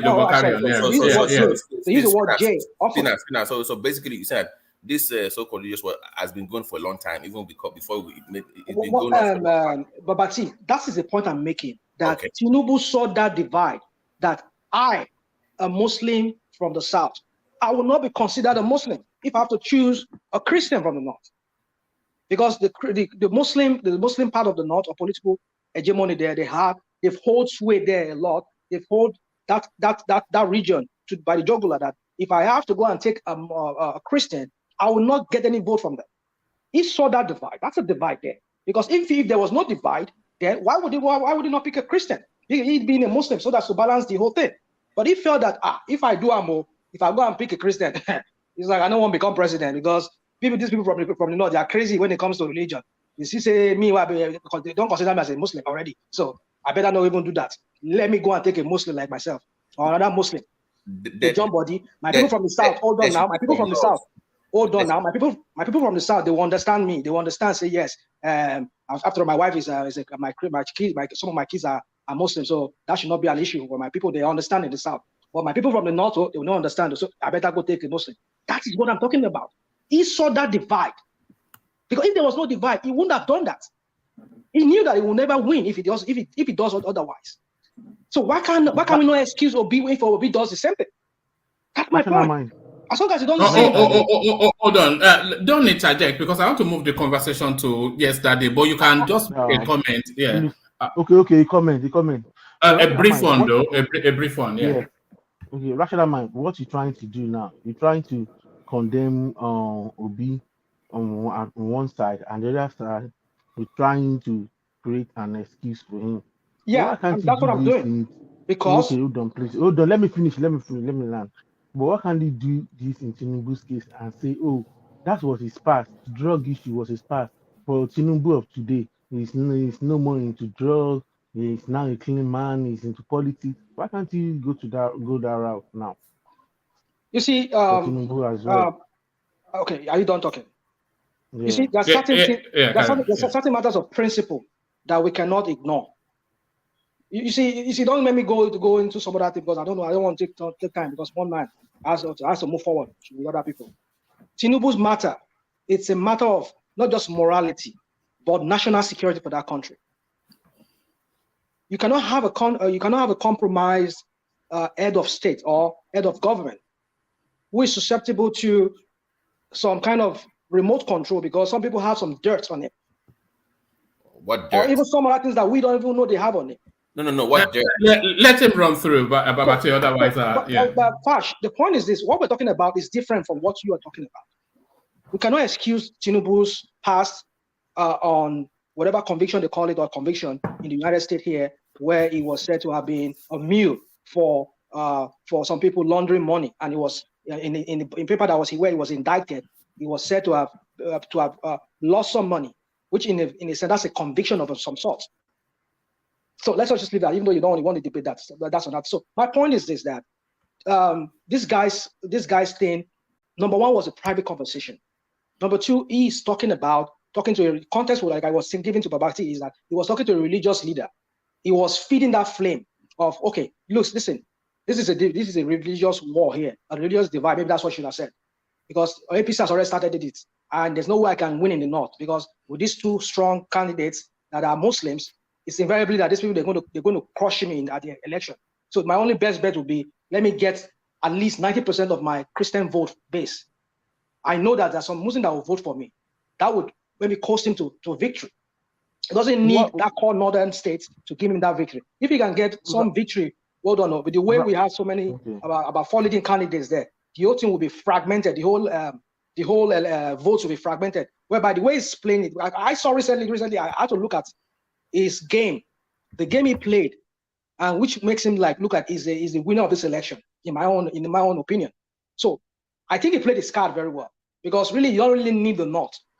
I mean that core northern state, even though they claim to have the largest vote in those core northern states, but the way he played it, he won that election from what I'm saying.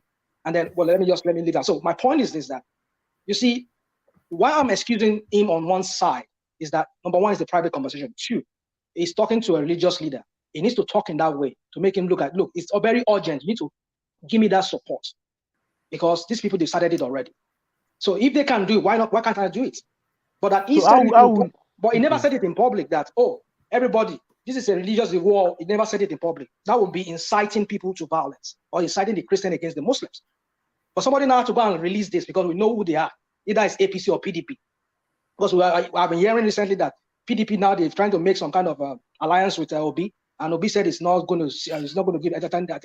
Let's just leave that. So now we're seeing this video released. No, I saw that too, by the way. But yeah. So I don't know what is going on because we can say it's APC doing it. I mean, because I won't put it above them.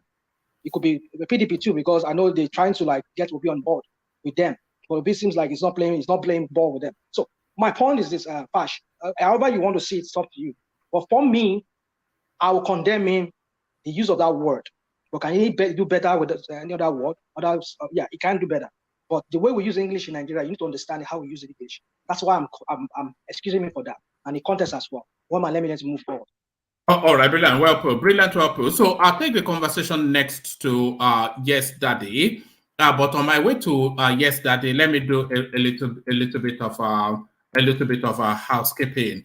So Yes Daddy, I'm going to bring you in with a clip that somebody sent in. I've not seen it. Hopefully it's not anything too controversial, but it's around this conversational space still. But before I do any of that, like I said, let's do a bit of housekeeping. So the super chats that have been coming in from Rotimi, he kicks it off. He couldn't help it. Yes, Daddy. Thank you, Daddy. So I think a lot of Yes, Daddy. That's going to be the diet for the whole of tomorrow, isn't it? All of anytime you switch on any social media, it'll be Yes, Daddy. So Rotimi gets in first. Yes, Daddy. Thank you, Daddy. He couldn't help it. It tickles him so much. His super chats again. Yes, Daddies. Click on the like button as you come in. So if you're a Yes Daddy, then please click on that like button. We want to take it up to 100 and we're 20 short. So as Rotimi is now bribing you, please click on that like button if you're a Yes Daddy. So Yes Daddy. So from that, let's go on to Ayo, who of course the official sponsor of the one man went to more platform. So Ayo super chats to say, it says one man with the nursery rhymes, good job. So I was just saying in the opening phase that the Yes Daddy that we were saying from Peter Obi, it put me in mind of the nursery rhyme Johnny Yes Papa that so my children listen to. So thank you for that. Let's go on from Ayo to Alexander Gomez, the chairman of the proceedings. He says, quit glouting Nam. His brand has been damaged somewhat, unfortunately. Disheartening and unfortunate. Was monitored throughout the campaign. Thank you for the super chat, Alexander Gomez. But that super chat is actually speaking to where the leak may have come from.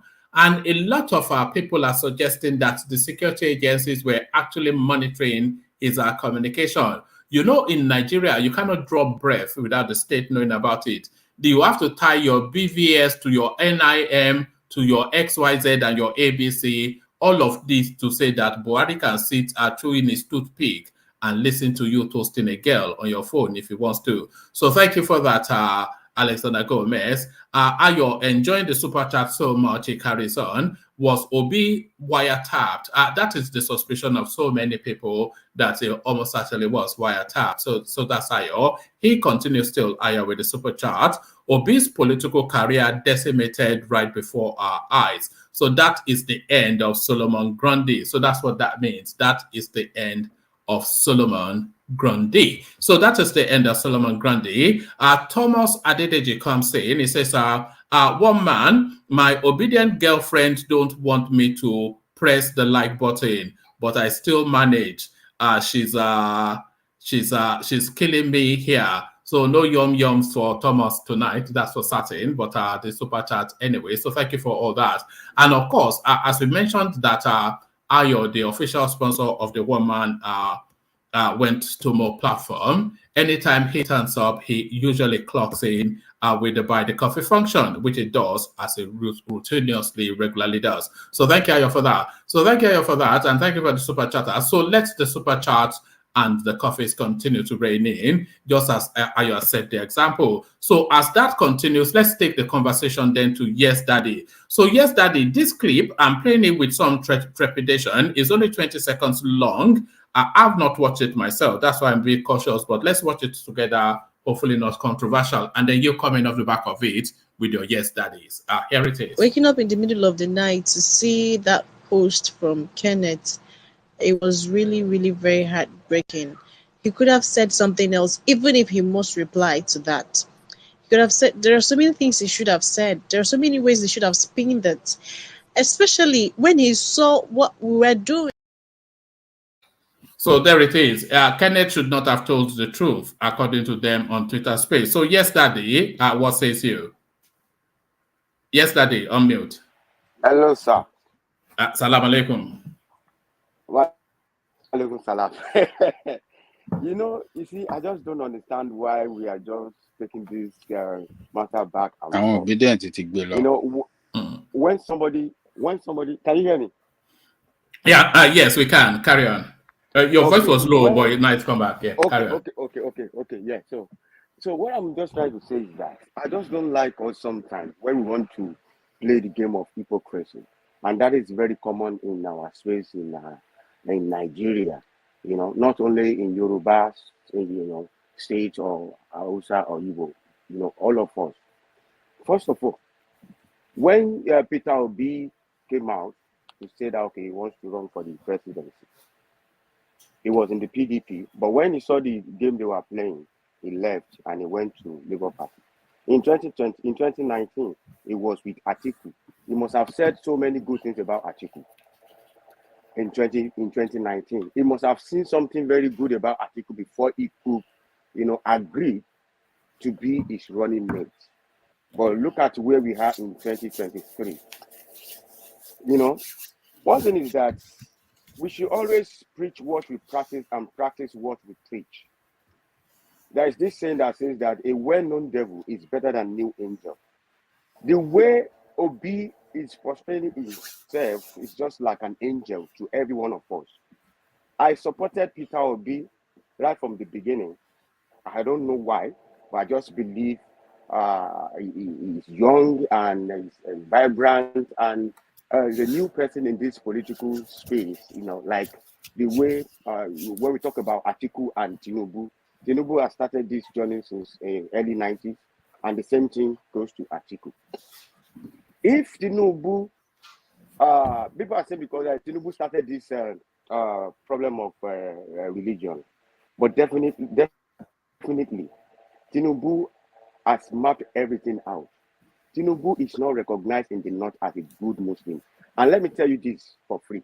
No one from the South is recognized. No Muslim is recognized in the North. I mean, if you are from the South. So that is why Tinubu is like, okay, look at Kenneth Okonkwo, Babashi Lawal, Daniel Buhala. They were all in PDP. But because Tinubu chose to pick Muslim as his running mate, that is why all these people, they dropped his mandate. They said they could not go with him because of the fact that they have seen the division. And Tinubu has seen it all before he could do what he did. Now, if Tinubu has been the one to say what Peter Obi has said, you know, that is going to be all over the news. All the bloggers, they will just be like, you know, painting in several, you know, colors.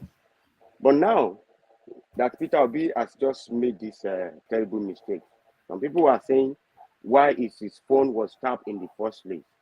But this does not only implicate Peter Obi, it has also implicated Bishop Oyedepo, because of the fact that this current political dispensation has already exposed so many people, so many fake people, and so many real people. It depends on how we all see it, because we see things from different perspectives. To me, this has already destroyed his political career.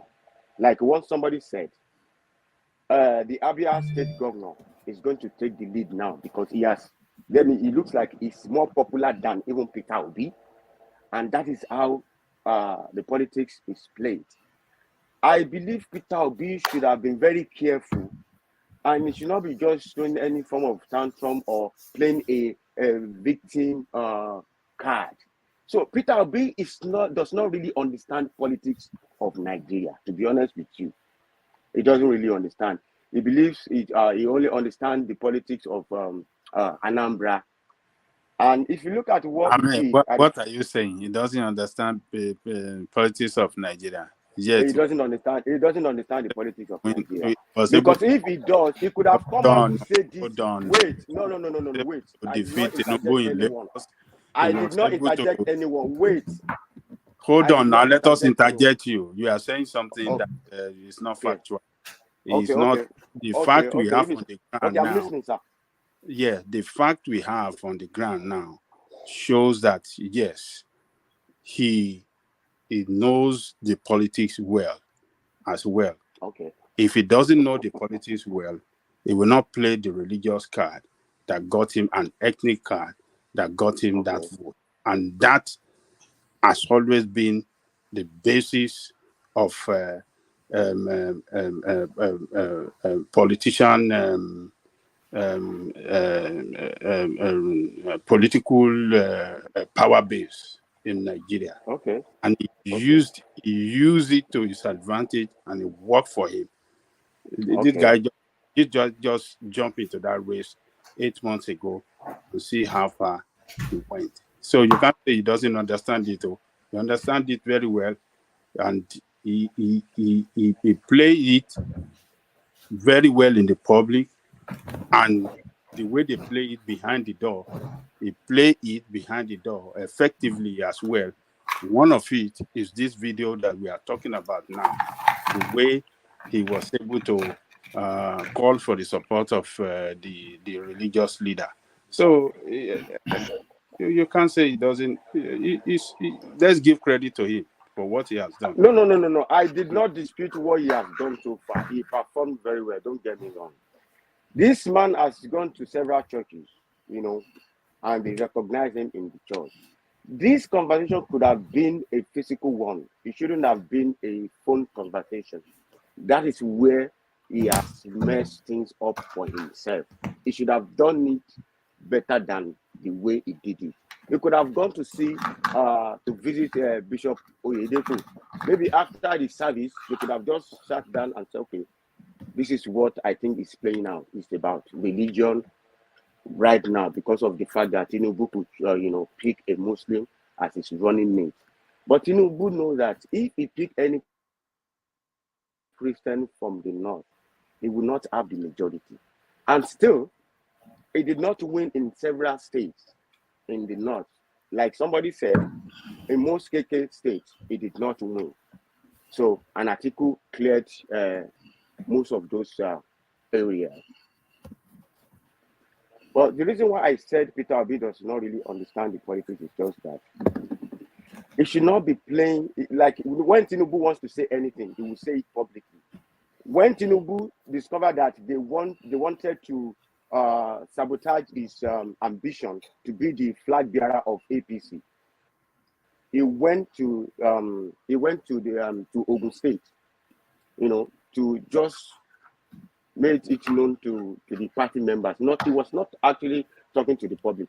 But at the moment, because you know that they are all, you know, fighting for what they believe it is their civil right, because everybody has got right in Nigeria to pick any form, to contest for any position, as long as you are qualified for it after you have been screened from the INEC or wherever they do the screening. So Tinubu went ahead to say that, and it was all over the news, all over the bloggers platform that he shouldn't have said this, blah blah blah. But he has never said anything that will incite the citizen that, okay, if I did not get the ticket, this is what is going to be for the APC or for Nigeria. But this guy could have come out. If you go to, he went to national TV on Arise, and everybody saw it as one man played it out, that he would never even do anything of such. And why are you doing it? You know, why are you doing it in secret? You could have just come out that this the current political campaign is about religion. Then everybody will know where it stands. But he shouldn't have used the word of war. That war statement is, you know, it carries weight, and that can go so very far. And to make the matter worse for him, Kenneth Okonkwo came out and said, yes, it was actually his voice. I like the fact that he confirmed that, at least to just show that they are very transparent in whatever they do in Labour Party. You see, everybody is just fighting for their, for themselves in their own different capacity. So maybe that is what Peter Obi thinks to give him what he actually wants, or what it takes to become the president-elect and the president of Federal Republic of Nigeria this same year, which is going to be next month. The spinner, I just don't like the fact that what is that man's name? Spinner. That he was just trying to... leave Spinner alone. No, everybody entitled to their opinion. You express yours. He expresses his. I just want to... Yeah, I just one man, no problem. Let him mention my name. No, I don't have any problem with that. Let me go on. Yeah, go on, I'm just saying that we should all just call a spade a spade. It is not all about religion or ethnicity anymore. The poverty in Nigeria does not recognize maybe Hausa or Igbo. It just recognizes everybody. So we should just stop saying, we should just stop trying to cover something that is not supposed to be covered, just because we have love or interest in someone. Tinubu is the most criticized politician today, and we all know that. And look at what happened to Tinubu at the end of the day. He won the election. The first thing is that they said this election was rigged. Yes, I accept that the election was very rigged, right? It was flawed. one way or another. But I'm still putting it to everyone that this election, the election was still the most credible one compared to the previous election that has taken place in Nigeria. Since this current republic, is it fourth republic, right? So, if Tinubu could lose Lagos State, Buhari could lose Katsina, Ganduje could lose Kaduna, and RUFAI could lose Kano. So what else do we want? All right. So rest my case for now. All right, brilliant well put. So thank you, thank you, Yes Daddy. So from Yes Daddy, let's go on to War Peace. So War Peace, a different slant on it, I suspect. So War Peace to you, Yes Daddy. Yeah, one man, people already know my stand on this. Yes Daddy. To me, I feel all of them are fake, and we are overstressing it. But I believe it's because the Batified and the let me say the Batified one stressing it more. Yeah, I will call my brother here, people like Babati. I so much on it, trying to make a point out of. I don't understand. They're all criminals, first of all. But again, this is a national security. Who leaked the tape? Not even whistleblower. We didn't even get it like it's subtitled like a whistleblower released the tape. Now, who released the tape? We have to call our Minister of Information to question. How can such tape be released at the point they claimed they made such recording? It was during the campaign. It was a potential aspirant who should be under that security. So if tape like this can be recorded, Can I say something real quick? Sorry, you continue. Just one thing. Yeah. You see, on that what you just said now, I think they said there are two people that has that capability in Nigeria to do that: DSS and the Nigerian police. I mean, maybe NSA. I don't know, maybe. But I think either the police and the DSS, they have that capability to drop into to wiretap your conversation. But if you look at the way that thing was released, it was ringing. It was ringing. If it's something that they wiretapped, you would have seen it maybe in graphs or something like that. You would have seen it. But it was ringing, which means whoever called the other person must have been recording. Have another backup recorder recording whatever going on. You see that people around Obi, some people around Obi doing that, or somebody around the pastor himself doing that. That's what I think. I don't think it's a wiretap. I think it's somebody within around that area, or they bugged that surrounding where that person is, and they were recording that thing. That's what I think it is. It doesn't look like wiretap. Okay. And if it's what's to say that it wasn't even Oyedepo himself who recorded it, and it could be that too. Yeah, it could be that too. Yeah. Ijadosha, no? Why are you calling me? Sorry. I continue. Sorry, my daughter is calling me and he's in the living room. That's what I was asking. Why is calling me on my phone? Now that if you're off the phone, you're calling my phone. Hello? Continue. Do you need a moment or? No. Continue. I can see my daughter. Yeah, you have the floor, so we were listening to you. Okay. Yeah. So anyway, my dad's area that I don't want to go. I don't want to start making it like let's start defending it. When we start defending it, then we start giving it a meaning. To me, it's a fake audio. They all release fake audio, and they're all in bed to paint one bad. First of all, people don't understand the game they're trying to play out. The game they're trying to play out right now, they're trying to influence the court's proceeding. Now you're trying to paint to be public opinion to the judge right now that this guy is somehow desperate, so the judgment can go one way. All these things is not needed right now. We don't need this. Of course, we understand the court will always support there's no way they can defeat the incumbent. There's no way. But all this they are doing is getting out of hand. That's my own. And true, the other day they were showing somebody in a plane shouting, they want to swear TINUBU in, they must stop this and they must stop that. Man, for crying out loud, man. Who is paying all these people? They're saying that guy is actually an APC person trying to paint the obedient space bad. Yeah, who is paying all these people? We don't need all this thing right now. I don't understand why people are so scared of. I don't know what they're scared of. We have seen the worst. We have seen the worst in Nigeria. We have seen civil war. We have seen Abacha regime. We have seen Buhari regime first time. We have seen hardship in this country. People are, now probably is this new Gen Z that have not really seen things in Nigeria that's coming up with this honor, and the politicians are really using them. Because this is nothing. This election have come as past. If all this was happening before the election, I could have understand. But not after the election where everybody's trying to make peace. No, the way my own stand is different from where other people stand. About trying to say there'll be a campaign 2014, 2027. That means Papa this is new to Nigerian politics to say that damage which reputation in Nigeria. Nigeria has this mentality, this problem of forgetting real quick. Everything that happened this election, they are forgotten in the next 2 months. Everybody will move ahead.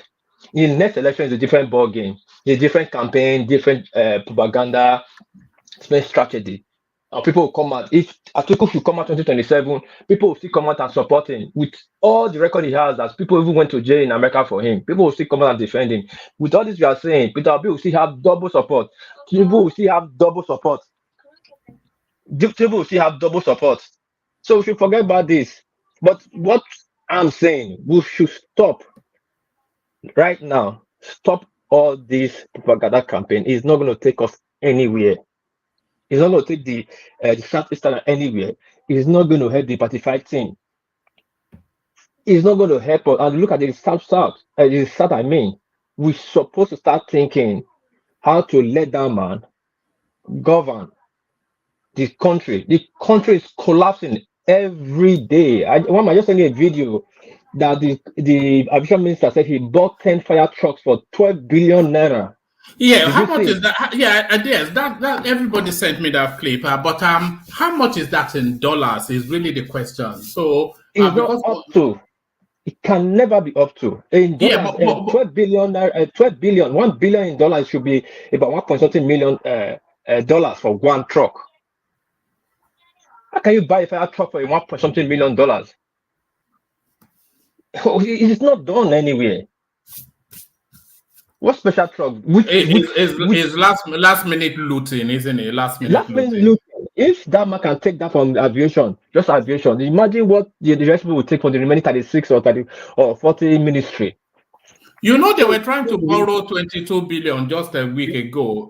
People that have only 8 weeks left in government, they want to borrow 22 billion. But 22 billion. Now they are trying to do census, spending about almost 800 billion for census. Last minute looting. That we don't need. Last minute looting. Now we are here talking about voice message and no voice message. For me, what I will campaign for, let everybody seize this sword, come together. This month will be swearing in. Let us swear in on 29th of May. And let's see how we move the country forward. It's affecting everybody. Our infrastructure is not there. Our healthcare is dying. You cannot go if you have headache. Now, if you go to hospital, they'll diagnose you of cancer. As bad as it is in Nigeria right now. If you have cancer, you go there, they'll diagnose you of toothache. But these people can jump on the private jet and jump out of the country. They don't care. We don't have roads. Our naira is depreciating. China is taking over the world. They're changing to petrodollar. Sooner dollar will hammer our economy badly again. People are not seeing all this. Now, if we cannot tell the country that we see the danger ahead, they will blame people for everything. Because if they enter power, we will see the damage Buhari has done to that country. Buhari is funding the Western, economy people not to really release the statistics that Nigeria is fixing, like bribing. Anyway, we will know what I'm trying to say. We can put it there. The economy is as bad as worse than we think. If tables get in there, we'll start seeing the damage that man left. Economy will drop again. Dollar would crash again. And naira will crash again because too much of this borrowing. The naira will crash again. Then we are here talking about audio tape or who not release audio tape. For I care. I don't care for those rubbish. Tinubu has won. He has won. Drop this, as you said, one man. Drop the dead donkey. Nobody's going to unseat that man. They're going to swear it in. If we're going to close, there's a reason I showed that picture, that video, because people should understand this APC will remain in power. They loot too much. The loot is too much for them to change power. They will allow people to stay there to cover their loot. Imagine that lady that was in Ministry of whatever that said they shared 600 billion for feeding. I think that one is not supposed to come into the next. Sadia Farouk. Yeah, that one will even got 10 billion. The INEC is bringing that 3 billion. I never heard where INEC is going to court to defend what they said is not is a in a pro in a pro. I mean, how they say in the election beavers is not the best, but in a progress to get better. Then you're still going to court again that what you did is perfect. Doesn't make sense. Who's INEC to defend? INEC should be called upon to tell the court what they did or what they did not do. Now you are paying 3 billion. Who's 3 billion? Where are you getting the money from? We don't ask questions in this country. And then it's 3 billion to defend. What is going to defend? Is it TINUBU mandate or Atiku mandate or TAB mandate? I don't understand. Then TINUBU has his own son, and Atiku has his own son. Lawyers are cashing. I wish I was a lawyer now that make more money. We should stop this. We should focus on a bigger picture and let's see how we get out of this problem. It's a big problem facing everybody. And forget who records, who don't record who. And again, if you question the DSS and the Minister of Information, how did this state get out? Who is releasing it? Mama, that's my submission. All right, but I'm not sure that it's a question for the DSS or the how do they come into that? Whoever recorded it would have just sent it on to the media house, so yeah, somebody's in charge, somebody recorded it, somebody in charge of listening to that place. How did it get out? These are national security issues. How is it a national security issue? Peter Obi is a private individual. I don't know. I don't know. I don't want to give it any attention anyway. Probably, as you said, as I'm saying, let's drop that issue and let's move forward and face the most important thing. Let me use the floor for the next person, Mama. Thank you. All right, brilliant. Thank you, World Peace. So that's World Peace coming in from Japan. Konnichiwa. Now from Japan to Cyprus. But is it yes, daddy, or no, mommy? Fatai, the Peter Obi viral video. That's the topic of discussion. Your thoughts, Fatai? Hello, one man. Salam alaikum. Salam alaikum. I don't know. I don't even know where to start this conversation. But I guess I just have to start with my favorite quote, my favorite line. If there is no hypocrisy, that will not be obedience. Right? So if so many deep fakes of TINUBU have been released, right? There's not even anybody defending him. There is we could see many times they will make a video of TINUBU slow walking. Okay, we know it's slow walks, but they will make it so you would think he's already dead. And it's been common. So it's like, so I've heard a lot of deep fakes. But that is the first thing that struck me. I was like, well, there was so many deep fakes of TINUBU. So many. I mean, it's so common. It's amazing. So the thing when I first heard that when I first heard the discussion about deepfakes, I personally don't believe it's a deepfake. I believe that Peter Obi needs to take care about fifth column, because if you look at that, if you listen to that very closely, you will probably a conversation on a speakerphone, right? So when you're on speaker, even these conversations when you're in campaign with your team, maybe it's what they call their situation room or whatever, or somewhere in the office, and you're on speaker, and it's probably that.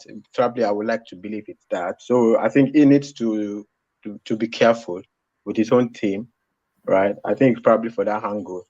But I pray to God that actually it's a deep fake, right? I believe it's not a deep fake, but I pray to God that it's a deep fake, right? Because if it's not a deep fake, I can't believe it, right? I heard one time somebody made a comment one time that TINUBU, Peter Obi something, and you said no, that you believe. Oh, somebody said Peter Obi would have been worse than Buhari, and you said no. Actually, he would do a decent job, and I was like, hey, one man, I have never seen a grown adult, millionaire, multi-millionaire, maybe even billionaire, right?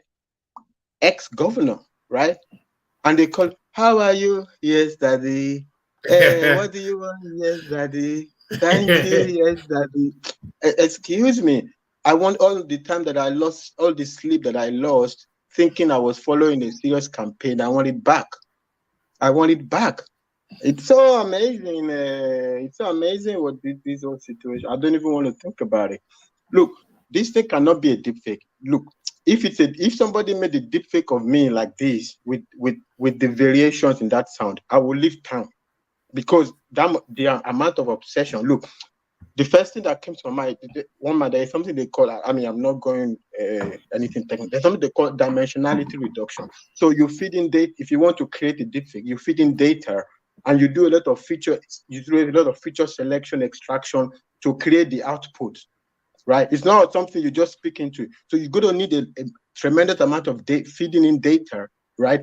In order to train the machine to bring out the output. That if you look at that sound, the variations, the timing, the everything, the conversational variation, the tonal variation, both sides, both ends. It's a lot of work to create that. It's not so monotonous that you could easily tell a deep fake sometime. You know, there's so many deep fakes of Trump, right? That's created. You will see the monotony of the sounding.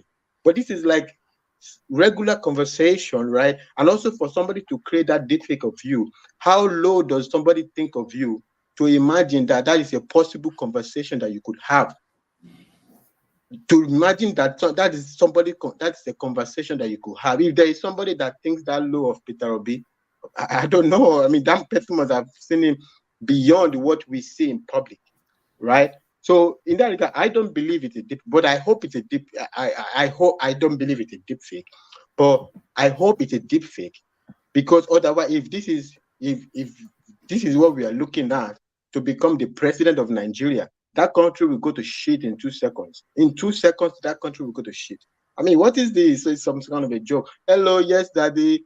Hello. It's not even the yes, daddy. I could understand, like, okay, it's as a pastor, you know, the way people bow down to pastor. Daddy Gio now, Daddy Gio. Daddy Gio. Well, I could understand that. But it's not that. You have to look at the dimension of the yes, daddy.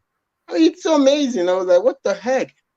I mean, now you can understand. Even if you look at the way this guy was moving money around as a governor, that the average person, average sharp guy, is not going to be doing like that now. You move more, you take money, you steal money under the table. Not like this. You carry cash around. You do this, you do that. You know my amount of cash this guy was carrying around. The whole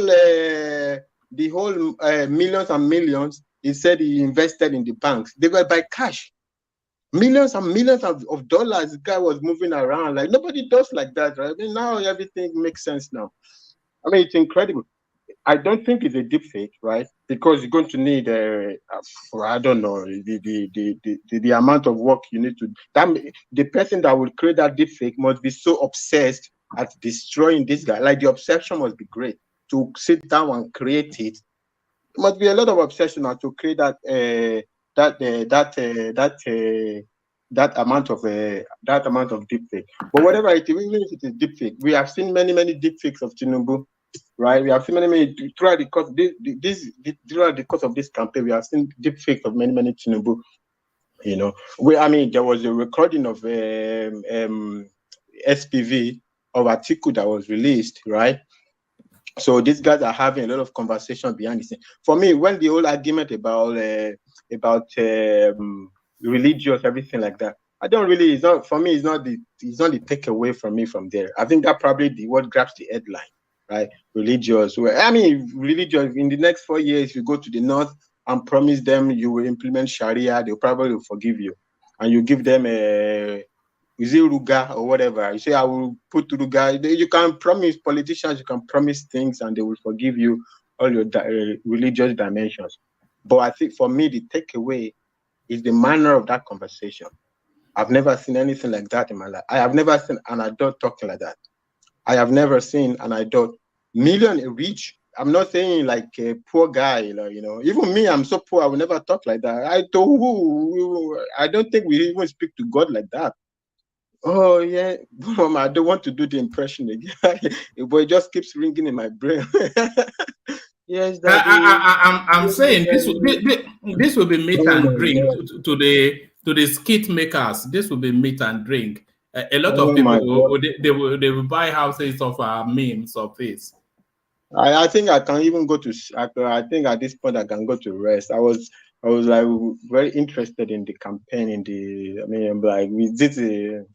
I want all my time back. I want the time of my life that I can never get back following the campaign. I want it back. I want it back. You know. I Because don't really have much. people will say that, yeah, people will say that this takes a lot from, because it's a credibility issue, isn't it? If the tape is authentic, then it's a credibility issue. And the one thing that Peter Obi hinges all of his narrative on is piety and fair play. It says, vote for competence and character. That was his campaign mantra.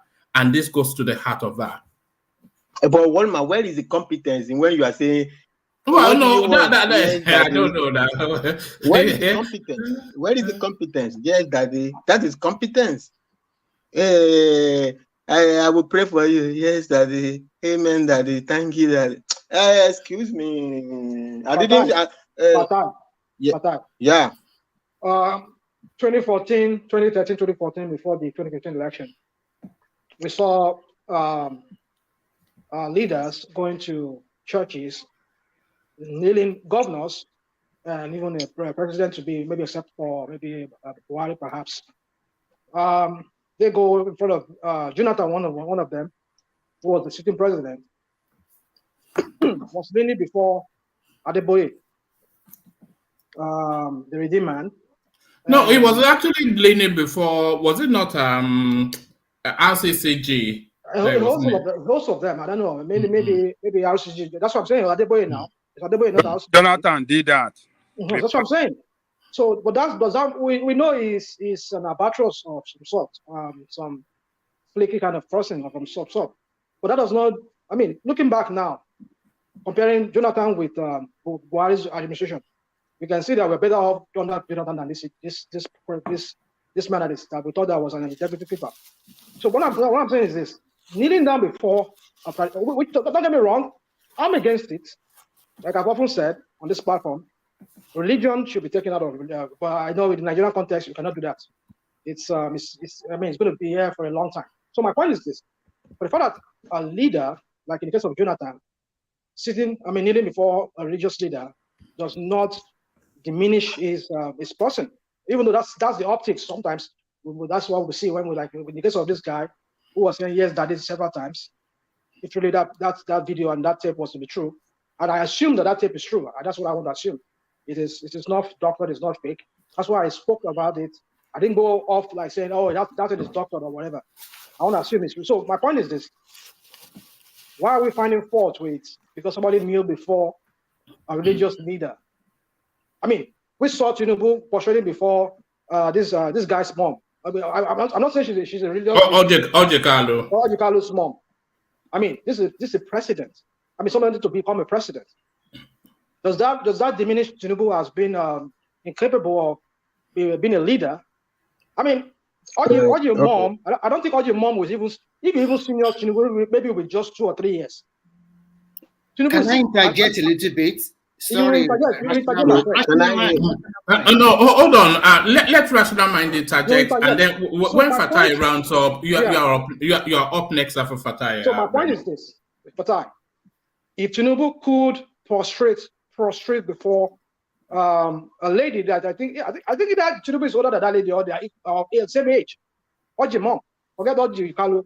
The mom gave birth to her at a very early age. I mean, she started early. So if that man senior Tinubu, yes, Tinubu, but I mean, maybe like 5-10 years. So, but that doesn't mean she should not prostrate. But for the fact that he prostrated before the lady, does that diminish Tinubu's ability or capability or leadership as a president? That's the question to you. Well, I mean, I think I already answered that question in what I'm saying, right? I'm not faulting the cultural dimension, or even the religious dimension, right? I think a lot of people give a lot of respect to the religious leaders. It's not in my place to fault that, right? It's a matter of faith, it's a matter of what people's belief, and also especially in most African cultures, is a tremendous amount of respect given to elderly, right?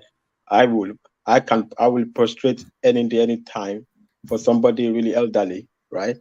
I can call Baba Janli Koko and say, Baba Ekale or something like that. I can say, anybody can say that. A president can prostrate to a pastor. It doesn't matter. I'm not speaking to that. I'm talking, how do you take out competence out of somebody? What do you want? Yes, daddy. Do you want biscuit? Yes, daddy. Yes. What the heck, man? I don't care about the religion. What is this? We will not use all the mouth. Hold on.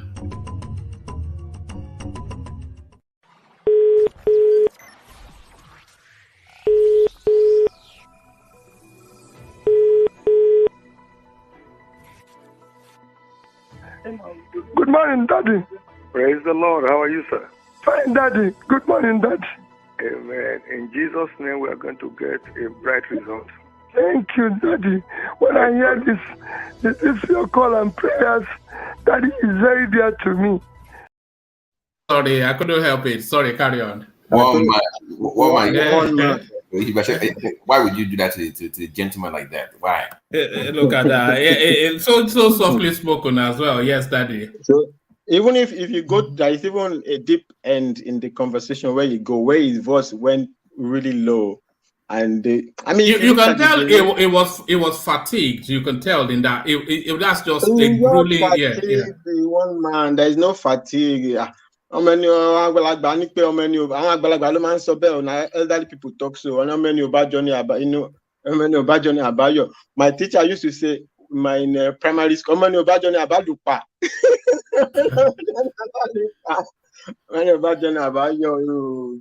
One man we not use all my talk now. It's not about religion. I don't care about religion. I mean, I care about religion. I do.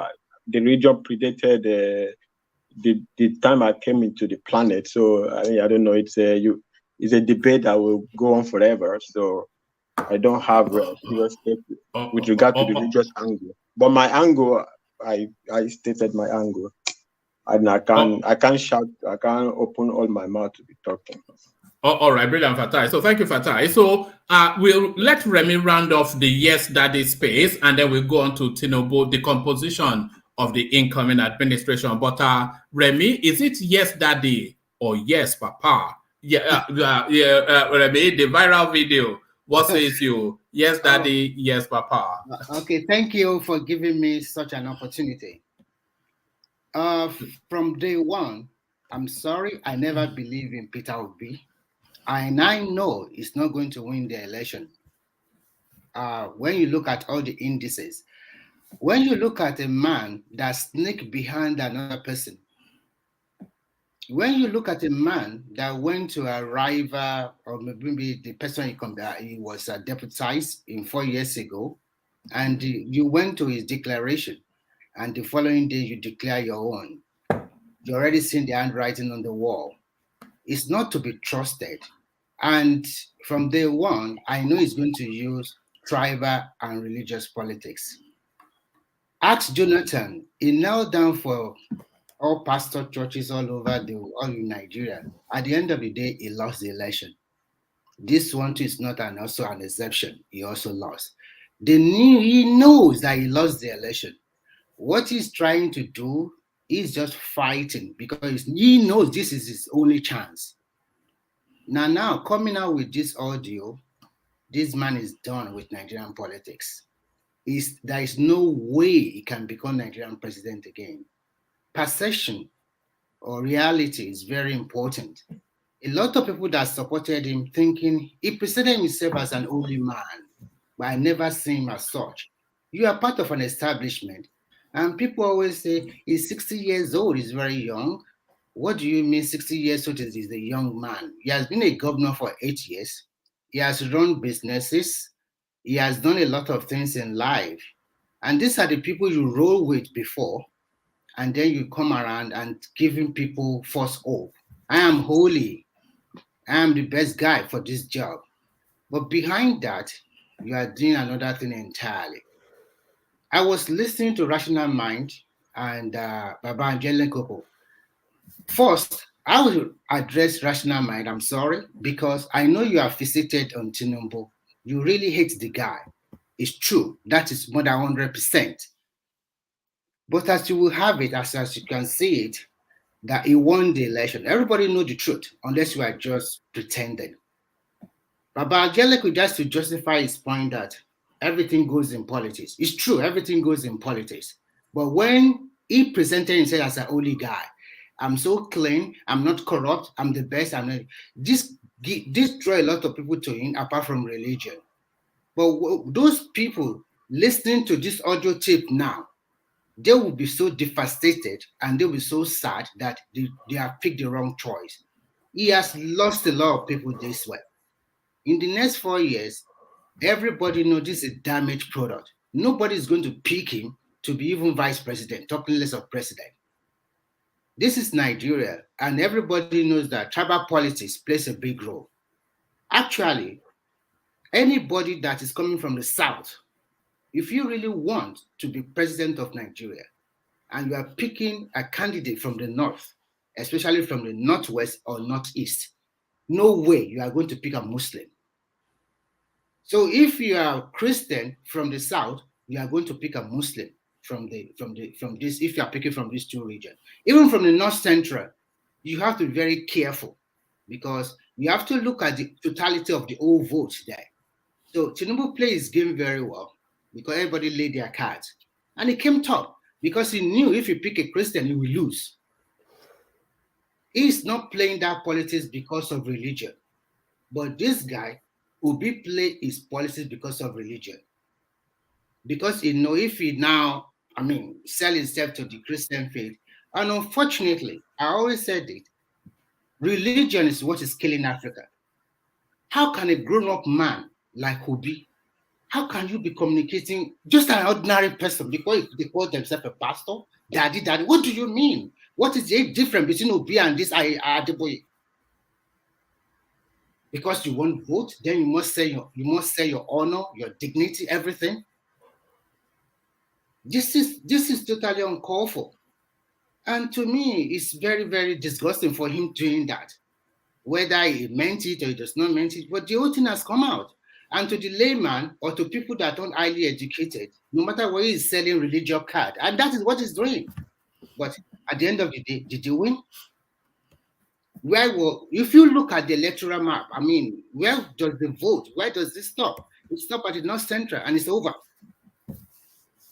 Can he do better in 4 years' time? No. If they're going to take the election again next month, he's not going to have that vote anymore. It's a damaged product already. Let's say the truth and let's say it. We must tell ourselves the truth.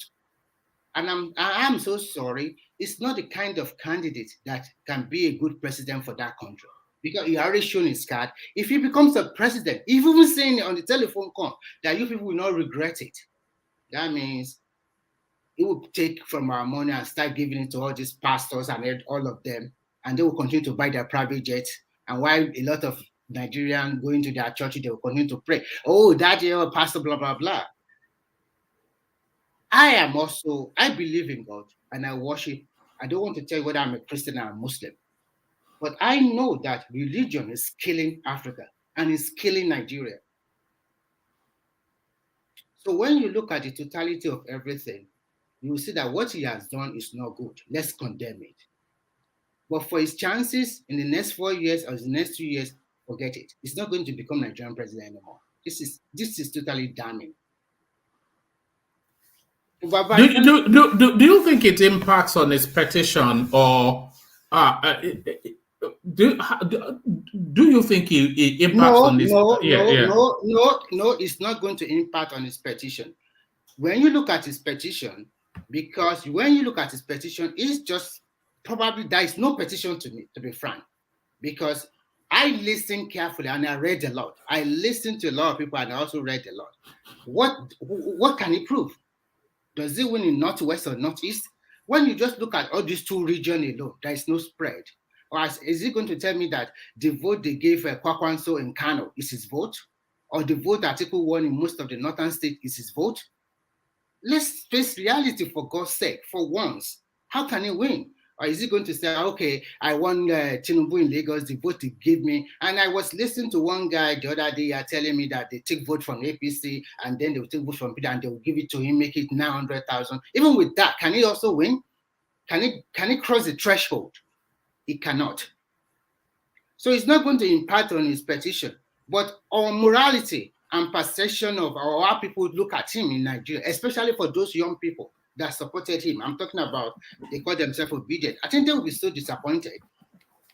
You can see that those ones that really supported him clearly, they see come out that Okonkwo should not have said something like that, like the video you just played now. But a lot of these young guys that maybe they are very realistic in that, they already move on. We have a president. The problem with black men is always this. You know you lost the election, but you still want to flex muscle. Well, you have money, and some people are ready to take your money. That the lawyers will be happy because they know you don't really have a case. Everybody knows the truth. The Beavers perform a very good operation. I've watched that interview that Arise have with that lawyer before you play it here. Did you see my documentary, my reaction to it? Yeah, I've watched that interview before you even brought it here. The lawyer have already break it down for them because I know that Oseni always like to pinpoint or try to find fault. There is no fault. In the electoral heart, there is nothing like IREF. Or I've told people here that at the end of the day, the lawyers or the judges will just, it's about this from EC8A or what that collateral result. That is very important.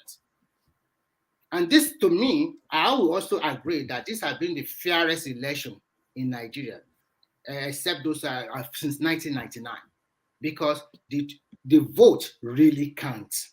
Although we have flaws as usual, but it does not mean the winner, the person that won the election is the true winner. And when you look at this election, how can you say they rig you out? When you say they rig you out, you won 6 million votes. If they really want to win you, how can you get 6 million votes? You cannot get that. They are not stupid. And we have a new set of leaders, senators, and the rest. And sometimes I see some Nigerians, they always generalize. You will be calling your leader stupid, criminal, blah, blah, blah. They siphon money, they do this. I want to tell all Nigerians, everywhere in the world, there is some form of corruption. Maybe it's not magnitude as Nigeria, but don't tell me every country is clean. You have to do, when you elected leaders, you don't need to continue to tell us that we have this problem or that problem. As an elected leader, you are going there to solve problems. That is the beauty of democracy. If you are not performing very well, you can vote him out after 4 years. But telling us hey, our hospital is not working, you cannot generalize. Maybe in some states, things are better. In other states, things are not okay. But trying to generalize and then telling us that he's a criminal, I think our people is like Baba Jalekuja. I know he has a soft spot for Showore, but he knows that Showore cannot win. But sometimes deep is in his heart, he always thinks, oh my God, it's TINUBU again. What can he do? So for rational mind, he supported Obi, and he does not say anything good in TINUBU. Whenever he talks, every day, every minute, every hour, everything, he has to refer back to TINUBU. And I told him like 2 weeks ago that hatred is going to consume you. No. Nothing is going to consume. It's not a meal now. Why should it be? No. Nothing is going to. Let me finish. Don't consume Bashar mind. Let me say. Are you saying I have hatred for TINUBU? You see, let me finish, please. Can I finish and you can talk? All right. That was last week. I was listening to you, and I can see your voice was cracking. I think it's really consuming you. Your voice was cracking, and you were talking about you, and you can see you are. To me, you are a little bit jittery and cracking. It's like, oh, whatever I'm going to see, people are going to against me. Come on, man. I know you have a hatred for this guy. Fine, but my voice was cracking. How do you mean? Yeah, your voice was cracking. It was shaking. I can see it. You are really jittery, and I think it's consuming you. It's really Oh my consuming. goodness. Sometimes you have to check yourself. Can No, I get one? I'm telling you the truth. I'm telling you the truth. Hold on. Let Ajanle Koko come in. Ajanle Koko come in. Apparently, rational mind is being consumed. I didn't know it was a meal. I don't know. Where are we going to with this one? Spinner. Can you do me a favor? Can you say I love Tinubu? Can you say that I love Tinubu? Can you say that? When you're love him myself. And they shake voice, they shake according to Just say, okay, I support. Can't do things anymore. They love her, you know. So, rational mind. Let me interject one. Take it easy. Let me interject one. Okay. You see, this assumption by those of you that doesn't see anything good in what rational mind says against Tinubu, and with that conclusion that he hates Tinubu or that he hates him, I don't think you guys are fair to rational mind. If somebody criticizes a politician who he feels doesn't have anything good for the people, how does that represent hatred? How does that connote hatred to that person being criticized? So I don't get it sometimes when some of us talk here and say, oh, Tinubu, Baba, Adebanjo hates Tinubu. I just don't get it. Tinubu have not done funding to develop Yoruba land. Everything he has done is for himself, for his own politics, and advancement of his own political career, period. Okay, thank you, Baba. So, but when you see rational mind coming out here and criticizes him and some of his things that he has done that maybe some of you celebrate it as the best, something he sees as, poor performance, and you want to say he hates him. I think we shouldn't. I think it's very unfair. We shouldn't be saying that. He doesn't hate him. Okay. Say that, okay, hold on. Can I? It is fair to say that you hate Obi for your criticism of Obi. I have a right to respond, right? No, do you hate Obi? No, I don't hate him. All right. All right. You can. Every time here, you come here, you never say anything good about Obi. You always attack, criticize. The highest of the highest criticism is what you come to unleash against Obi here. And now you say you don't hate Obi. But you can call rational mind when he's doing the same thing against Tinubu. You want to say he hates Tinubu. I mean that is very unfair. We have to. Okay. All right. Hold on. Respond to that, but I don't want it to build to just respond to it and cap it off, and then cap your yes that day off, and then we move the conversation on. Yeah. Baba Njali Koko and rational mind. I do not hate Obi. You don't? But your voice is always shaking anytime you talk about Obi. Now your voice is always shaking. Okay, I understand. So I never ate Obi, but I know that it's not going to win the election. The reason why I said that rational mind is fixated on Tinubu too much is because when he gives his response 100%, at the end of the day, you always relate it back to Tinubu every time. And you always look at the negativity. Most of the topics that have been talked here is not only about this several times. You talk about human life and something like that. And I do my own contribution. I do not hate Obi, but I know the politics he's playing cannot make him to become the president of Nigeria. And Baba Janle Koko, if you have to be fair and objective, I never talk anything about Adebanjo.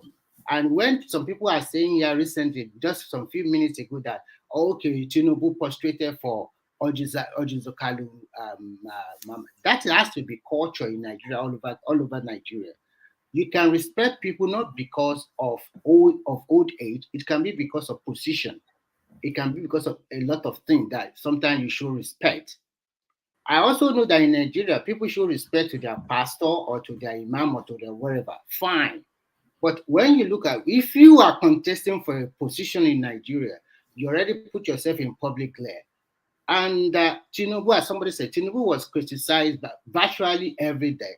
I do not take it personal with everybody. Everybody enjoy it, fine. But when they criticize your people you are supporting, why do you take it so high? Why don't you just let it go? Let it be. Free yourself. You said you never see what Tinubu have done in the Southwest. I think you are not saying the truth. Let's be objective here. Can I respond now? Do I have the right all right, respond, and then we'll cap that space off. I want to move on to Tinubu's. You see, there's one more commentator, and then we go. Yeah, my friend from I think you said you're from the United Kingdom. Yeah, I don't. That's Remy, I'm sure. Sorry, let me address you by your name, Remy. So Remy, really, I know you. I come across as anti-Tinubu. Yeah, maybe I am. Do I hate him as in hate him? Like when I see him, it disgusts me when I see him. Like when he's in my presence, in my front. No, I don't. Probably I would have a conversation with him. But I keep repeating myself. I don't like standing like a broken record. I know sometimes people doubt my sincerity when it comes to this response that I'm giving you right now. That I don't hate him as a person, but I hate his politics. And maybe that could also maybe give the impression that I hate him as a person, because every time I speak, and every time when I speak, I talk about it, or I find to like link him to some of my discussion or anything I'm referring to. I could be talking about maybe marriage to a man and a woman having problem in the bedroom, and then I would link it to Tinubu, right? You can be talking about how to fry dodo, and you will say this Tinubu. Well, I might do that, but you must also look at the context of what I'm trying to say. But you don't get that. That would be ridiculous of me to say that because I'm frying dodo, somebody's frying dodo. I have to link it to Tinubu. That would be the height of ridicule. I mean, whatever it is, in saying that. But I'm just saying that I'm just talking in general terms that I find a way of linking Tinubu to virtually any topic. Yeah, some people say that shows the dude. Listen. If I show you my workspace here, as I'm talking to you, I have other things going on here. So you read Tinubu room. The only time I think about Tinubu is when I come on platforms like this, or I read anything about him on online, or any news online. That's the only time maybe I get to speak about it. I believe you. I don't go about talking about Tinubu to everybody I see. It's only when I have discussion like this. So when I have discussion like this and I talk about it, it's because number one, he's the major player in Nigerian politics today. From the election, even pre-primary for their party to the election and after the election. See, look at him, he won the election. So, according to INEC. So, but what I'm trying to say is this, that why I find a way of talking about him is that according to INEC. Yeah, according to INEC, yeah, that's it. Yeah, that's what I said. Well, it can only be according to INEC. You can't accord it to anyone else. They are designated. Look at the way you say it. Come on, oh my God. Okay, no problem. You don't have to be mad about it. If I say it, please don't be mad about it. It's just this is politics for us here. Let's just. I wonder who rational mind. I wonder who is more fanatical, the Obi'S supporters or the TINUBU supporters. I think they are. Oh yeah, fanatical. Both of them are fanatics. No. Both of them. I want to say, yeah, you want to say that it's up to you. So my point is this, my friend. Listen, I don't hate Tinubu. I don't hate Tinubu as a person. I just hate, like Ayale Koko just rightly explained to you, and that is what has been my position over the time. I don't see Tinubu because I believe that to whom more is given, more is expected of him. If this guy says he's a political leader within the Southwest, which I think he is, because I don't see anybody with the kind of his clout, kind of influence that he has, I must give it to him. But I expect more from his political games and his development of Southwest through that influence he has over virtually every Southwestern governors. He dictates who gets there for most of them. So he could have done better. Not just he could have done better where? As governor or as president, which he has not taken office. Well, if he wants to wear the toga or the mantle of Awolowo, which I think he is wearing now, Even though I say it's not, it doesn't stand for you know, just to interject a little bit, you know, they said they've been prepping this Tinubu for this post for a long time. You know that his glasses are deliberate I know. I saw that. I know. To mimic Awolowo's but it doesn't wear the hat though. That's just the thing. Even from after 1990, oh yeah, man, that the hat is it's you know, everybody has to shape their own kind of how do I call it, their own brand. I think that hat is his brand. You know, that's his brand, and that's what everybody. If you look at this election, that's the kind of hat everybody wears on their head. So that is his brand. That, I mean, like, let me go into all those minutiae things that are not really. One man, do you mean the shape of his glasses? Because I think he has eye issues. It might make that of the shape of his glasses. Yes, not that he doesn't have eye problems. Yes, Awolowo. You know, I want to do a video on the moniker on his hat, so I want to research that because I want to understand what is. Let me just say what it is. It's infinity. That's what it means. So number 8 sign bent towards the left. So I'll send you some things. No, it's not. Walk up. No, it doesn't mean. He explained it now. It's not about 8. If you see this thing is broken. He said it's broken. Shackles. Broken shackles. Broken shackles. The guy is too confident of himself. Like if he is going to break the shackle of, Nigeria is a potential. Where is the potential? This country resources. Like there's too much poverty. We need. He believes so much that he can create things. He can take the space to a new level. He can break the. It's go and look at number 8. It means infinity. It's a bent 8 sign. That's. Okay, one man, I'll send you some things you can follow up with. Okay? Yeah, send me some things because I want to do something on it. Sorry, I want to ask this question since with this cashing out that is going on over the world with Russia, China, everybody's complaining with China cashing out. Where do you see Nigeria and Tinubu regime? Do you think the West will allow him? I think we'll talk about that later. That's one of the reasons that brought me here, one man. So let me quickly just go through what I'm saying. I want you to answer me later. If you have for later. Yeah. Sorry, one man, please, guys. Let me just finish. So, my friend, I don't know how many times I'm going to be sounding like the way I'm sounding. I think Ajale Koko has put it to you nicely. I don't hate Tinubu, and like I said, it's because he wears that mantle of Awolowo in the southwest, and I expect him to do more better than Awolowo, given the resources that he controls from Lagos. No, let him just Fatai, let him just land. Otherwise, we'll just go back. Where's that influence that he has from Lagos State, which has shot him to limelight within the Southwest, and he most of the governors within Southwest, it dictates to some extent he has a role in their emergence as a governor. So, like I've said oftentimes on this platform, I said he could have at least create some kind of a synergy between all these governors that are under his party, under him, kind of create a form of whereby the development would spread, not just within Lagos, so that if he wants to make Lagos an urban city, he could have just. I mean, dude, there are so many ideas that I think Tinubu, but rather he centered it around just making money. Oh, here you come again. That's no, I'm sorry. I don't want us to spiral down that. All right. Sorry, Remy. Round of the yes daddy space, and it's just been round of the yes daddy space, and then it's just been brought to my attention that the Tinubu camp, they've released an official position on the audio clip. So round off your thoughts, and then we'll give the final word then to the TINUBU'S camp's response to the yes daddy clip. But back to you, Remy. Thank you very much. And I think in rounding up, I hope that the space of religion will be totally removed from Nigerian politics. I like what happened in this last election. At least we now, if they swap Tinubu in with his vice president, which is also a Muslim, that means in the next 4 years, if you are confident enough, I think people should look for intellect, character, somebody you think can really work with you, whether it's a Christian or a Muslim. If you are a Christian from the South and you believe that you can pick a Christian from the North, you should go ahead with it and stick with your gun.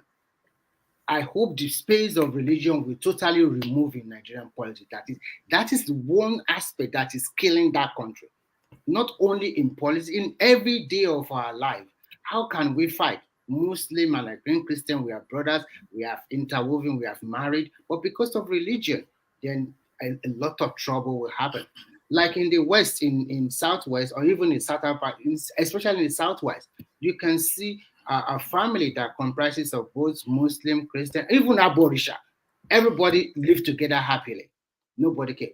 But what I'm happy about is that in the next dispensation, anybody can pick any. People will now know religion does not mean about character of a human being. If you believe in the person you want to pick, just go ahead and pick the person and then roll the dice. This guy rolled the dice. I mean about Tinubu. He rolled the dice and he came up top. Thank you.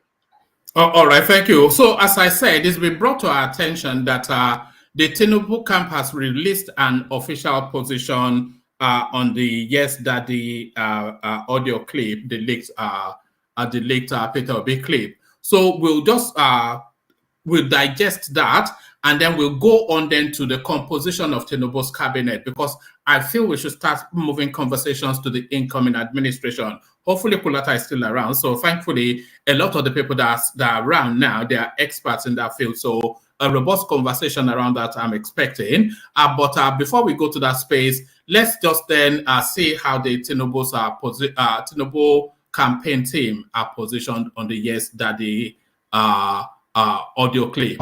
I'm going to be president of this country, whether you like it or not, and I'll preside over the affairs of this country, including presiding over you. I think you must start adjusting to that reality. The sooner you do that, the less chest pains you'll have when that reality comes. You know, I don't think I could ever get bored of that, but there it is. So apologies to everyone, but I couldn't help it. I could not help it. Let's carry on and let's move the conversation in this direction then. Ganduje, sorry, can people still hear me, by the way? Yeah, we can hear you. Yeah. Oh, all right, brilliant. Was this the space you said you were keen on, or is it the Indian rupee one that you were keen on? They call them BRICS, which is the Indian one you're talking about. BRICS. Brazil, yes. Russia, India, China, and South Africa.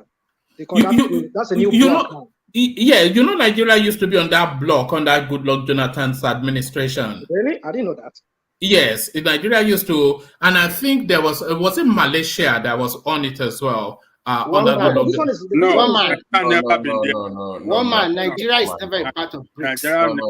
Nigeria is never. I'll find it. I think they used to be. I think I did. No. Just like Nigeria want to accept Nigeria accepted the Chinese renminbi, which they call yuan, as part of exchange rate during the Jonathan regime or any time of Buhari, but which never manifest. So don't. Okay. When we go, I will talk about. No, I think it's an emerging economy space. So do you want us to go to that space, or do you want us to go to the composition of maybe from my experience, because I live in China for quite a while, and I know about BRICS very well, which comprise of Brazil, Russia, China, India, and South Africa. They come together to form an economic bloc, but I don't see that one as a threat to the West.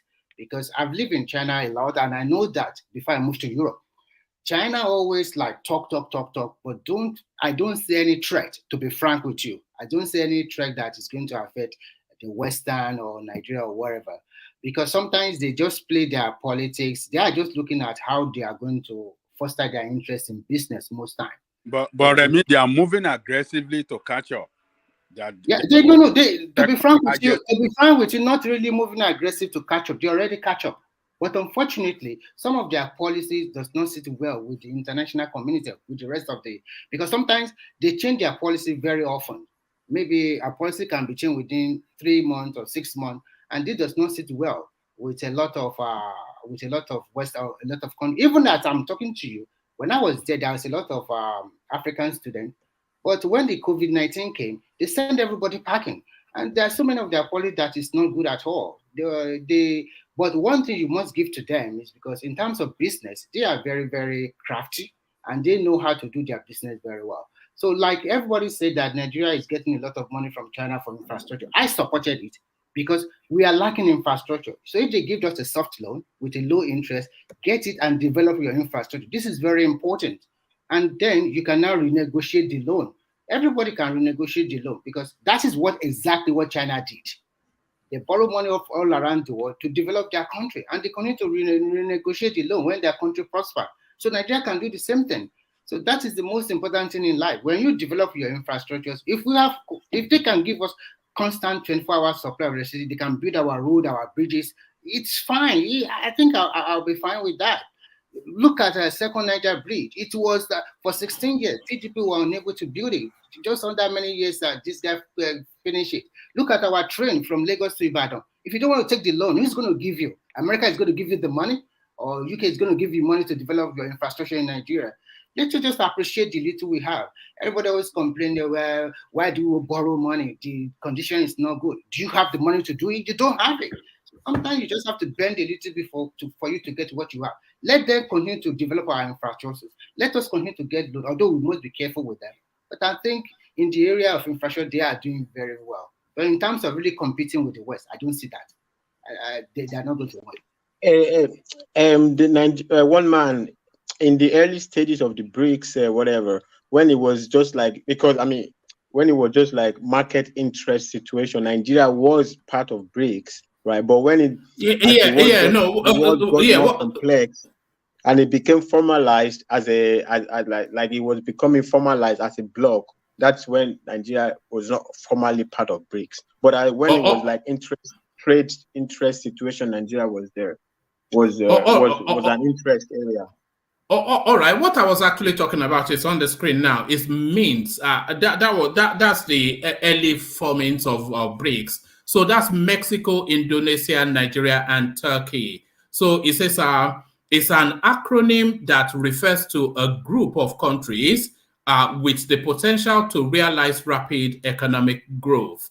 The respective countries were selected based on specific demographic, geographic, and economic factors. So means, but you were saying about you were saying about infrastructural developments going on in Nigeria, Remy. But then of course that in itself a very contentious space. So a very contentious space because a lot of people will query that there is actually nothing going on in Nigeria.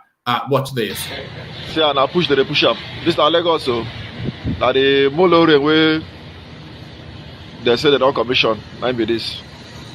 Nigeria. You can never have it right. See, they push Molore for up. So that's how the train gonna go for road. The zone all lights go finish. They'll come they push out like this. My guy, this country now zero. Dead on arrival. So after the $150 billion that TINUBU spent on monorail is a push and start.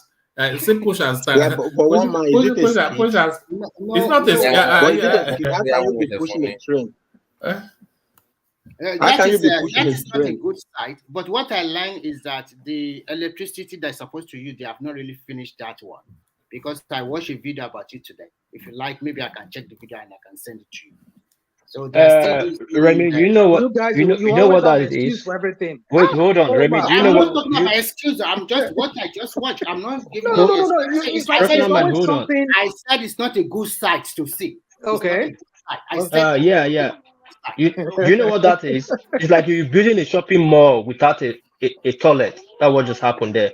In every train track, there's like a mini vehicle to put train. It's diesel used because they use it everywhere. Because if it's an electric train, when you want to fix the track or fix the train, you don't put on the electric. There's like a plane aircraft. There's a little car that pulls the aircraft up from the terminal.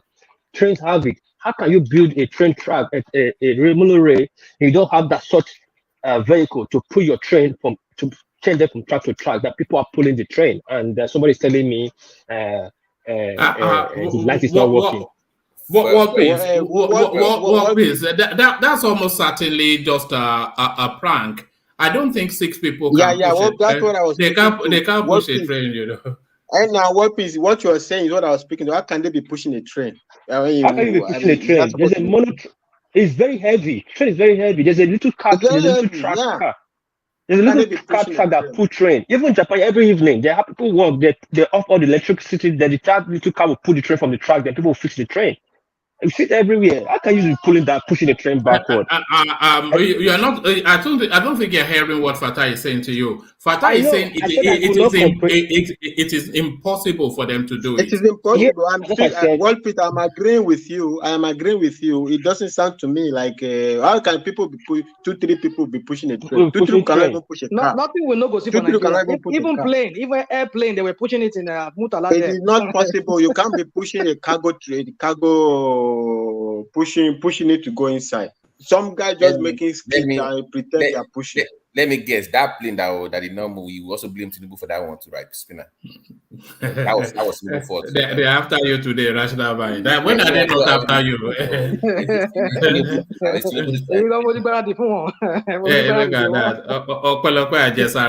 that. Look at that.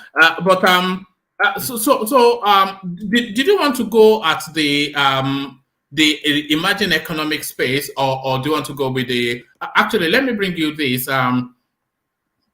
Ganduje, RUFAI, GBAJABIAMILA, FASHOLA, others jostle for positions in TINUBU'S cabinet as Nigeria's president-elect disappears from public. So the latter half of that headline, you can ignore that. But really, Governor Abdullahi Ganduje of Kano State and Nasir El-Rufai of Kaduna State are currently jostling for a place in the cabinet of the president-elect Bola Tinubu, also lobbying to become chief of staff to the president-elect are speakers of the House of Representatives Femi GBAJABIAMILA and Minister of Works and Housing Babatunde Raji Fashola.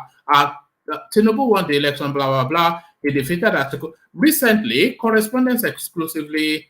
I'm just skimming through the ones.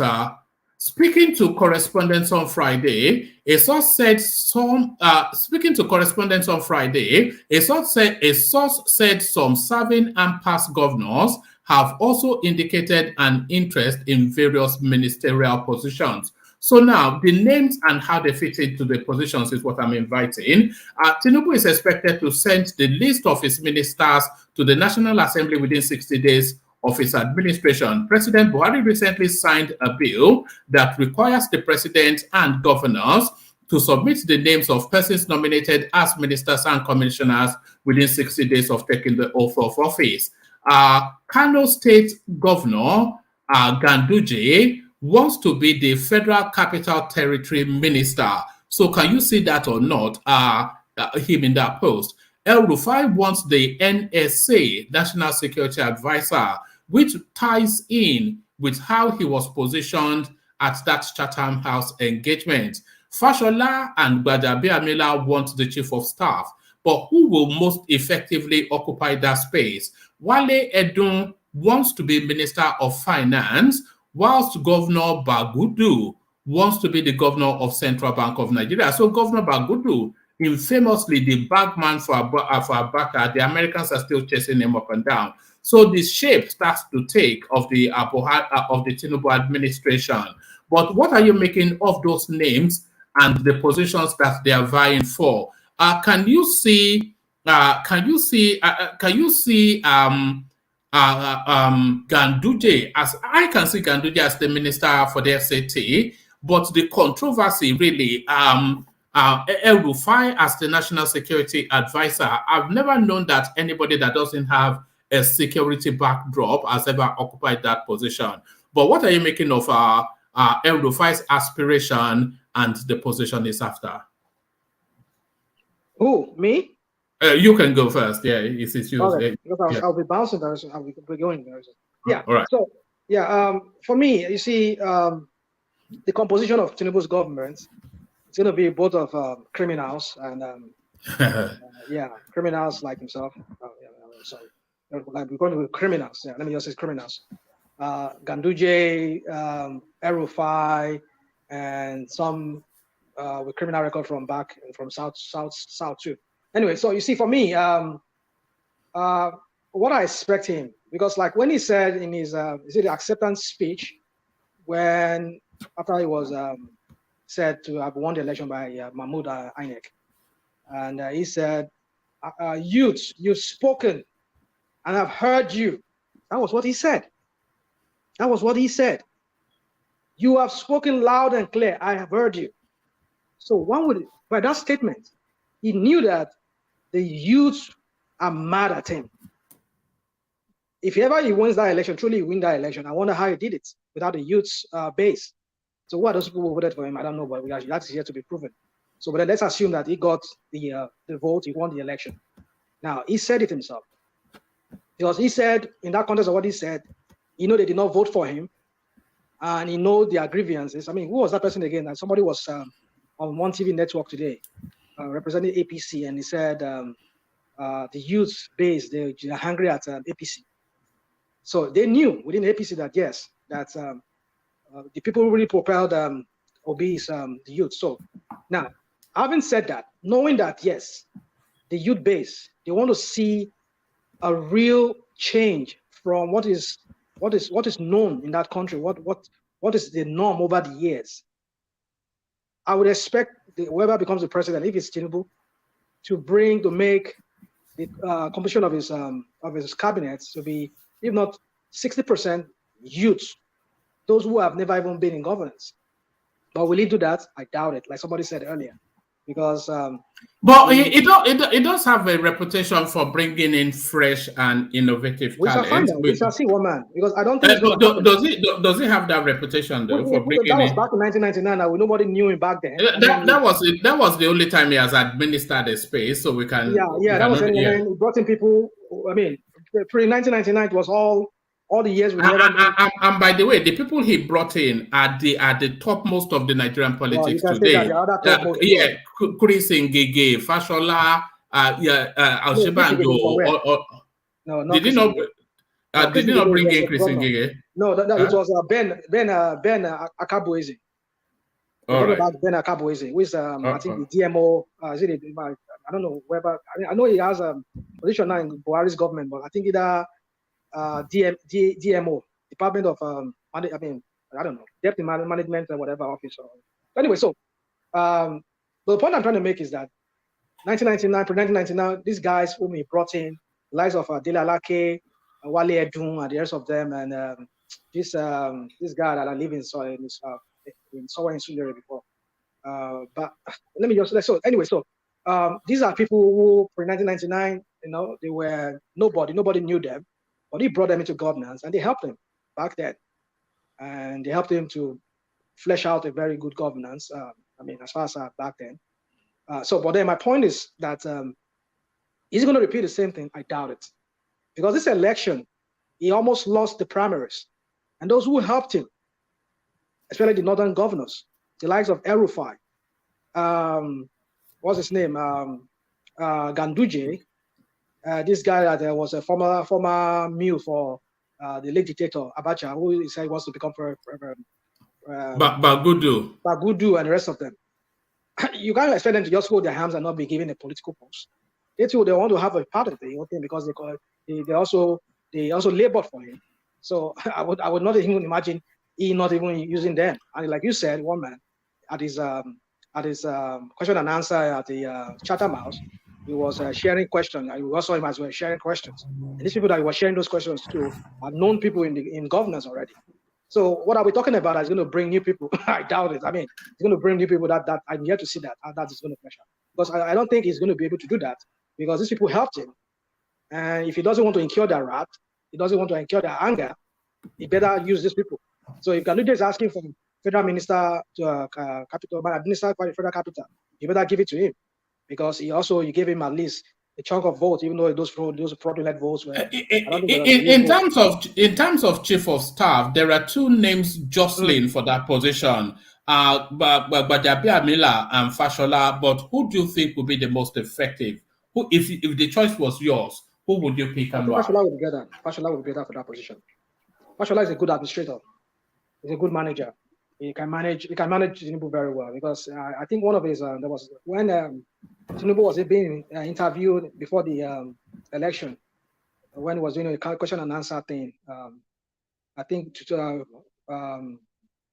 Fashola was there, and I think he granted an interview where he said that I think that same forum he said when I was chief of staff to him, I would say Oga this is not what we're supposed to do. I mean, he's able to, maybe he's able to bring him back to his senses. But you see, GBAJABIAMILA is a yes man. He's a yes kind of person. But FASHOLA will stand his ground. I see FASHOLA as somebody who is a little bit of a principled man. When he was a governor of Lagos State, I see what the guy did. He avoided controversies, and even though he lived in a very divided religiously home, his wife is Catholic, I think himself is Muslim, and sometimes even he attends church service with his wife at this Catholic by Baja in Surulere there. There's a street called Baja in Surulere there. So he goes there. So when I walk by that back then, when I walk around when I'm in Lagos, I see the heavy presence. Even when the wife is, or maybe it's only the wife, there's heavy presence of security personnel there. So anyway, so yeah, I seem to be a very balanced person. It's not a fanatic like I see other people who are Yoruba, Southwest, and Muslim people. So anyway, so yeah, my point is, I think he will be a better choice because GBAJABIAMILA is a yes kind of person. He doesn't. I don't think he can confront Tinubu and tell Tinubu that this and that. But FASHOLA will stand his ground and tell him, if you want to fire me, Oga. I don't care, but I'll tell you the truth. And being that he's a trained lawyer who understands the Nigerian political scene more, I think it will be better. Do I think GBAJABIAMILA can also do the same thing? He can do something, but the same thing. But GBAJABIAMILA is a kind of yes person. We need someone who is not a yes person, who can tell Tinubu to his face. So, God, look, God, this is not how we should do it. Or God, this is how we should do it. He'll give you, and he reasons he's very lucid in his, to some extent, I would say, he's very lucid in his, in the way he reasons and he expresses things sometimes. So for me, I think I will route for FASHOLA for that post. But then my question now would be, if he won his own election or his re-election, well, that is GBAJABIAMILA, what is he? That's why I doubt if he's looking for, but we don't know. We might be saying all of this and it could be somebody different that Tinubu is going to bring as chief of staff. But I think he should look at FASHOLA. Bola, if you're listening to me, I want you to use FASHOLA. Bola, you're now bodies now. It's that party, eh? Of course, he's my president now. So it's going to be. It's my president. What am I talking about? So it's okay. Yeah, let me know. So he can't help it, can he? FASHOLA should be the person you should consider. So yeah. So because you need somebody who would reel you back if you're derailing. I think FASHOLA is that kind of a person. So, but then what I'm saying about GBAJABIAMILA is that if he won his re-election, what is he looking for? He wanted to be in the presidency. What I think is just is negotiating. Is in negotiation for some people who are using him because one thing, these kind of things like this. There will be people who are party to a president. There will be the means by which you can negotiate your way. There are some people who are trying to come into the cabinet, which I think they're trying to go through GBAJABIAMILA because of his closeness to Tinubu. Because I wonder why would he want to abandon his speakership, which I think is going to lose at some point. If they were to look at the whole thing, we cannot have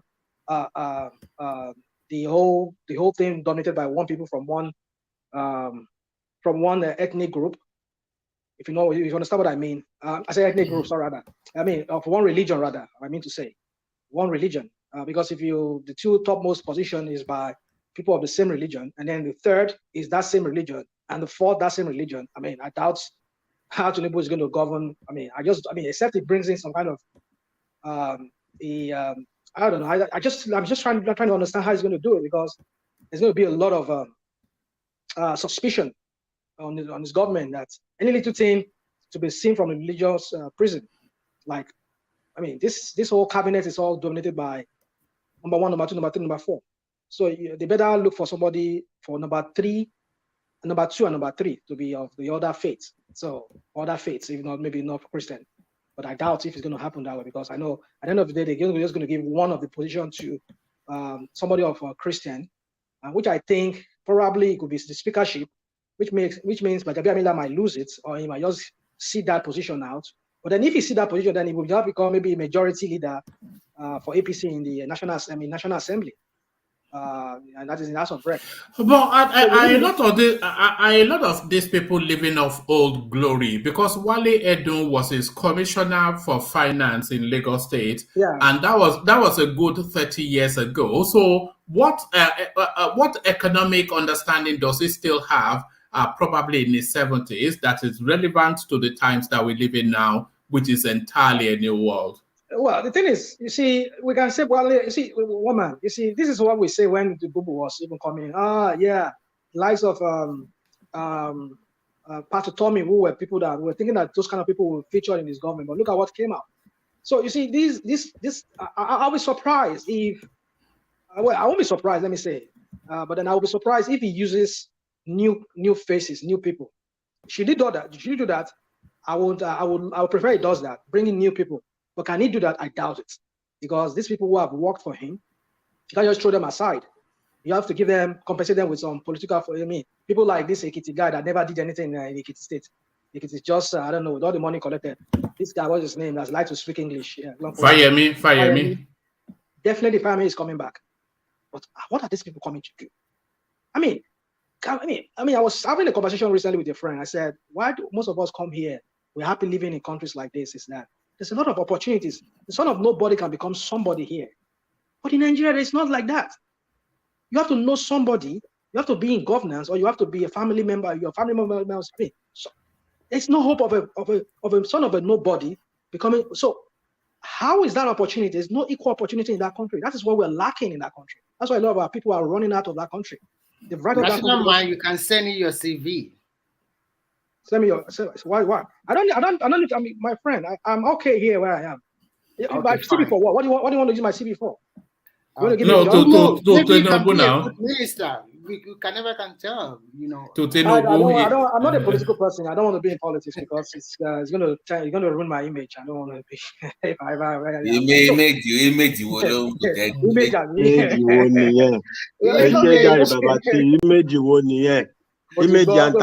So let me just round up, because I know some of you are itching to want to speak.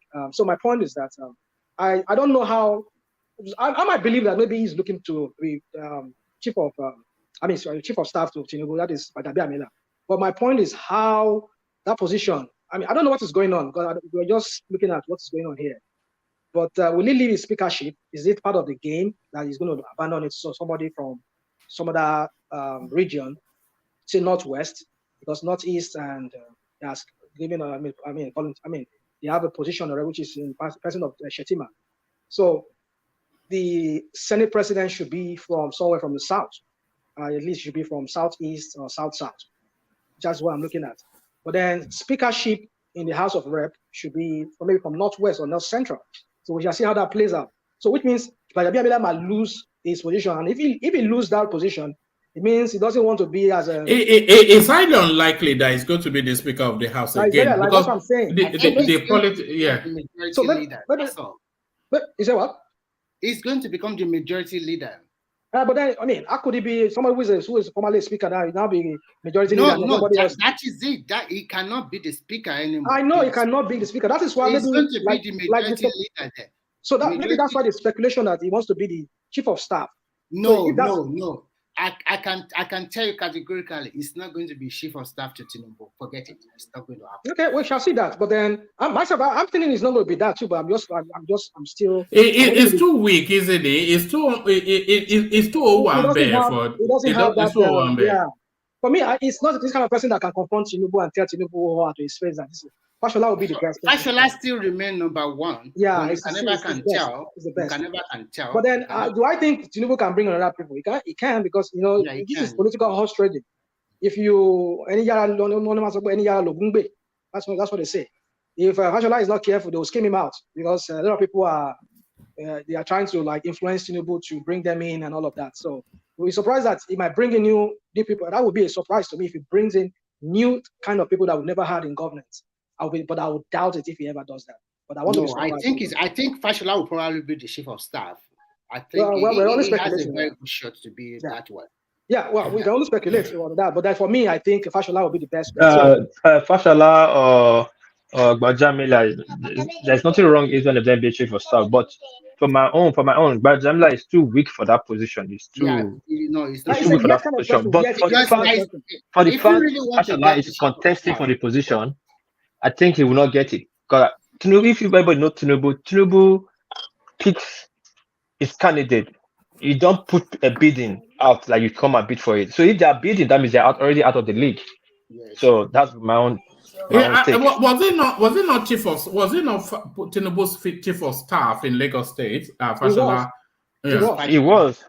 Yeah, but he cannot use him. It's not a must that you must use him again as a chief of staff for the federal. Yeah, I agree with him. It's not a must, but the point is, this time whereby he's trying to form his cabinet, you can imagine the kind of lobbying that will be going on behind. That is why I said people like GBAJABIAMILA, even though he doesn't want to become a chief of staff, is a tool in the hands of the lobbyists to bring in people. They will use, because of his closeness to Tinubu, they will use him to convince Tinubu that, oh, make me a minister, make me this. A lot of people want to go through him. I think he's going to make money from it, I'm sure. Hold on, Remy. Let's bring Patrick in. Yeah, Patrick. I just want to I'm not adding so much. I just want to bring up something that Rational Mind said. He said we must come to a point in the country where the son of nobody will become someone, right? I'm sure he said we must come to a point in our country where the son of nobody can become somebody. Exactly, I said that, yeah. Okay. You see, the son of nobody must position himself. Who was FASHOLA's father? His father was nobody now. He has become somebody. Who is Fayemi's father? His father was nobody. No. Don't say this. Who was Goodluck Jonathan's father? Who was Goodluck Jonathan's father? No, hold on.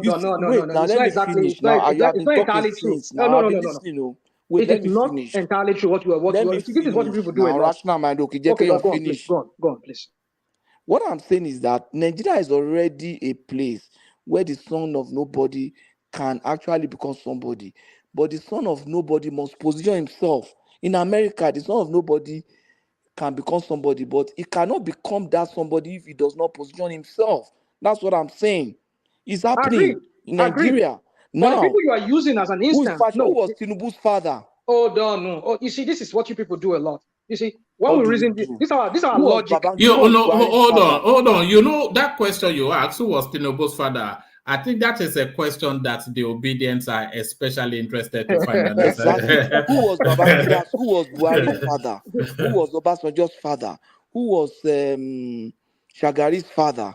Who was MK Abiola's father? Who was MK Abiola's father? Guys, we are starting logic in the head here. You see, the son of nobody has always become somebody in Nigeria. But if the son of nobody stays back, and say son of nobody must become somebody, so you will just be complaining, and everybody will become somebody. Let me reply, because I have to go very soon. You see, the point is this: what the only area I agree with you is that people have to position themselves, regardless of who you are. Either you're a son of nobody or son of somebody. But the instances, the example you were citing, those examples do not hold water, because these people you're talking about, they are privileged in some ways. Because they position themselves. Yeah, they position themselves. I get it. Hold on, I get it. Yeah, I get it. But the way you are using it is that these people already, they are in the limelight. Like FASHOLA was a big lawyer already in Lagos. He was a big. You said what? But he became somebody now. He became a big lawyer. No, if you know the FASHOLA family, no, you don't know. You don't seem to know the FASHOLA family. Yeah, I know they have ancestry to Ekiti State. But what I'm saying is this: if you go to behind somewhere in Eric Moore, there, I know where FASHOLA stays in Eric Moore. I have a friend that lives what's the name of this area there? Yeah, so it was very a close big to lawyer. one of those. There are these blocks of schools, government schools in front of his government college, Eric Moore. Yeah. No, I don't think it's government college, Eric Moore. But there are schools there. I don't forget the name of those schools. So where on that street where he lives, I know where FASHOLA lives in Lagos. Okay. So I have a friend that lives very close by there. Very close to speak. So anyway, so my point is this: that the FASHOLAs, you might say maybe they're not politically active as such pre-1999, but they are also people in the sense that they are all their children that bears FASHOLA. In some ways, they have connections. Maybe in banking, in law, and whatever. They are like that. So I'm telling you, the son of you are saying nobody. they were not nobody. Hold on, that's what I'm saying. The son of nobody, in the sense that from grass, he rise to grace. Yeah. We do not have that opportunity in Nigeria for people like that. We have now. We do Look not. at Jonathan. We do not. That's what I'm saying. Can we come in the conversation? Yeah, come in, Fatai. Let Fatai come in. Come in, Fatai. Yeah, I mean, I was waiting Rational Mind to land, because you can't argue with Rational Mind.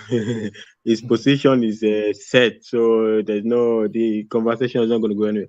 There's nowhere in the world where everybody in life needs a leg up. Everywhere in the world, even in that America, there you don't just become somebody from sleeping from homeless. In your room. There's nobody who made a homeless person and become president. Even in America there. So you position yourself, as Patrick said, in life, and then you get a leg up also. If you have a leg up, it's faster for you. But nobody's gonna pick you up from the street and make you minister. If that's what we are talking about, we are all just deceiving ourselves. It's wider than that. I understand what you guys are saying, and I agree with you guys what you just said. You have to position yourself. But the wider point I'm making is that thing that will shoot you to that position whereby you position yourself is lacking in Nigeria. How many people can afford? How many poor person can afford to send their kids to university? And even as Nigeria university is so backward, and it's still like, compared to what we pay here, maybe it's still like nothing compared to. How many people can afford to send their kids? How many of the parents are gainfully employed to be able to get their kids into university system of Nigeria? How many? Rome is not built in one day. Rome is not built in one day. You said what? Rome is not built in one day. Thank you very much. Rome. You see, when you people use this kind of favorite line, it's there's no way you people. No. Don't give me that. Every time you people. Who are you people? Who are you people? I mean, you batified. What? Oh my goodness. Yeah, you batified. I think Rational Mind, the assumption you are giving here is not right. How's it not right? Can you define what you mean by ordinary people? You want him to go and pick somebody in the street? You must build your resume. No. These people has been a lawyer. Some people have been working in the bank. Okay. Some people they have different job or whatever career they are into. I totally get you. Tap into them. I don't understand what you are. My point. The point I'm making is this: that there isn't. Okay, look. Why are many people jackpying? Anybody can japa. They did this topic last 2 or 3 They don't have to be, hold on, my friend. That's the history of humanity. They don't have to be. Hold on. Japa is part of the history of humanity. Hold on. You know we're all japa. You know we're all japa here too. Or every single one of us on this platform. Exactly. Why? Because there isn't much opportunity. Some of us. That's not the reason why some of us came here. Is that what? That's not the reason why some of us are here. That's not the reason. When you know, why did you leave your bank? Hold on, Patrick. Why did you leave your banking? Despite you said you were a big banker in Nigeria, why did you leave there and come here and start having kids? And I'm not sure. I don't know if you have your kids before Nigeria or yet. But some of us have our kids. I had my kids in Nigeria now. Okay, fine. But you brought, either you have them there or you have them here. But you brought them here so that they could have future. They could take advantage of. No, if I had been in Nigeria, they would still have the future now. She just in Nigeria. No, my father was. I was raised in Nigeria. I have the future. Can you make it personal, please? Can we go back on point, please? All right. The point I'm making is, okay, let me use myself. Why do I come here? Most of us, like I say, that applies to many of us. Because we want the opportunity that our kids can have a better life than what we had back home. Yeah, but nobody's arguing against this. The wider point I'm making nobody's arguing against the point. So my point is this. The wider point is they don't have to be in governance. They don't have to be appointed by TINUBU. A question for you before you go. Related to nobody being somebody. That everybody that is schooled in Nigeria, they cannot have a good life, or they cannot be successful. By the last estimation that they gave, they said 40 million people are unemployed in Nigeria or underemployed. That's the last statistics. And I think a huge chunk of those people, or if not a quarter chunk of these people, are university graduates. Okay. The question I asked you did not answer me. The question I asked you is very simple. Are you telling me a lot of people that stay back in Nigeria, they are not successful, whether they are well read or not. Is that what you are telling me? A lot of them. All right. Respond to that rational mind, and then I want us to go back to TINUBU'S cabinet. But I'll respond to that. A lot of them want to run on me. Go back for one visa, for one invitation, for on my Jackro Nigeria. I mean, what are you people talking about? Usually we just talk as if you are just divorced. I mean, you're divorced of what is going on in that country. Like people are not really suffering. I give you an instance. I have friends in Nigeria that are doing well, but I tell you, they are asking me, okay, just send me an invitation. You just send my kids. I want to send my kids here for schooling. I just need them to stay with you. I mean, that kind of a thing. I have a lot of them. What are you talking about? The thing no, is, we are not talking. We are just saying, where are you tying the argument to? What are you tying the argument to? What are you tying the argument to? We all know the state of Nigeria. We want to create a society. Hold on, my friend. We want to create a society where the son of nobody will have an opportunity to position himself, like Patrick and every other people say, which I rightly believe, that you have to position yourself to be somewhere, like especially in governance. But I'm saying that thing that in the first instance that will shoot you to position yourself is lacking. If TINUBU is coming or anybody is coming, let them make that possible. Like that credit system he's talking about. If he really can do it, bring it about. Bring it on. Bring it whereby so people can go to school, they can get a loan. But then the question is, even if they get that loan, how are they going to repay that loan? Because there's no job for them. So create that job. See, it's a lot of there's a host of things that TINUBU needs to fix, or whoever is coming in to fix, to really get us to kickstart that economy of that country. So, in conclusion, when it comes to what I'm talking about, we need to create a venue whereby people can have opportunities. This jackpotting that we're jackpotting every time, it will slow down. And we can even bring some of our brains back to Nigeria. When we create an environment whereby people can flourish, they know that they can get the justice for whatever they seek from the justice system. If we can create that, I tell you, the country will move forward and people will come back. And then lastly, on this this cabinet issue, I'll be surprised if TINUBU brings in new people. Do I think he should? Yes, he should. But do I think he will? I doubt it, because like somebody have already said, that's my position too. He needs to compensate people who helped him. You cannot bite the finger that fed you. If he doesn't want them to, number one, derail his government, and number two, and then maybe work against him in second time if ever he has to, even if he ever finish first time. So, in conclusion, that's what I want to say, one man. I know there's so many things I want to say, but let me allow other people to speak. All right, brilliant. Let's bring Babati's voice in. And Babati, Rational Mind came up with a formula of 60-40. So I somewhat agree with that formula, 60-40. But then where should the weight of that divide be? So we're talking about the traditional politicians that he owes an obligation for reasons that they contributed to his evolving into the Nigerian president. So he owes them in terms of political patronage. So that's one. But he also promised to the youth space in his acceptance speech when he received his certificate of return that I hear you loud and clear and I will respond, which is to say that there will be a real influx of youthful and energetic faces in his cabinet as well. So how does he weigh that balance, 60-40, if we go with that formula? Which one should be the 60 and which one should be the 40? And then also, should his chief of staff, do you imagine that he will go outside of Yoruba land to pick his chief of staff? GBAJABIAMILA and FASHOLA are adjusting for that space. Babati. Oh, thank you, woman. Okay, let me address the first question, the 60-40 ratio. Clearly, I hope he borrows from the OBJ playbook, because one thing that we can all agree that OBJ did the first time was he kind of went outside the box, even though he still had people that helped him get there.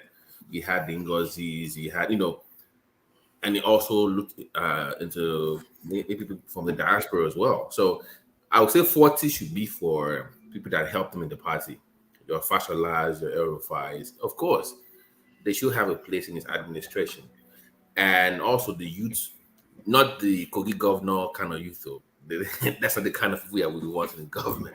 But it should be a mixture of technocrats, but not the number one requirement, the number one qualification has to be, they have to be competent. And they have to be put in positions where they're capable of functioning or performing to the optimum level. Just don't say because somebody won or somebody supported you, you put them in where they have no, experience or area of expertise. They don't know anything about that sector. So the number one requirement has to be that that individual actually has to be very competent. There has to be a work experience, and they must fit in, and they must have a vision as well. And whatever vision that they have coming into your own government, it has to align with whatever you want to do in the country. So, number one, they must have the experience. Number two, they must be competent enough. Number three, they must have a vision, and it has to fit in with what you believe. So, for the people that you talk about, these 40%, I mean, they're experienced politicians as well, technocrats, some of them. So RUFAI, ideally, you will want him in. You might not love him. Is that guy that you buy off season in soccer that you might not like, but you need him in your camp, in your own football club, not because you really want to use him, but to prevent him from playing for the other side. So you need him in your government. I mean, we can all agree that FASHOLA needs to be in government. The GBAJABIAMILA thing, I'm kind of confused on that one because I thought he won elections in the House. So I don't even know why he's fighting for any position at this time. FASHOLA, like I've always said, is my own candidate to be chief of staff. Because let's remember, FASHOLA, TINUBU didn't really want this guy back for second term. People forget. And this guy got people to rally around him in Lagos because he performed.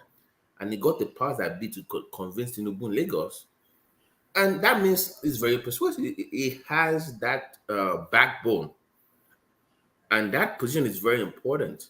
I would prefer that your chief of staff, there are two key positions in any government, that they have to be somebody that you can trust.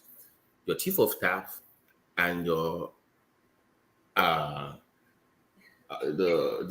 attorney general of the country, they have to be two that you can trust. So I would prefer FASHOLA to be that. But left to me, the other 60% is not just looking for youth only. That's not enough. I want technocrats. I want experts. If they're a professor in Chicago, get them. If they're one doctor in the UK, get him. Wherever they are in the world, get them to come help the country. So I'm not really concerned about them being youthful. It has to be not youthful, but not youth, but youthful. They must be experienced. They must be qualified. Bring them in.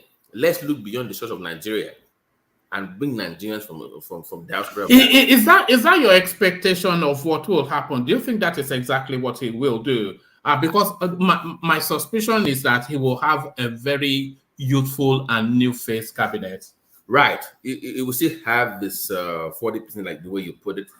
But I think the 60% will be people that we probably don't know. But I think half of that will be from diaspora. I think I'm not saying that I have any sign or any indication for that, but I believe strongly that it's going to look outside of the box and bring people from diaspora in to help out. But it's going to be a mixture. But I love the way this is going, because if it does that, that creates competition, right? Everybody wants to prove their worth to TINUBU. So that if you bring the youth in, they have to prove that they have value. So, but where we have a 2/3 of the cabinet being youthful, like I don't see that happening. But I think they will be youthful, but not youth, not the 40, probably in their 50s. Somebody with 10 to 15 years of work experience that is proven across the world, but mostly the UK and the US. I think it's going to be focused on those two countries to bring in people in. But for chief of staff, my preferred candidate is FASHOLA. That's my guy. I just that guy. What sort of gender split do you imagine will satisfy you? What sort of gender split will satisfy you in the TINUBU cabinet in percentage terms? But one man, to be honest with you, I don't care if they're 100% female. I just don't want all this forthwith feminists. Yeah, but do you think there should be? Do you think there should be an affirmative action in that space? Do you think we need affirmative action? No, we don't. We just need qualified people. If they happen to be female, so be it. But sorry, because we run a patriarchy, and if there's no affirmative action, then qualified or not, the women will always be hemorrhaged. Okay. So will you be okay with the 50-50% split? Would that be something that you would advocate for? If it's competence led, would you object to that? If it's competence led, I will not. I just will not accept to have this because there happens to be this kind of agenda from the West towards Africa, where they are using this so-called feminist movement to want to change pastors in Africa. And if you're a woman coming into that government, you have to understand that we're Africans. And if you are buying into this Western idea of third wave feminism, destroy all men are evil, I don't want you in government. You must respect the family structure as a woman coming into this government. Once you have all this third wave ideology or all this kind of mindset, I don't want you in government. So that's my concern. Just don't have that mindset of those crazy third wave feminism. Even if you put all females, I don't mind. It's okay. Just believe in the family structure. Don't buy into that Western ideology when it comes to society. Then we won't have any problems. That's all. I won't. All right. And in terms of the chief of staff, which will be the most you'll interact with, do you have the is it almost an inevitability that it will have to be a Yoruba person? And are you advocating for? You did say FASHOLA, did you? Right. That was once TINUBU won. That was the first thing I said on your platform. That is because it has to be somebody that is the gateway. That's the person that determines who comes in and goes out. That is, one can argue that's the most powerful person in your cabinet, right? The chief of staff is probably the most powerful. It has to be somebody that you've worked with, that you can trust, that can push back, can object, can also advise you, can look you straight in the eye and say, "Oh God, you are messing up. This is what we should do." So people are talking about it was the chief of staff in Lagos. Forget that one. It's also been the minister for 8 years, right? He's a super minister, for God's sake. He's a lawyer as well. So there's no limit to what he can do because he has the state level experience. He has at the federal level. He's handled 3 key ministries. He's a sitting lawyer as well. So he knows the inner workings of at the federal level, and he can better relate to state governors as well because he's also a former governor. So he checks all the boxes. He checks all the boxes. So you need someone that has that kind of experience. I would not object to bring somebody else in, but who would that person be in this political climate that you feel like TINUBU can trust? I don't see anybody else. Like people said, and I agree, but it's too agreeable for my liking. I don't think he can push back if TINUBU wants something. So I think FASHOLA will be the one that I think he can trust. You know, we've been looking for a role to satiate the Southeast in the TINUBU administration. And all of the key positions are blocked off from them. They don't have people, APC Southeasterners in the Senate. And the House of Reps, it looks as though that's been allocated to, is it the Northwest space or something? So do you imagine that TINUBU may go rogue and make his chief of staff somebody from the Southeast? And if he did, would that satiate that space? Well, man, give me a name. Because you're making this fun. Give me a name. What do you think he will pick from the Southeast? You know, because there's no criteria. He can pick pretty much anybody, can't he? So he can just maybe. What about Rochas? Rochas will go. Really, the best they will get will be maybe Secretary of State. That would be something that I think we will see be of high value. But no, you cannot gamble that kind of post, that very critical post, to an area where you're not sure you'll get loyalty. It's about loyalty when it comes to that position. So I don't know the name that will come out from that place. I mean, he met with the Okoro Chado. I think he went to his house. I saw that video. But he's in the Senate. So, and he wants the Senate presidency. So that that was something that I am interested in that power shift dynamic, or how he organizes his cabinet. But I don't see him going to the point where you put somebody from the Southeast as chief of staff. This is not about tribal, or I just feel like FASHOLA is just better. It's not really about the tribe or they being from Lagos. He's worked with him. He has experience. I mean, come on, the guy. Look at his resume, for God's sake. Who else do you have from South that can match what FASHOLA has? For that, there's nobody. I don't see anybody. Give me you give me a name. maybe if you bring up a name, I can say. I can't think of one either that is APC and but rounded off enough mentally to, because you need a balanced, non-controversial person that doesn't come with too much baggage. And you can't take out Okorocha from the Senate because you need him there at least to be some kind of chief whip or something, majority leader, something. You need him, so you can't take him out. So I don't really see what they have on that. But I think this will rival one man. I think this cabinet will rival that first time of OBJ. That first time of OBJ really had some big wigs that were really, qualified. Yeah, strictly competent. Yeah, so I think this will rival that as well. It will come on with experience, and that is what I'm looking forward to. The youthful part of it, I'm not sure. Not in terms of age, but youthful. Maybe late 40s or 50s, but I don't see anything lower 40s. I don't see that happening in the Tinubu administration. I don't see that happening. But it would be interesting to, let's also not forget, because we're discussing cabinet, he also has special advisors as well. That is that's a very powerful, they are powerful seats as well. So we just want to see who he surrounds himself with. But any lady, woman that he brings into the fold, I need to check your cultural value and family values. I'm very keen on that because I've been reading what's going on in Africa in this Western plot. All right. You've opened that space. So let me play you this, Babati. We are still on the TINUBU'S cabinet, but twice now you've spoken about the Western influence on the African space. So let me play you this and just get your reaction to it. Maybe a couple of people who may or may not want to react to it, and then we go back to the TINUBU cabinet. But watch this. This was in Ghana. Madam Vice President, you have made clear that the message of this trip is centered on a collaborative future. At the same time, the Biden administration committed to calling out any foreign government that advanced anti-gay legislation or violates human rights. All three of the countries that you are visiting on this trip have advanced or proposed anti-gay legislation. Ghana has proposed a bill that would imprison those that engage in same-sex intercourse. Gay sex remains a crime in Tanzania, and same-sex relationships are outlawed in Zambia. What have you said to the president and plan to say to other leaders on this trip about this crackdown on human rights? I'll start.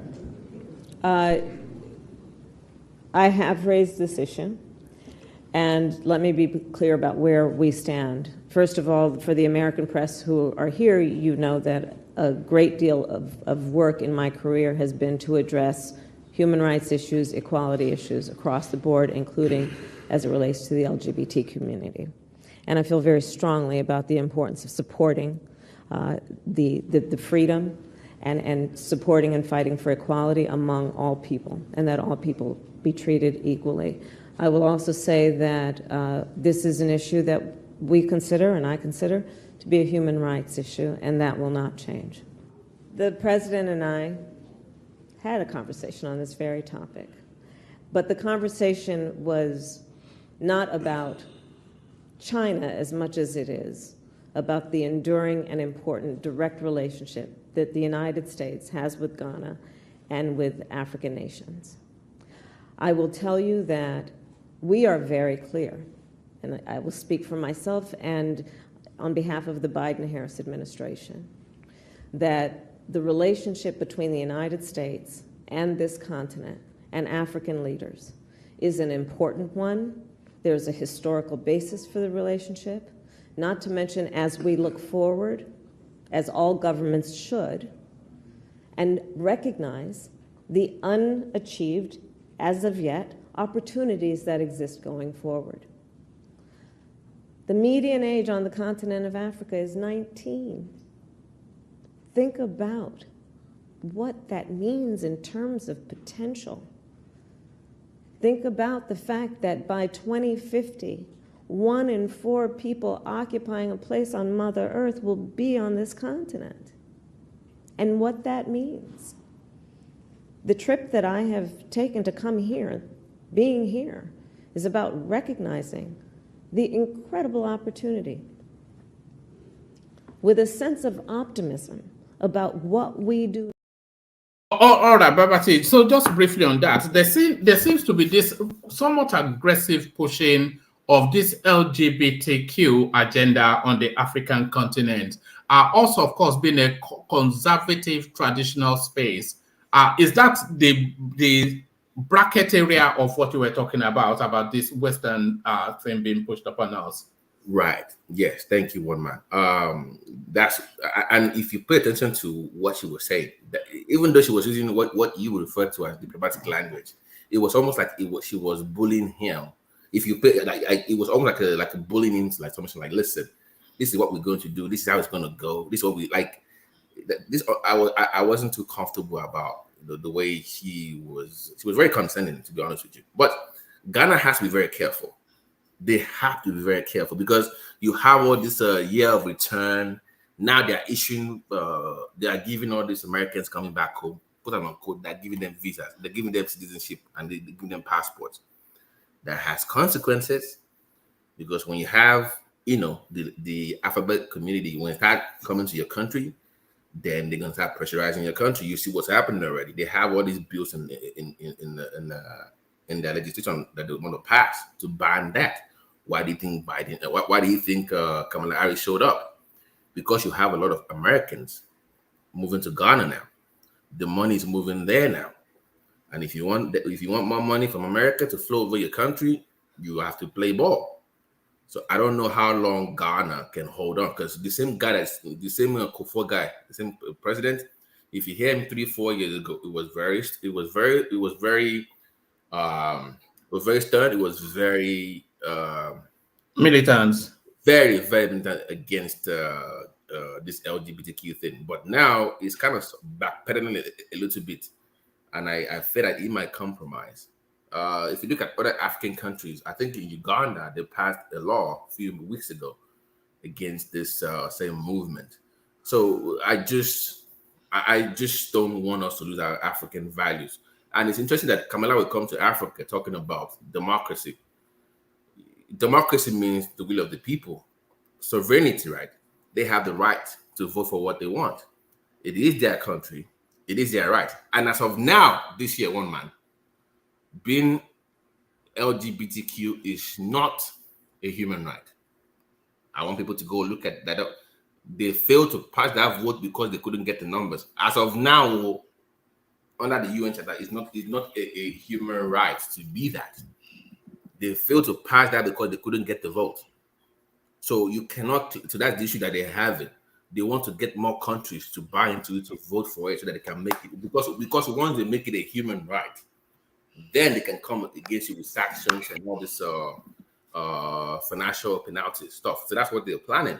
So I worry for Africa that Africa has to hold on strong because this is some kind of slavery. It's not like cultural imposition all over again.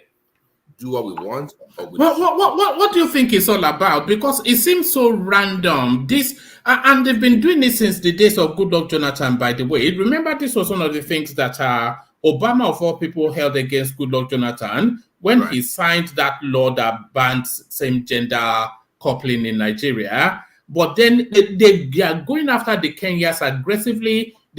All the Kenyan government they're all being what is it all about? Especially this topic that they seem to want to. Why do they want to turn us all gay in Africa? Woman, you heard what she said. That the mean average age will be 19 years old. So this guy, they've studied the landscape. They know exactly what they're doing. Now you see, more money is pouring into Nigeria in terms of music, in terms of movies. You're gonna have more opportunities coming into Africa, but that comes with a price. That comes at the cost. I was reading. So I was watching this interview on WOI TV, and they were interviewing this lady. Is that not the Indian platform? Yeah, she was. They were interviewing this lady in Uganda, and she said she runs this NGO, right? She runs this NGO, and they were willing to give that NGO over $400,000. And they were discussing. And the last day when that offer was about to close, one man, they said, "Oh, by the way, we forgot to tell you one thing. We are looking for a child that has come from like a homeless child with no parents, just for we need them for advertisement." Like, what do you mean? And it turns out they were actually looking for they were looking for binary, like a fluid, gender fluid young black lady to use. I said, what do you mean by that? They're like, oh, for you to get the money, we need you to find us a gender fluid young lady that we can use for campaign. And she's like, no, I'm not gonna, because you want to give me money. So they are pouring in funds into these NGOs in Africa. So you start hearing all this, equality rights, free for all, free spirits. Even churches are buying into it, but they are funding those organizations with real cash. Man, there's money in those. If you are promoting those things on the content, there's money in it. So that's what there's this. I wouldn't say they want to turn into, but I've heard people say, oh, it's some kind of war population control. I think there's more to that. It's almost Luciferian in nature. Don't let me go into that spirituality right now on your platform. That's the way, because so they want to break the African spirit itself. They want to change the family dynamics. That they want to change that, where you have subsistence men. I've had so much stories about in Lagos on your after hour show.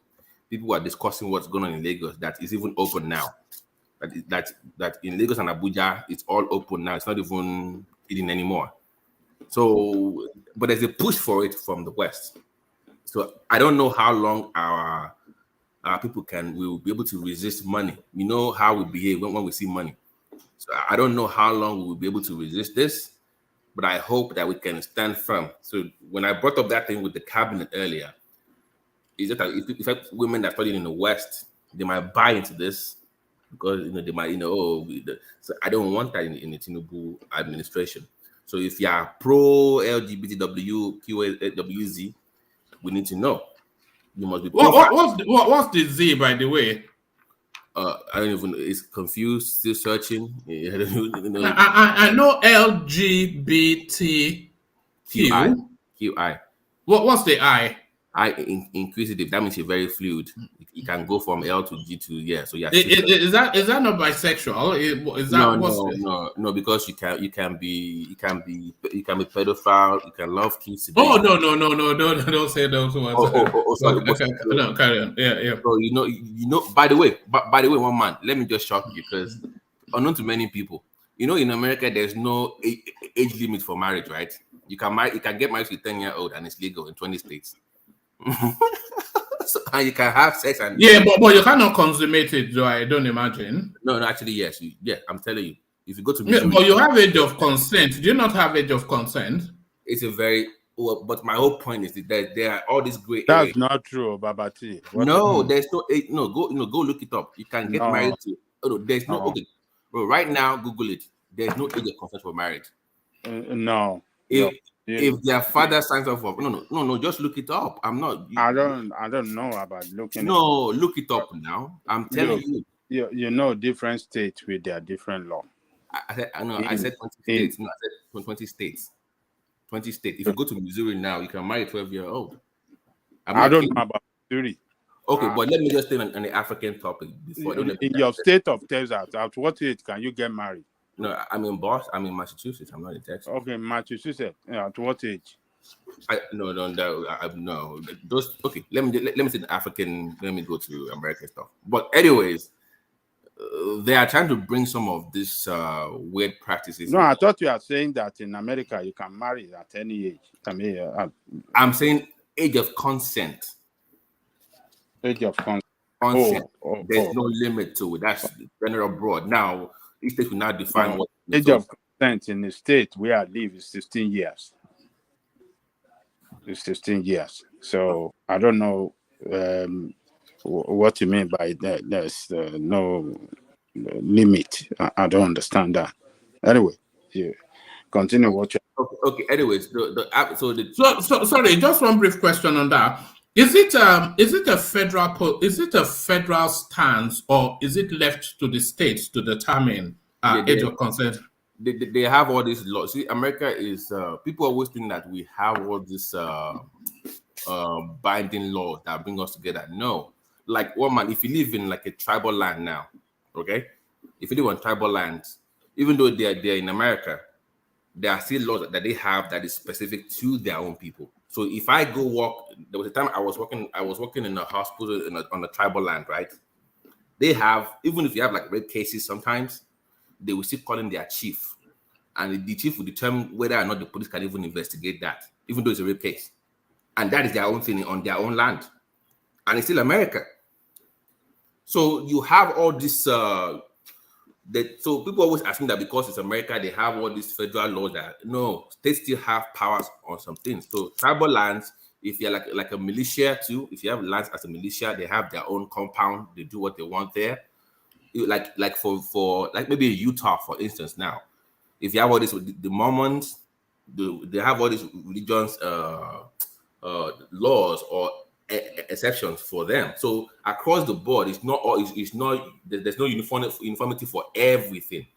There are some certain exceptions based on maybe your race, that would be Native Indians, or your religion, maybe a Mormon, or your practice that maybe in Utah, for instance. So there's some few exceptions to the law in the country. So it depends on where you live, like Nekoko was talking about earlier. So it depends on the place where you are. All right. Let's bring it back to TINUBU'S cabinet. And you were saying, or did you disagree that it necessarily his chief of staff has to be a Yoruba person? It has to be the most competent. And interestingly, the person just happens to be Yoruba one man. It's just, I'm not because people are like, oh, because you're Yoruba. No. Just look at it. There's no. You give me a name. What name do you have? There is nobody. If you give me a name, that I would say, okay, maybe. Somebody is suggesting Festus Keyamo in the comment section. Festus Keyamo as what? Chief of staff. To be doing what? To be advised to be the gatekeeper. No, that one is like an attack dog now. It does not fit that. You need someone that is, come on. Whoever I put that out there is just being mysterious. But you need somebody that is combative for that role, do you not? No, you need someone that is very combative, but is very laid back and well calculated and very experienced, tempered, like that they can control their emotions, because you are dealing with people from all sides, your own party, the opponent's party. Do you think Festus Keyamo can deal with this? If Dino Milai is attacking Tinubu now, he will go off now. No, you need someone that is laid back and knows their responsibility. And it lacks the finesse. It lacks the finesse of the job. I mean, it's like do you know what it reminds me of? It's like a Tinubu, to be honest, which is like someone that died, like Borotolo school ni Festus Keyamo. Like a street dude that went to school somewhere, just find a way in. So that's the kind of, you don't want that kind of person as a chief of staff. That's not the kind of person you want. That would not. But once again, FASHOLA would be my own. But interestingly, we never talked about who do we want as the Attorney General of the Federation. That is a very important post that nobody is discussing. Who would be the ideal choice? I think that will be the aspiration of Festus Keyamo, but for reasons that you've already discounted him from the chief of staff, that discount is to Mushite Podulare from Adegunle sort of. Yeah, but by the way, you can see in the comment section, Joel was talking about even in Tennessee, you can marry young geese. You see that woman? That's right. Yeah. So that's what I'm saying. It's just leave that alone for now. So I want a more robust cabinet. We need to have more people from the diaspora. One man, now, you live in the UK. What Nigerians are doing here, my God, we need them back in Nigeria. I'm telling you, we need them. Do what OBJ did. That was like, we need you in Nigeria. Bring them back home. We need them, please. So if you can find anybody from anywhere in the world that has, in fact, one man, I would prefer to have somebody that is trained abroad to run the CBN, for now, whatever, World Bank, whatever. We had that with Kemi Adeosun now, not to run the CBN, but she was an excellent finance minister until they got her because she was too rigid. One man, she was an amazing commissioner of finance. She went almost 200. She almost tripled the state's income now. She was a brilliant commissioner of finance. That's how they got her to go to the federal level, because she was so good at the state level. So we need those kind of people that can come in, that understands how the world really works. So she runs finances. for power sector, please bring somebody from abroad too. If you have expertise, there are areas that I want people that have expertise from the diaspora. If you're power sector, finance sector, transportation, yes. If you run something crazy stuff abroad, come back home. We need you. That would be my transportation, power, economic. So I also want to see is economic advisors. They have to be diaspora. I'm sorry, I'm not trying to bash Nigerians in Nigeria. Don't get me wrong, though. I just feel like you need that world exposure to the world. Someone that has that kind of, we need that. In fact, you know what? For agriculture, interestingly, I know Akinwumi is busy right now at African Development Bank. You can bring back Yabo Obasanjo. I know you don't like Obasanjo or whatever, but that woman's resume is one man. If you have time, go and study Yabo Obasanjo's resume. It is insane. Why must economic advisor necessarily be in diaspora? No, I'm saying no. I was specific about the areas I wanted. I didn't say all of them. You have for various. Economic advisor. Yeah, but in terms of knowing how the landscape is globally, because they have experience working on all these world banks and being from World Bank, African Development Bank, they have hedge funds managers that might someone that those kind of exposure to, because they can get you the money, they can get you the funds, they know where the resources are, they have the connections. So they had that world exposed. They were exposed to the Western world, the Eastern market. They know the inner workings of how this thing works. So I feel like that experience will come into play. But for agriculture, one man, I mean, go just study what that Yabo has. She had like two PhDs and veterinary, and she's a professor. I mean, she's a former senator as well. So if they will let her come back, I know she's teaching her in Wake Forest now, university. She is something that I would recommend for agriculture. That would be something that I would prefer. All right, but let's bring in some of the new voices that are joining us, and a voice that is almost certain to be totally new to the space. Big Daddy Shebi. Big Daddy Shebi. I hope your character is as expansive and as enriched as that name, Big Daddy Shebi. So Big Daddy Shebi joins us. Good to meet you. So come into the conversation whenever interests you the most. Good morning, good afternoon, wherever you are.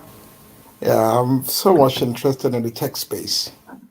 And then what I'm looking for in this new dispensation under TINUBU is going to be more emphasis on the tech space.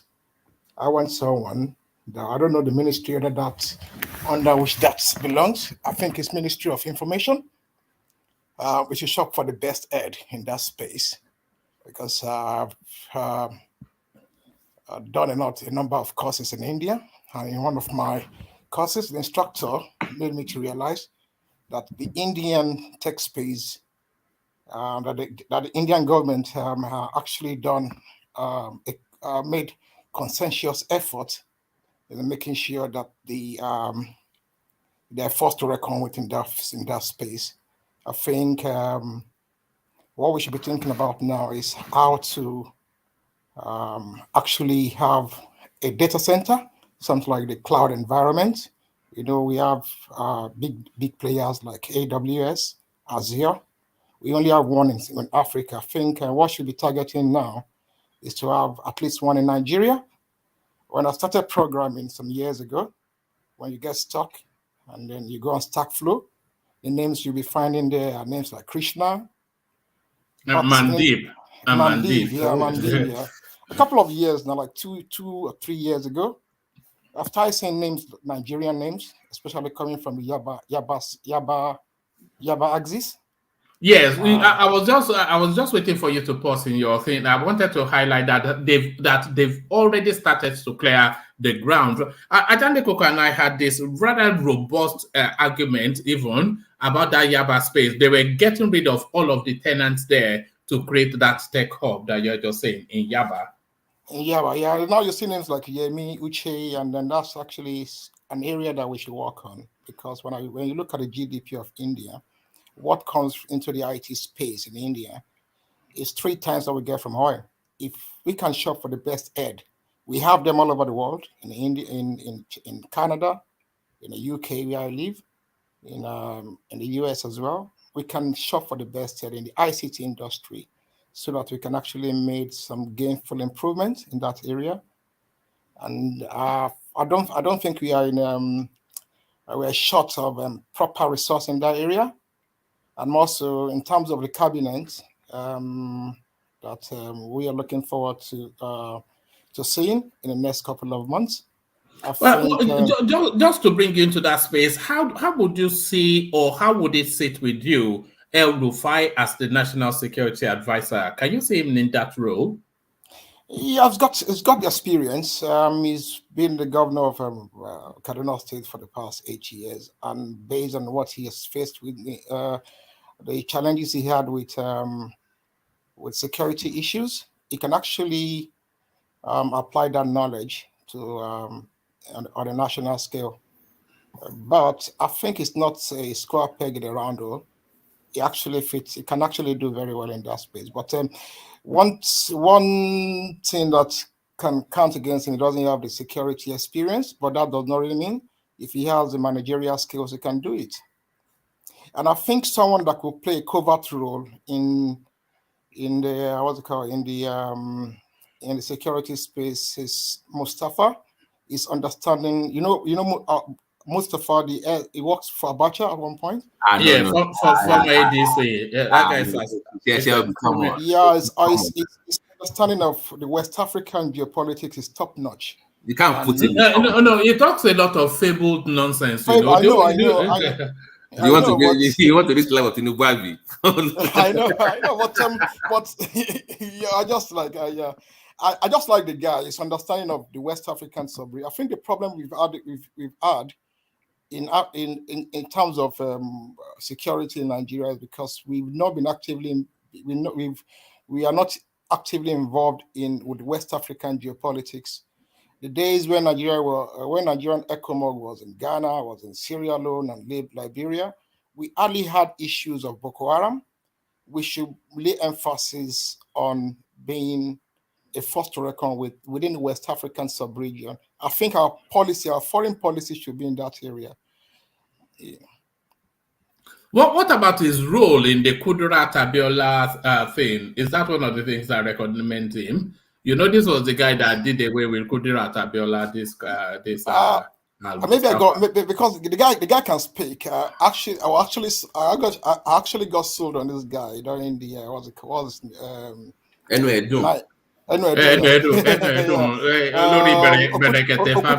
Okuta panel, yeah, I got sold. Oh yeah. And then I don't know. Well, I just like him. I like it should not be working covertly underground to guide like espionage. I think he'll be good at that.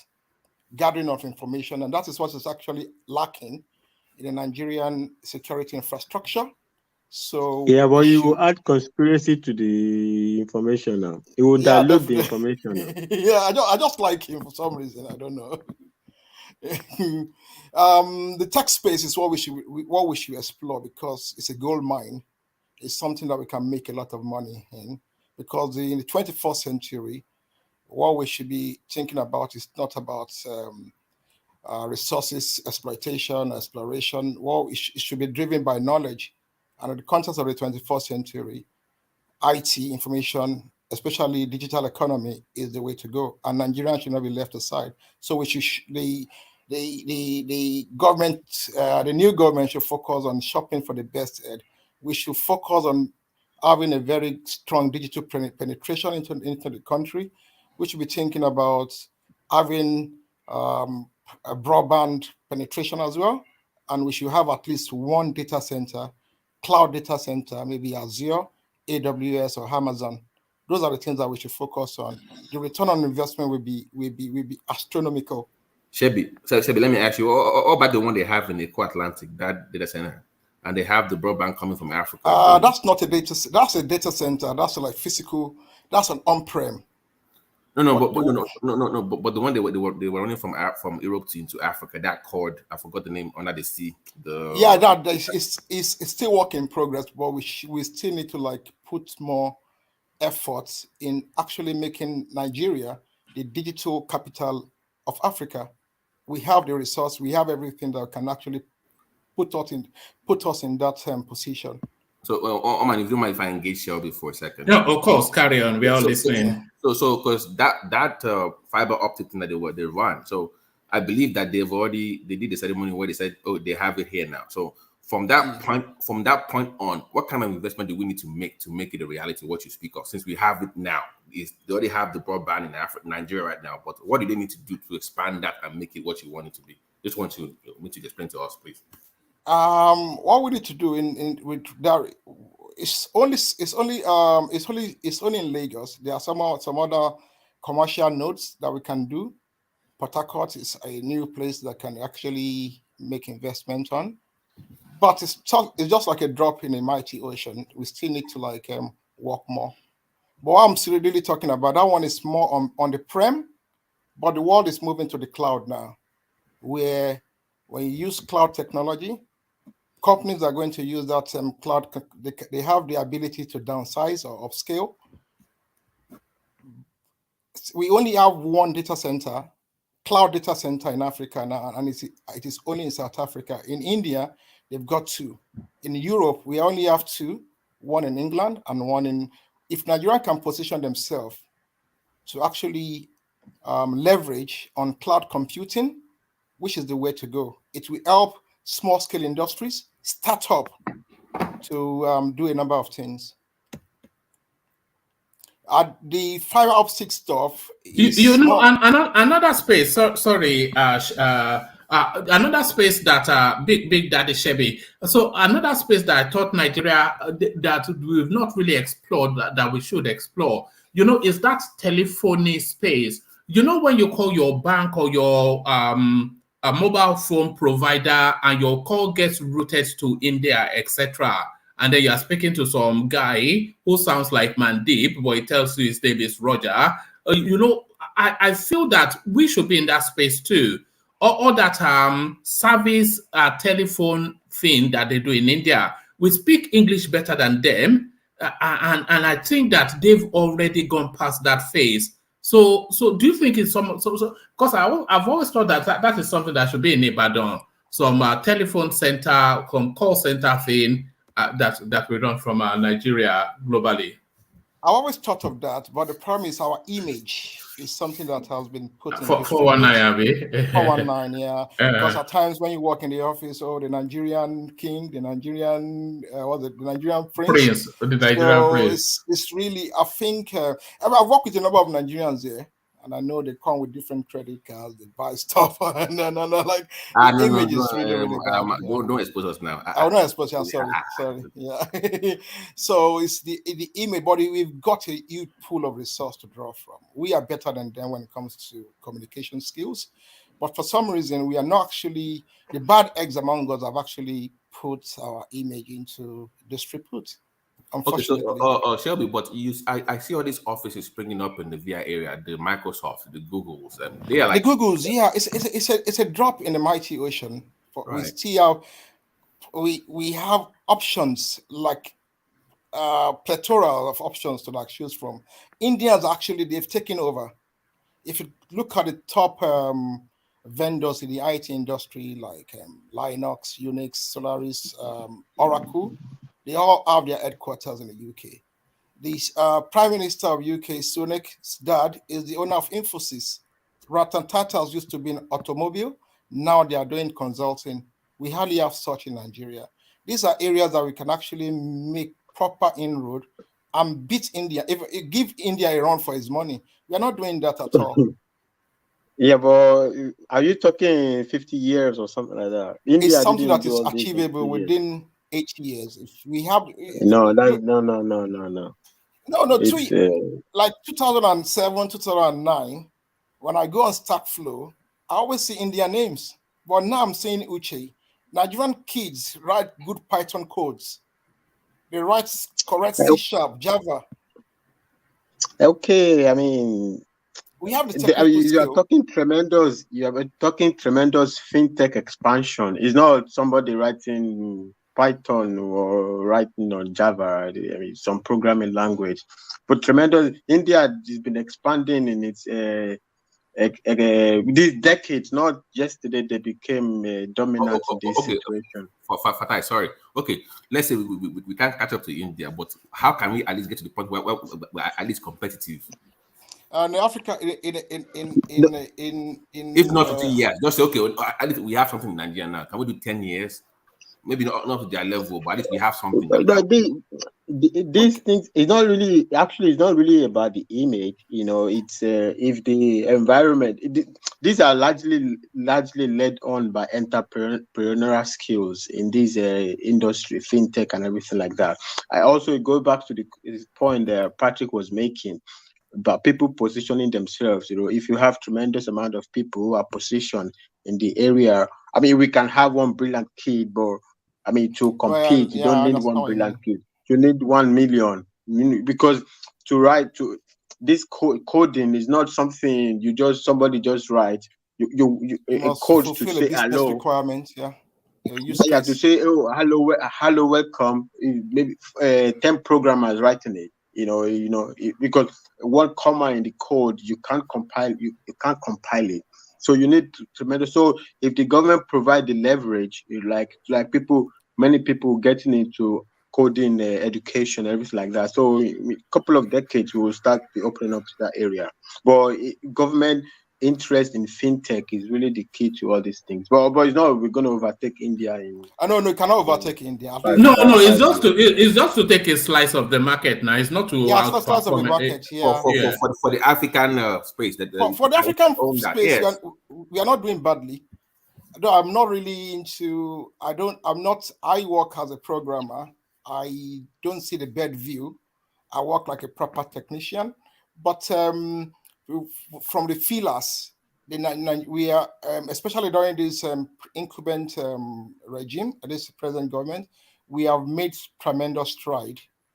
Before it was used to be Kenya, but now Nigeria has taken this. We have startup companies like Nigeria, especially in Africa, what do they call it, unicorns or whatever? The biggest fintech unicorns are in. I think in Flutterwaves Africa, and maybe the rest. Yeah. We have most of them in Nigeria, especially in Lagos. So I mean, actually, no, it's not a drop in the ocean. Microsoft, we have a Microsoft base right there in Lagos. When Microsoft is not coming to you if you are not already on the way. Yeah, definitely. Right, so, yeah. If the government takes tremendous, look, a Buhari administration, I don't think they have tremendous. I don't think they understand. No, I think it was Osinbajo that actually took on the initiative and was able to expand the Java space. Yeah. You could see an administration led on by Osinbajo going in that direction. You could see, to some degree, Tinubu going in that direction. But I hope Tinubu expands in that direction. I wish we explore that space, but I don't know the time limit that we can. Shelby, the new space that you guys want, do you think that we should also revamp the system of our education to meet up with the current global demands in terms of teaching kids to fit into what is required, obtainable now to fit into that, whatever you guys are talking about? I think we need to adjust the school curriculum. Because I've got a 10-year-old boy now who is doing Baiju to learn programming as gaming. We should change our curriculum to fit into the context of the 21st century. Because at the moment, gone are those days when you go to uni and you study stuff like sociology, and then all you learn is Marxist theory, Karl Marx, blah, blah, blah. But now, if you go to unis in the UK, now if you're studying something like sociology, they will add a bit of data science to it, because you have to. It has to be data driven, artificial intelligence. There's no graduate you see in the UK now, whether you're studying anthropology or you're studying, you still see a bit of information technology in it, like IT, at least you'll be able to use Excel, intermediate level. We should get to that position. No, they are even using R. They are even using R. Yeah, they are using the R, Python. They are because you have to collect the data to Yeah. You have to do English data science. Data science. I think that's the way Nigeria should go now. We should not just be using 19th No, we century need to have literature. But brother, we need to first have schools before. I think definitely. Exam. What is a mouse? You have to write what is a mouse in the exam. You have to define what is a mouse. Can I bring you back to politics now, Shelby? So what is a mouse? No.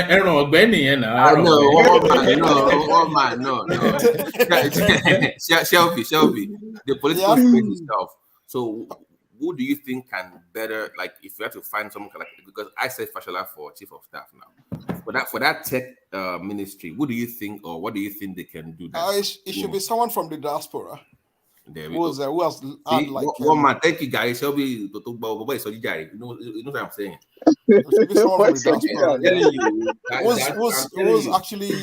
Who has a bad view of how things work within the IT space in one of the Western countries, Canada, US, and the UK. Those are I think the one under Jonathan, to me, she's only a project manager. She's not really techie, IT. What's her name? Mobolaji Johnson? I've forgotten her name. Which position? Minister for ICT or Minister for Information under Jonathan. Okay. I don't know. Yeah, she's. But the one we have now is this Pantami. Is it not just some fundamentalist? That one doesn't really fit that. No. We should shop for that person who actually has a bad view of how IT works, how we can translate the technology into business, and fitting into and find a way to apply it to business cases or business requirements. It should come from the diasporans. And then one guy that actually in Galilee, the spokesperson for TINUBU. Yes, the Arab-looking guy. The Arab-looking guy. And then for SGF, definitely is going to be FASHOLA because he's got the executive experience. He's many ministries in 8 years. Yeah, SGF, he should be in. And he's got a very good synergy. I think it will be a northerner. A northerner. And then one thing that we should think about in this new government is that it should have a very good spread across the 6 geopolitical regions of the country. We should not Shelby, like I said, who cares? Just get the best, most qualified, most ready to go that has a vision. I don't care where they come from. No, it's not done that way. It must have a spread. I know, but here's my point. I know, but those because we want to give them over there, they must meet some kind of threshold first before you say that. I'm looking at something. If the Southeast lost the Senate presidency to South-South, anyone that loses that will probably be the secretary to the federal government. I don't think they will lose it though. They might lose it to South-South. They might. They will. They will. Akpabio will be your Senate president. I think they're going to give it Southeast. But the Southeast is too big. No, because the guy that is most qualified for that has kind of his own because it would have been better if they voted him in Southeast. But Ojozakali have a lot of people against him. Yeah. You mean Akpabio is more qualified than Ojikalu? No, are you saying Akpabio is more I would have rather preferred them to twist their rules so that I can see Umari there. But you can't have the first time. No, Umari will not. I think Ojikalu will be Senate president. If they twist their rules, does that not make a case for Shiomole? Who will be the ideal candidate? No, don't want to say. To me, I think Umari is better than. Shiomole is a newcomer now. They are not going to make him first day on the job because go and be president. Nah. Yeah, but they said to twist the rules now. I don't see any big difference between. But we should not sideline them. We should not sideline the Southeasterners. But guys, you forgetting one name. Ojikalu will be your Senate president to Babati. No, for Fatah, you're forgetting one name. What about what's his name? Okorocha. Isn't APC for me? No, it didn't win. Okorocha will not be. Bro, are you trying to troll me now? Babati, are you trying to troll me now? No, I'm just trying to figure out where you're thinking, that's all. Even the Southeasterners don't want him to be Senate president. Akpabio is your guy. Akpabio is moving. Akpabio, the way but with I the don't see how Southeast go. Akpabio will beat Ojikalu. I don't see how Akpabio will. Ojikalu has emotional Emilo come behind him. Is no, look at the way he was. No, this guy didn't want. It was not for Tinubu. It was Paul Lawana during the primaries now. Yeah, apart from that, he didn't really work for that party. He didn't campaign for him at all now. He didn't campaign for Tinubu at all. He didn't get nothing. Come on, why are they gonna? Life is difficult. Like that. Tinubu has gone to prostrate for his. Tinubu has gone to prostrate for his mom now. That means he will be Senate president. So it doesn't matter what anybody thinks. He has gone to Dobale Mama. I think actually, Brother Remy, you said you know for sure that GBAJABIAMILA will not. No, GBAJABIAMILA will never be the. Will never. Why do you think so? I have a lot of reasons for saying so. If you look at, do you have inside? You said it like you have inside information. Even if I have, I won't tell you for now. You told us the last time now, Remy, when you were reporting directly from the Situation Room of APC. But I don't want to tell you now because I don't want. But I will tell you why it will not be because first, he does not have the experience, and he does not know. As you can see, he is not totally highly dependent like FASHOLA. And if you want to be chief of staff to any governor or president, you must know how to balance the game. Does he really understand Nigeria like FASHOLA? I don't think so. Although he controls the house. But I don't understand where this balancing is coming from. When Nigeria is a dynamic country with a lot of vested interest. But you're not serving Nigeria, you are serving the president. Loyalty is higher you are on the serving the stage. president, but you are meeting different groups. Everybody comes through you. So you must know how to handle it. I know. For instance, me, look. If you want to be, it's like your PA. If like your PA, you say your PA has to know everybody around. No, have to be able to protect you. I would choose GBAJABIAMILA. What is against GBAJABIAMILA now is that why did he contest if you know he has other position in mind? Because maybe if he doesn't get it, you don't lose your job, and for a bread in hand is what. So they cannot just relinquish the post and then choose mono. I think it's not going to work that way. I don't know what is the complication while he's still in the house. I don't know how that affects it. But if it doesn't affect it, I think Tinubu will. I don't think Tinubu. I really want Tinubu to pick a very competent, highly educated, and knows everything about finance for a finance minister. I really want a woman. So what if they bring back Kemi Adeosun? Would you say if they bring her back? If they can pardon him, I'll be very happy. She's good. She was. I mean, forget federal, but that state level. God, she's good. Even in that money that Amosu was spending, that was her now. She even when you look at the first time of Buhari, she really did a very good job. Who? Betty Edu for Minister of Health. Probably they are looking at what do you call it? Women's minister, or probably she can go for Minister of Health. No, she will be helped now. Actually, she's the face of the youth that you people are talking about. She's young. Apart from that, they also have a lot of young women around the parade. That you guys. So she will be a good image for the administration as a youth. They have a lot of young women. They even have this Abiola's daughter with them. Tundu. Afsat. Yeah, which one? Yeah, Afsat. Not Afsat. He's more younger than I forgot the first name. Was Hafsat not the one campaigning for Yahaya Bello? Yahaya Bello, yeah. I think it's that one. So probably one of the maybe assistant spokesperson or whatever. It's going to be there in the media team. When I hear Abiola's daughter, I think only Tundu. Would you say is she pretty? That Tundu, is she pretty? Oh man, I like her style. Her English is good. One man, Yeah, no.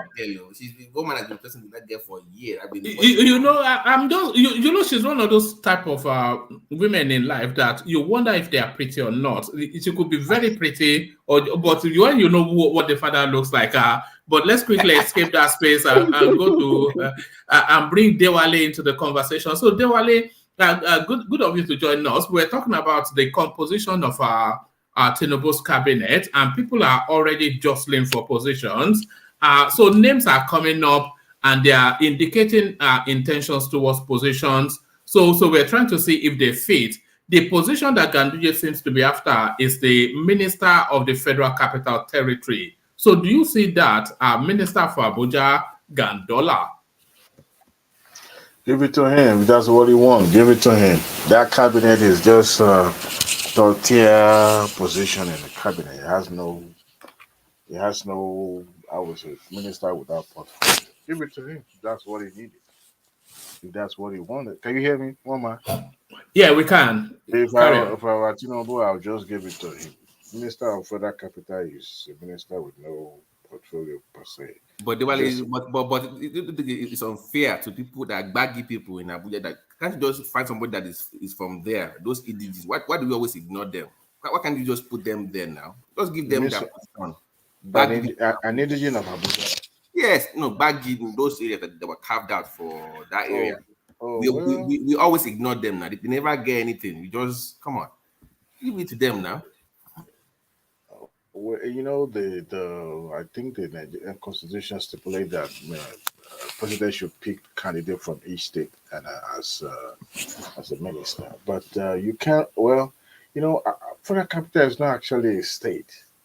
So, and you can say because, you know, for that started as a Federal Capital, then the indigenous must be the... No. I'm saying that they carved it from the neighboring states, right? It cannot, it's spread across 2 states, right? So from that state that they came from, the Gbagi people, for instance, Abuja so came to Nigeria. So you can get people from there now. Gbagi is kind of like close to Yoruba land, right? No, Gbagi, I believe, it's going towards the west of what is now Abuja. Yeah. Well, I'm not so sure about that, but you know, I mean, RUFAI was once minister of FCT when he was making a difference, but to me, I don't really. I mean, I don't know what if Tinubu really wanted to toe that line. That's fine, that's fair, but you know, FCT minister is just not really, you know, that. Jumbo ministerial position that anybody would kill for. You know what I mean? But if that's what he wants, give it to him. But I think I'm of opinion that Tinubu will rather choose, you know, technocrat or somebody the politicians could trust, other than, you know, putting those old faces in his cabinet and it would look like, you know, nothing ever really. You know, Dewale, we were just talking about the balance of that space. So he owes political checks to a lot of people that's helped him get into power. But he doesn't want to repeat all the old faces that people did. Imagine Ganduje with this reputation. We saw him pocketing dollars. So he wants. There's some rather crackling noise coming through. But he wants to. So he owes them for what they've done for him to bring him into power. But he doesn't want the whole of the face of his administration looking like the face of previous administrations. So he needs fresh blood. So when we were trying to strike the balance in terms of percentages, how much of his government, his cabinet, should be fresh blood, and how much of it in percentage terms should be the old stalwarts? You know, that argument is valid because, you know, it will look like a recycle, you know, process. But I think it can also, you know, depends on the level of persuasion it can, you know, it can give to these politicians that have helped him. But, you know, most of these politicians also have Portuguese, you know, that are kind of like mentoring and all that. So they could also, you know, front for them instead of just appointing them to be the minister, you know. And those people will also they'll be calling them daddies, you know. It's possible, but it just depends on the level of how you can truly persuade them. But if he goes with, you know, the old style of appointing ministers based on political affiliation, it will look as if nothing really changed. And I don't think Nigeria really want that this time, especially with what is going on now. With Nigeria kind of like having I won't call it dislike, but they're truly tired of having same old people all the time. So I think they can use new faces that will be answering to them and calling them daddies if it's possible. But who can they trust? But as a president, his first cabinet will determine how serious Tinubu administration will be, and if you get it wrong, hey, it will take a while to catch up. Well, does it not strike you as a curiosity that somebody with TINUBU'S reputation, he will be picking the chairman of EFCC? Somebody, the 2 billion van man, will be picking the chair. Is that not is that not the world turned upside down? You mean the current EFCC chairman or the previous one? No. I'm working on the basis that all the functionaries of this administration will go with this administration so that he can pick his own team to administer in his own way. And I suspect, so the DSS will have a new person. So do you think Peter Ofanaya should be the DSS chief? But you and I never really know the depth in which majority of the agencies chiefs are working, for the they are going to work for sometimes. Okay, let me dive back a little bit. Sometimes these people, before the Tinubu's administration would take office proper, there are some level of high level delegations, or should I call it pleading, that will go to them, and just to plead their case, to prove their loyalty to them. And these folks were appointed, by who they know, not just somebody, Mr. President, just pick them, without having somebody who will give them some sort of, reference, or. So I believe they must have made themselves known to the president-elect. So I don't think all of them will go with the current administration. Some of them will be retained and trying to test their loyalty, but they will, it will be long if they are not really proven to be loyal. But I don't expect Tinubu to just, send everybody packing. It will send the wrong signal. I'm sure they usually do. Look at Buhari. Buhari retained Emefiele, right? I guess he sees that position as just not a political partisan office, and the holder of that office, not necessarily have to be a politician. So I don't think they're all going to go with Buhari. But then Mr. President will have his own team that will pick those. But I'm super sure that he will be picking people that will be loyal, not just to him but to his administration. So the current chairman of EFCC now is still a young man, but his loyalty might be to the person that appointed him, not necessarily. But you don't want to put everything, change everything, make it look like as if you're putting your cronies, and corruption is going to be look like a child play. So I don't expect him to do that anyway. No, I don't expect him to. Well, what about Wale Edun for finance minister? He did an excellent job as a commissioner for finance under Tinubu's administration as governor of Lagos State. But then Tinubu's administration as governor of Lagos State was 20-something, nearly 30 years ago. So do you think he will still have is it still up to the mark in terms of what that role would require? Wale Edun is still a young man. I think Wale Edun is kind of like academic, if I'm not so sure, but I think. But the thing is this: it is obvious that Wale Edun is going to take a front row cabinet position in administration. This is a world international, kind of a person. To me, Wale Edun is still relatively young. And the likes of Wale Edo in his cabinet will show that he's actually serious. But of course, Wale Edo, you worked with him before, so that's still to that narrative of having the same people that you trust that can do the job for you, rather than go shopping for people that, especially for important position.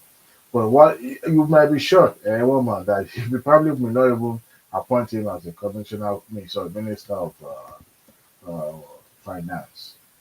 It's possible it might just be an economic team, working or advisor to him, working directly with him, not just the minister, advising him and try to checkmate any advice that comes from the minister of finance. But let's go out, let's see how it goes. But the way it is it's going to appoint him to one special position that has to do with finance, or probably maybe economic or finance. Do you think Yemi Osinbajo still has a future in politics? Why did that person laughing? It's toast. It's done. Why do I say this? Yemi Osinbajo is 65, 66. By the time Tinubu finishes this administration, he will be getting close to 70, right? So if you have not formed any political structure by now, at this age that he is right now, you should forget about it. He probably will end up going to Unilag to become, a teacher, or go outside the country to be lecturing somewhere. No, his political career is gone, completely gone. Because he's unlikely to get a portfolio in the Tinubu administration, especially how remember when Tinubu snubbed him publicly after the victory at the primaries. So he's not getting any portfolio, and the presidency is not coming back to the south till another 16 years. So go back to Unilag and start to teach them about tort law and whatnot. I think seeing Yemi Osinbajo as a vice president of the country, and him being an humble person, of course, the optics shows that he's humble. But then I don't expect him to be part of Tinubu administration, first and foremost, because him occupying that position as the vice president, it would look like what do you call them? Demotion.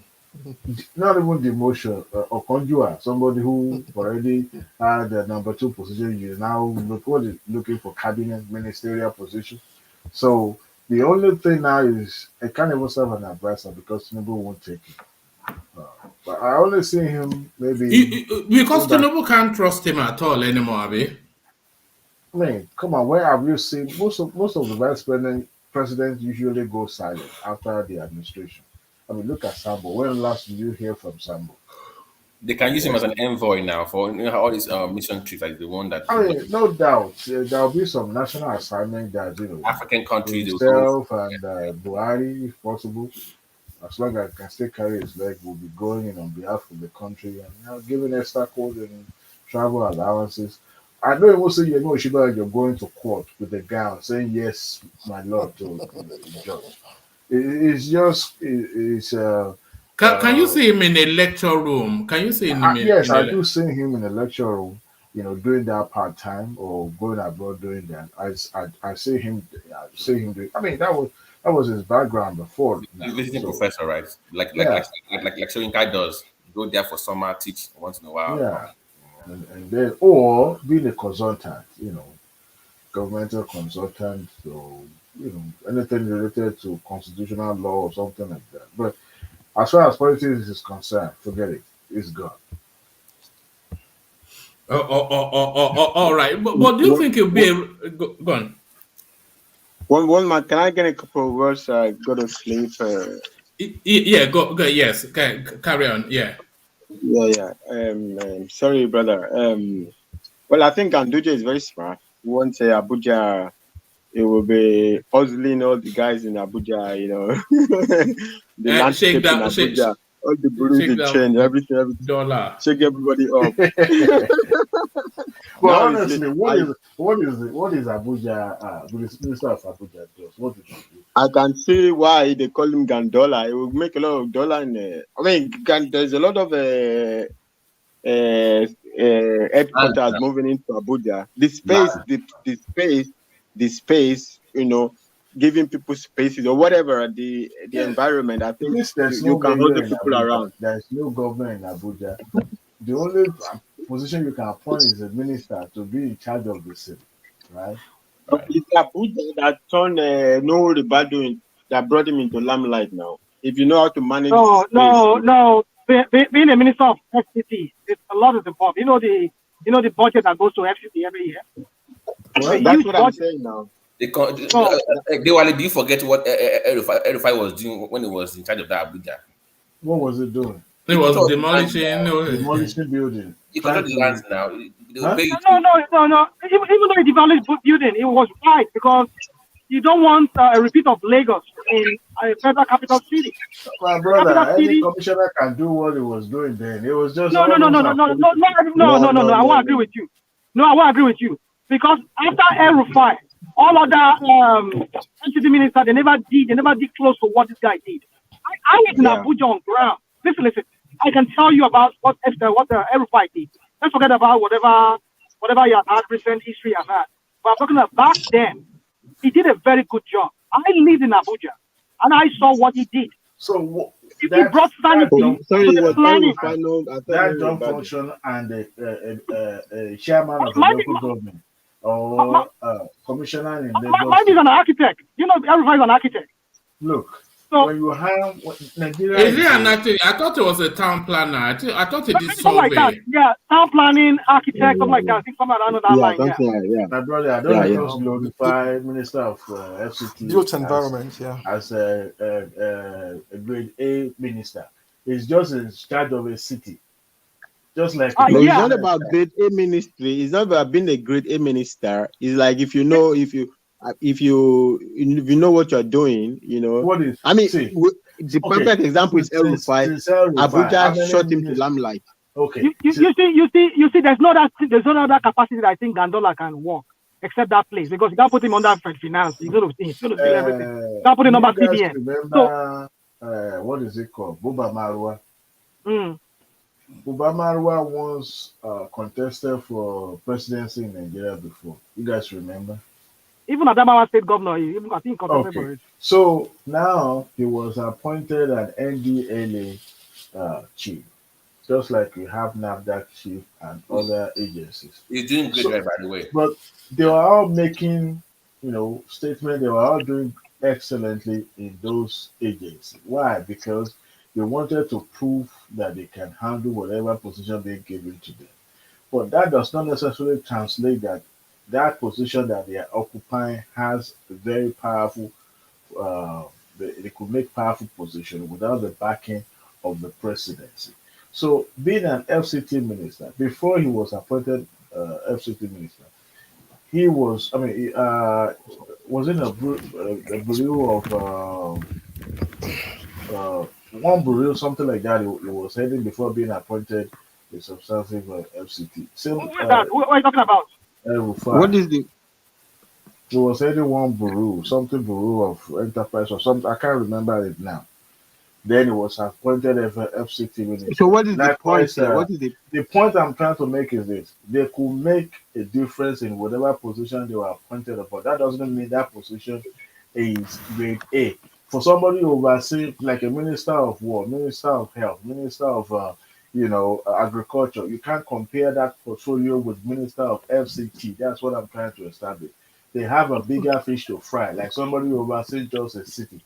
To demolish and to build and to reconstruct is easier. Abuja is not just a city. Abuja is a capital city where you have all the headquarters, where you have there's tremendous amount of money. Can you compare that to somebody handling Minister of Works?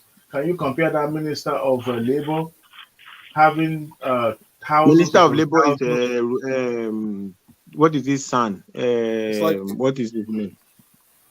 What is there are two ministers now. There are two ministers now. The minister of what's his name? This guy, this lawyer. It's the minister of this lawyer. And then we have the other Anambra State governor, former governor. Labor. Yeah, both of them. The Minister of State is. But what my point is this: yes, it was a Minister of FCT, but you can't compare that portfolio with other bigger. So we are not comparing. So we are not what's the point? What's the point? What's the point? I don't really understand. What's the point? The point is that they can dash Ganduje, that FCT minister, because it is not a grade. I call it grade. It's not grade A. It's grade C ministerial position. It has no effect on the whole entire country. It's just overseeing the affair of FCT simply because FCT is not a state. So it's like but must the FCT minister come from the north? Not necessarily. They can dash whoever they want.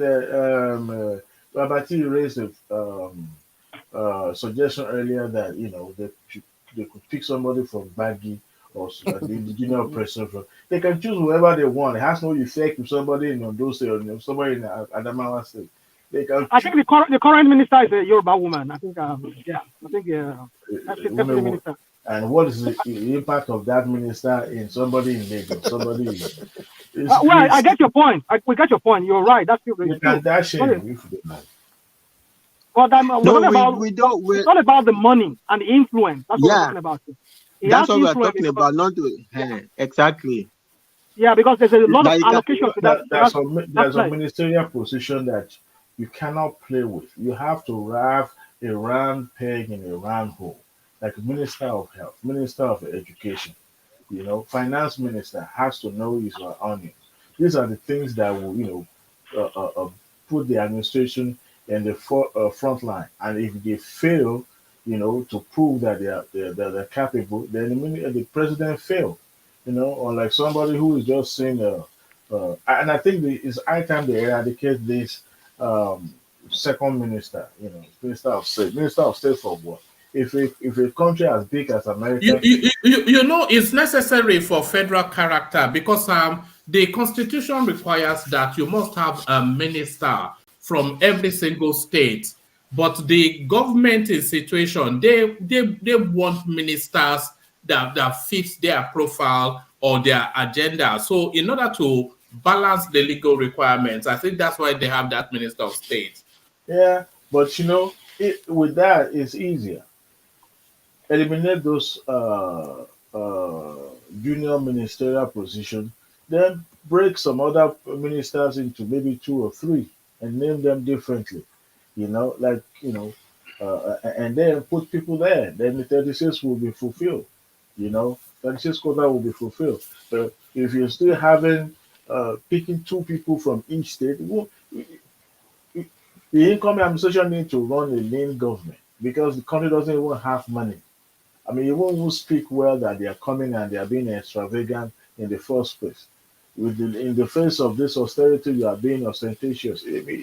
Ostentatious. You cannot be doing that because people will perceive your administration as being unserious. So break some ministry down. How can one person hold 3 portfolios? Minister of Power, Minister of Works, Minister of whatever. Break it down if possible. Split one office, especially Minister of maybe agriculture or Minister of even Minister of Science is still attached to. I think they now have a Minister of Science, right? I'm not so sure. And technology, but isn't it linked government? Just one person having the 3 portfolios instead of 3 people. It should be linked if you come. Yeah, but when you now have one senior minister and junior minister, is that not that's not linked? But yes, it is possible. But just to fulfill that 36, that quota of picking, candidates from each state is what I'm trying to justify here. If it's possible, so at the end of the day, you will have people that will work, not people who just stay in their house, kind of like all day, cross their no people that will end up having gray hair on their head if they don't. That's the kind of system administration it should be running. All right. Sorry, carry on. Yeah, even the likes of Kayama should, he's still young,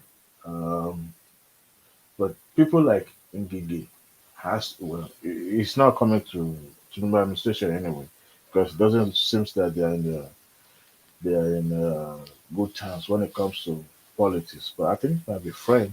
But Keyama and the younger people like that will benefit. I mean, I'm expecting younger people in Tinubu administration, younger people in 30s and 40s. Like where? Like in what role? In which? I mean, when Tinubu was a governor, he was in his 50s. A majority of people in the cabinet then were relatively young. I mean, this current governor was in his 30s then. Uh, Even the oldest people then in his cabinet were, hardly you find somebody in their 50s there. So I'm expecting that he will surround himself with the younger generations, to advise him at the same time because the world has moved beyond just, like I always say, agriculture. Yeah, we can have agriculture, to feed the nation, but at the same time, people are moved toward. They've moved, away from agricultural production. They're moving into uh, uh, what do you call it? Science and innovations and all that. Wait, Yes. that's not true. All right, let's Well, bring Oriola into the conversation. Oriola, come in, yeah. Wait, that's not true. We eat. Where I do you mean, get don't your get me food? wrong. It's important. I'm not saying it's not important. Yeah, I but mean, the way you it's not. said it, Yeah, it but just doesn't no, add no, up. no. Okay, it maybe I should have said in a way that we cannot just focus on food production only. What's wrong with that? Yes. Because a lot of countries actually make huge money from that. Ukraine, part of Okay. Ukraine economy. How rich is What is Ukraine, it? my brother? It's not part Um, of a major part, not a How part. how I rich think is I think Ukraine? I, How I I rich think is they're Ukraine? about 80% of the global wheat space or something. Exactly, Yeah, that's it's what I'm Yeah, saying. major. but Yeah. Yeah, let's that's make not major. cognizance of this, Wait, guys. that's not major? Those no, no, No, look, I think it's major. I agree with I'm not you. I saying think it's it's not not just a major, part, it's a major but if part. you look at the countries that Even the United States as income is well. hold on, Yeah. hold on. Most of this food consumption in Americas are not going America. Okay, What do so you, okay, what do you mean? majority What of do the you food was sourced, with around all the South American countries. Okay, most of the countries that are being prospered today, majority of them are moving away from food production and other because there are people that can do that for them. How much Alright, will it so cost them? So wait, nobody is moving away. I do not agree with what Netherlands, you said. Netherlands may one of Netherlands major this thing is food product is agricultural stuff. Yeah, But Nobody's we gonna move away can from have. food yeah, because We production. are if you not look even at it, producing. We are not even producing enough to serve the domestic. And but that's why how we come need we we can't need work? more Yeah, let's agriculture. work on that. We We don't just say can, but that, oh, we why cannot do neglect we other sector because economy doesn't grow, in we one know, but proportion. don't just It say it the has way to you be said it. Like it how just because I doesn't said we matter. should move away from agricultural production only. We No, I'm cannot put not all saying we our should eggs in focus one on just basket. that, but I'm Okay, how saying did I that say that? That it was only I'm talking about we should abandon agriculture and move to science. Is that what it shows that I yeah, said? that's how it came out. Yeah, No, you I'm cannot talking. abandon agriculture now. No, wait. Maybe what I should have said is that yes, we cannot abandon agriculture because that is the engine of the country. The country has to be fed, right? But at the same time, we should not neglect other sector. Energy is there, science is there. Today True. now we have younger people that are coding, that are building technologies and all that. Then we should be empowering and those younger folks because who I mean 40 years ago in Nigeria, who knew about coding? Who knew that the computer can be programmed? Who knew they can build Wait, what even do a you need website? that for? Because everybody has What do been you need saying that stuff for? like that. Wait, give me a minute. I mean, everybody has been saying that. I feel like we lose focus. Like, if you want something to work, you have to have idea first. Like, oh, this is what I want to do. Then you find, then you get together things that will make that things to happen. You're just saying. I feel like Nigeria number one problem is electricity. What can we do to solve that? Why don't you put that problem to the university and entrepreneurs instead of you want to do someone just mentioned about server. Where's the electricity to run that? There's so many things that So we are the not electricity, focusing on the basic. Agriculture is there. the We can electricity do you're palm talking oil, we about, can is it do going to become corn, we food can on do the so table many for things, people? rice, beans. we're not even like a superpower in that. My brother, How are we going hold on 1 second. The agriculture, I mean the electricity you are talking about is also science, right? It's not going to turn to food on the table for people, right? Because but we have kids in school already that can make that a project. I mean, we just hold on. I feel like we just agriculture production is fine. Once we're able to produce, we will get fed, right? But we also need science.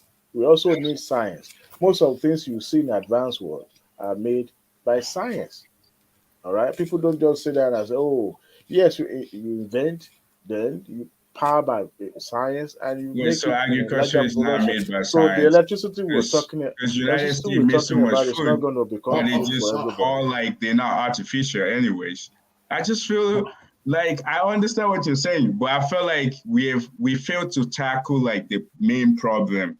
The main problem.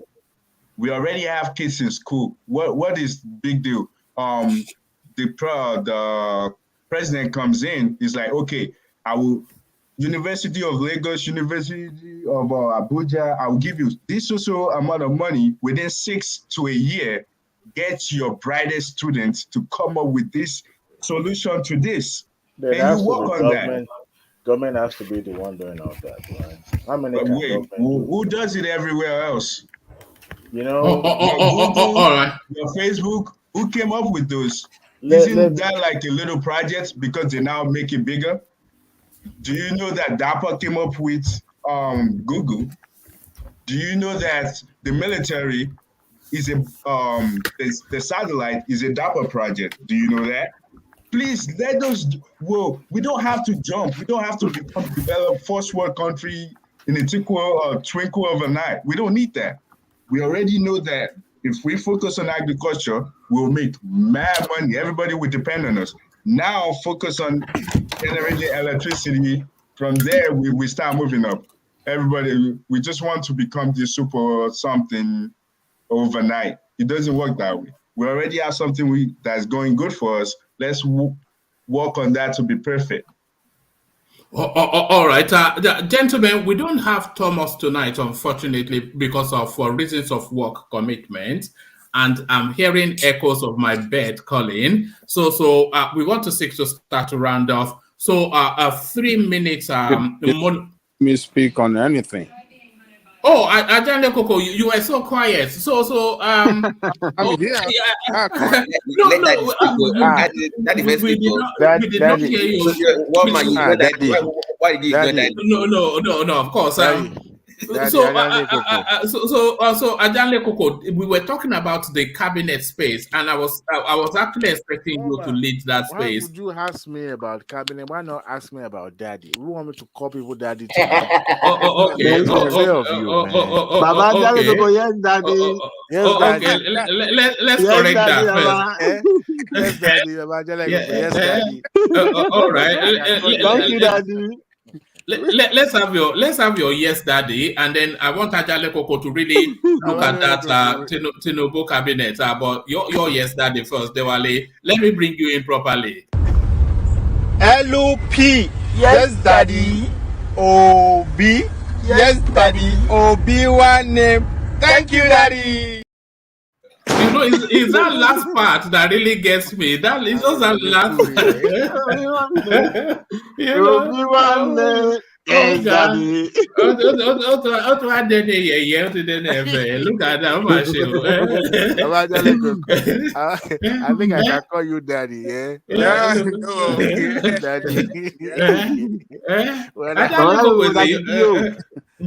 Daddy. So that means anybody, any politician always have Godfather. No matter how powerful you are, you will still have one Godfather. And when I listened to that audio, I was like, hey, this life. And then the man said, a grown man, come on now. You know, even myself, I don't even call my pastor daddy. I mean, I know it's about respect, but I know you can even call him daddy. You can even call him daddy. No, yes, daddy. Yes, daddy. Oh my goodness. You know what disappointed me was I didn't say that they were in the Mr. Makamoroni father. That they were that kind of style.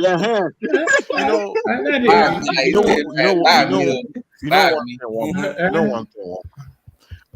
I'm a very middle. I always try to find middle ground in everything. I don't despise the man, and neither do I despise Tinubu. But I think the mistake any politician will make is to think that everything said or done, is hidden and nobody would know about it. Of course, it's glaring in the face. Everybody see, the way he was, visiting churches and seeing those people. But not until I listened to that audio and I heard about this is a religion war, and I was taken aback. Ordinary Obi'S would tell you, look, this is about competence, this is about character. But when did the politics become religion war? And ordinary person that kind of liked him and want him to be the president of the country and all that, they are doing that innocently, believing that he will make a good president. And they were, campaigning for him. They voted for him massively. And then you are now saying, look, it's about Christians, it's about religion war.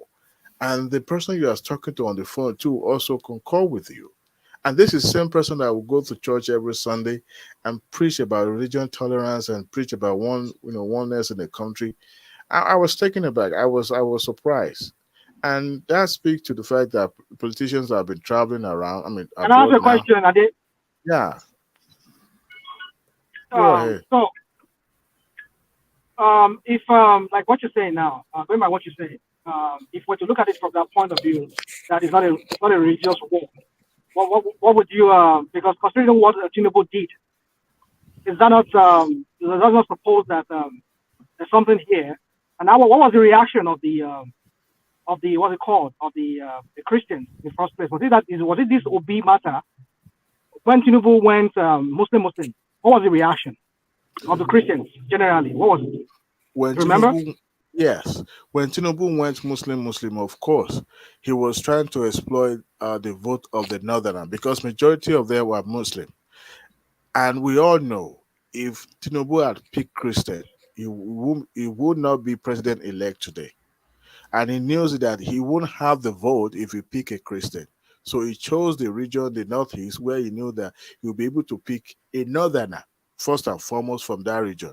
And predominantly their religion then are Muslim.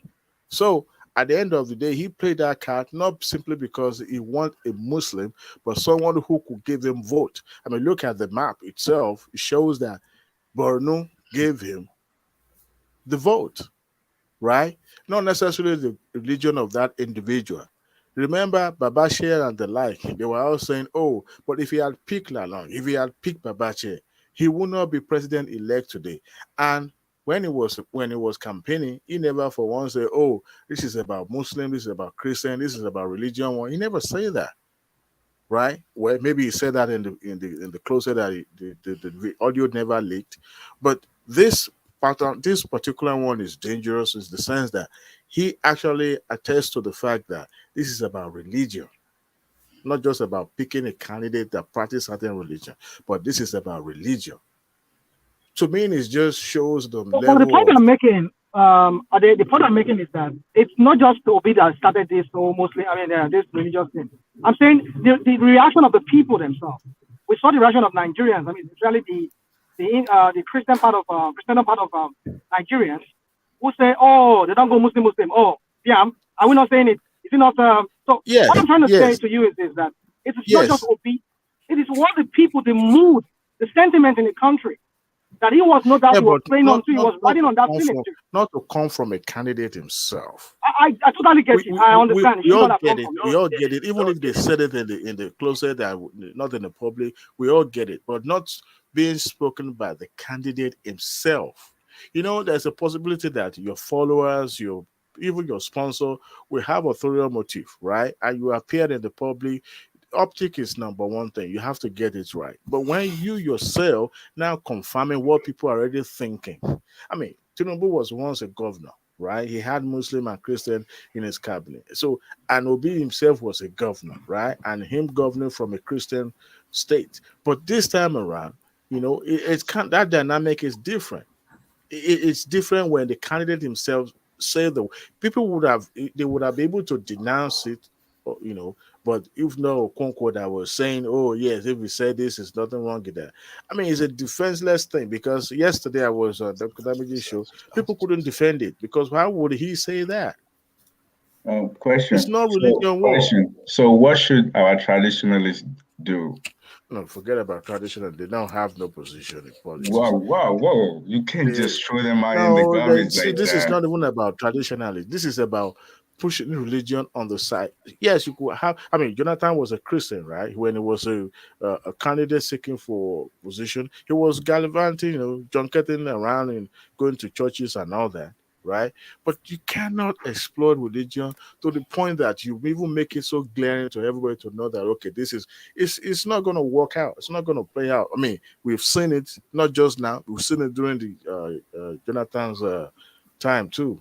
But it's unfortunate when I listened to that audio. Honestly, it broke my heart. That yes, it's possible that he was trying to use Christian votes, but not to the point that he will be kowtowing to all these pastorpreneurs around, including my pastor, Pastor Adeboye. They're all pastorpreneurs because it's about the highest bidder, all of them. Because Richard himself was a godfather when Jonathan was in position. You remember the aircraft that was seized because with money inside South Africa. Yeah. What are we talking about? And then it's even more, it's even a divisive politics, especially in the Southwest. I've had Muslims and Christians living in harmony for centuries. In any family in the Southwest, you see equal number of Christians and Muslims.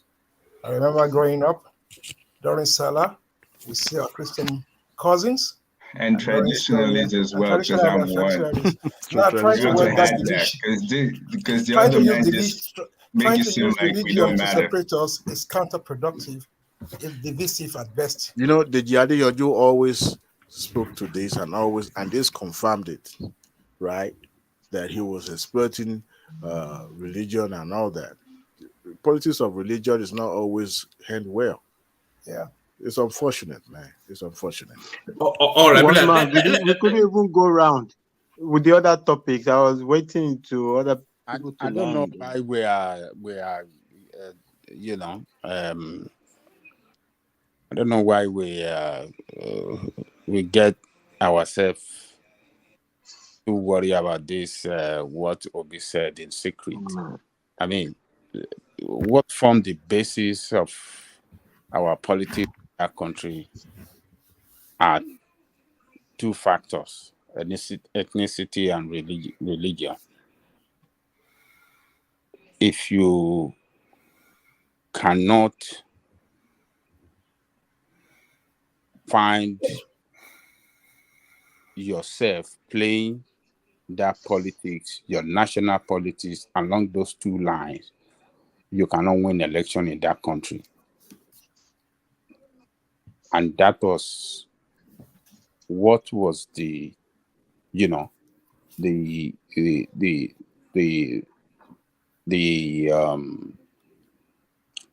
strength that drove this guy presidential bid, and all of them as well. TINUBU, all of them.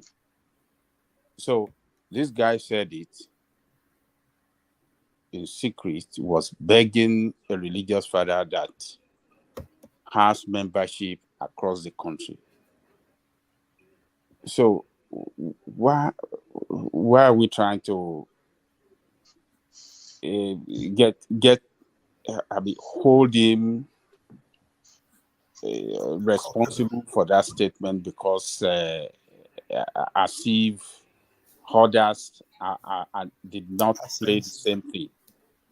Every one of them are guilty of what that guy said in secret. Every one of them.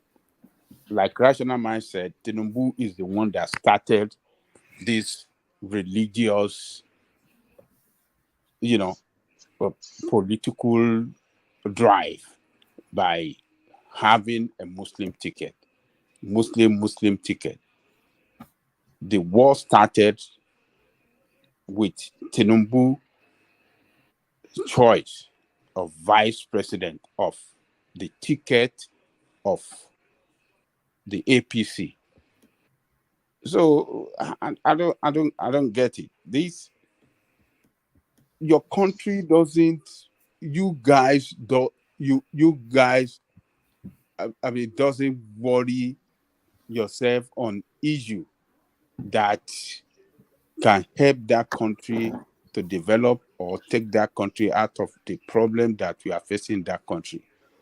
But religion, ethnicity, that is what have been the basis of your political drive in that country. So, what is it that Obi has done wrong? What have they done wrong? But to me, Muslim ticket is not it's not the first person to do it. We had a Christian ticket in 1979. What was the reason for that? Chief Obafemi Awolowo and Philip Omiadi are both Christians. And in 1993, King GB, and no noise was made about that. No noise was, yes. But so why should it be in the 21st century that we should be complaining about that? Oh, it's about winning strategy. Oh, it's a winning strategy. Oh, okay. So when Obi was telling that man, please help me do it, what strategy was Obi achieved? Obi also is doing winning strategy now. What was Obi's he called it a religious war. He called it religious war because he called it religious war. So the one that started the Muslim, what was his strategy? What was he trying to achieve? That was a political because move. He knew he cannot win election if he didn't take up on religious tickets. But it wasn't saying it like that though. It didn't come out right and say it like that. The intention of picking him, but the intention was not to. The Tinubu ticket is a religious ticket. Man. A political move. Well, exactly. I would say political, but it didn't come out right and say exactly what Peter was saying. It's a religious ticket undermining the existence of Christians. Wait, but that's the only way it can win. That's the only way it can win in the north. Oh, okay, so when this guy was telling this man, please, for God's sake, daddy. What has the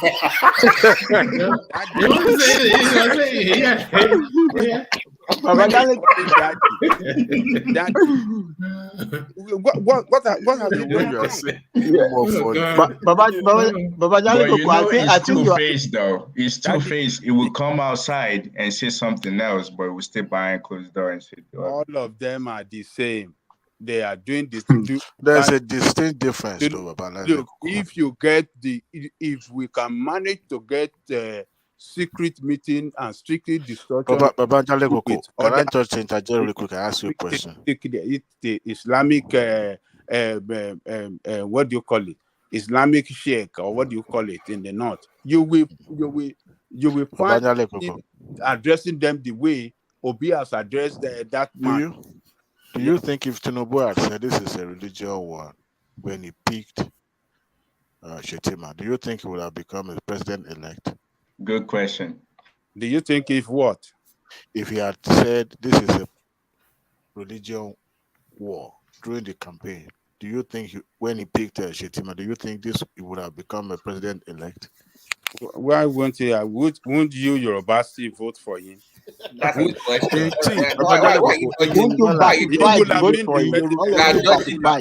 This strategy of religion war because majority. No, but why are you dodging the question? Because majority of the Christians in the Southwest voted for Obi because of what being said and what they were told in the church. Oh, okay. So in the Southwest, we had minority Muslim in the Southwest, right? Minority Muslim. Majority of people in the Southwest are Christian or the traditionalist sort of. But the thing is, if Tinubu had said, "Oh," after picking Shetima and said, "Oh, this is a religion war," which religion is he fighting? His wife is a Christian. He himself is a Muslim. You will have lost that ticket straight up. Number one, let's give Peter Obi a little. Let's give Peter Obi a little breakdown. It's not the religious war is the issue. The issue is daddy. Yes, daddy is really the point. Why will a grown man be saying yes, daddy, daddy? There's a way you deny something. We all know it's about Christian Muslim. Yes, mommy. But sometimes it's just yes, mommy. And someone leaked that audio. You see, that was the reason why politicians always travel abroad to have their meetings. If a video like this have been discovered before the election against Tinubu, number one, Tinubu will deny it and his team, and you, Batifier, will have joined them in defending it. It's yet to be leaked. If he leaks, we will criticize him too. Why are you doing this? No, seriously. What? No. Okay, Daddy, we've heard you. Number one, they will deny it, and you, Batifier, you people supporting him will have followed them in defending and denying it. That no, this is obedient that brought out this video. This video, people can do anything to ridicule Tinubu. You know what? I think Spina is rubbing up on you. I think Spina is trying to corrupt you a little bit. Yeah, it's not corrupting me. This is what Spina will say. Yeah, this is not what you usually say. So would I even say this? Hold on, let us balance it. Let us balance everything. Both sides, Batifier and this thing, both of you have a way of defending indefensible. I am not one of you. I don't support Tinubu and I don't support Obi. You know where I belong. But you both yes, I am sure that both of you politics the same way. Defending your ridiculous candidate to the end and defending with everything and lie all the way through and defense of defending indefensible. That is what we know, both of you, that both of you are very good in defending indefensible. So Tinubu will deny it and they will say, oh, we didn't do it. And you guys will jump into, no, Tinubu is not a president. Look at his wife, he's a Muslim. Why would he say his wife is a Christian? Why would he say he wants to wage war against? Has Obi not denied this ticket now? I mean, this audio? He hasn't, no. No, I'm talking, his team have started denying it. No, they have not denied it. Actually, the person that published it wrote to them, but they give them 24 hours or 48 hours. They never responded. I saw Kenneth Okonkwo tweet. He confirmed it in his tweet, and that's why Batifier, Obedient are going at his throat now, because you shouldn't have even come out. What did he say? What Okonkwo say? Some bunch of. What did Okonkwo say? He confirmed that it was authentic. That's what he said. He was trying to rationalize, what being said. The conversation. So there's no way they are denying this. That's the point. Wow. So only people that see the word Obi team did not deny it. Where it's all over the media, where Obi media chains have come out to deny it. So many. I don't get it. I said they have denied this thing. Many people are to deny it. I don't understand which TV people are watching or which newspaper you are reading. You know what? I agree with you. They denied it in Benin. That's where they denied it. I agree with you. It was in Benin that they denied the whole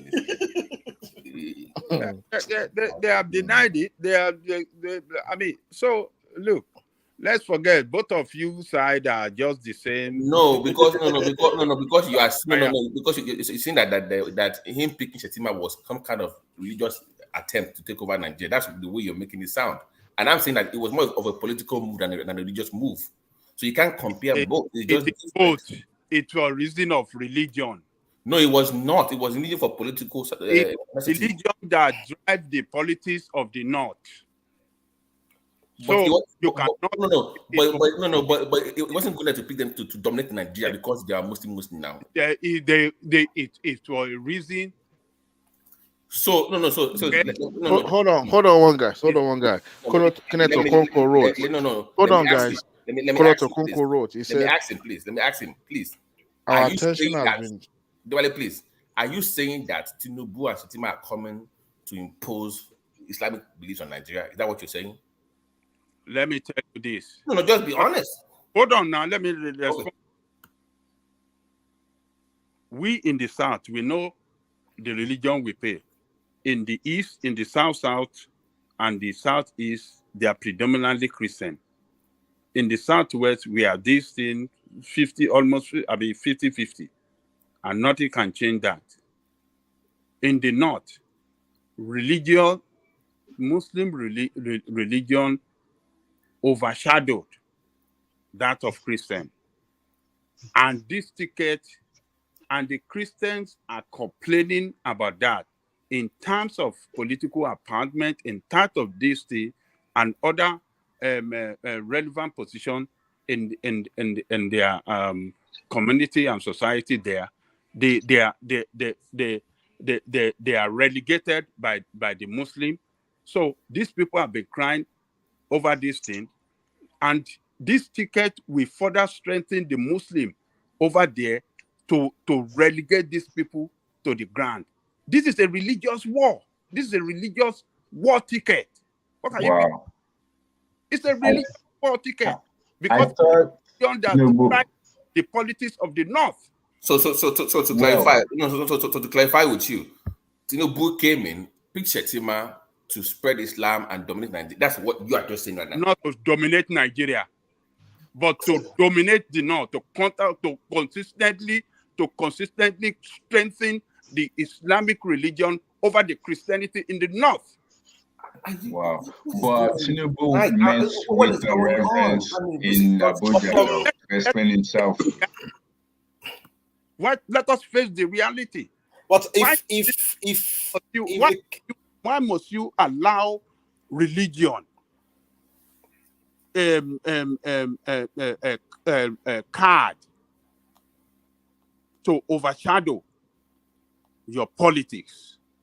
So if a Christian Northerner is vying for presidency, why must we allow religious card or religious, reason or whatsoever to overshadow the politics over there all the time? The reason to win is to get the vote of Muslim majority. What's wrong with the Christian? So the Christian in that place doesn't matter to them. They don't care. So if the other way around, if you are choosing, I thought the word choice is the problem. Choosing Christian, it wouldn't the choice of word. Why must it be like that? The choice of the word is the problem. If a Christian Northerner is not human being, are the Christian over there not human being? Are they not living together? Are they not neighbors? Are they not brothers and sisters over there? Why must you pick a Christian and because of that you can't win election? Why? What is responsible for that? Wait, but his incompetence. He said he chose them based on competence. This is the indefensible we are talking about. But if the Northerner is a presidential candidate, to tell us that we don't have a Muslim in the South,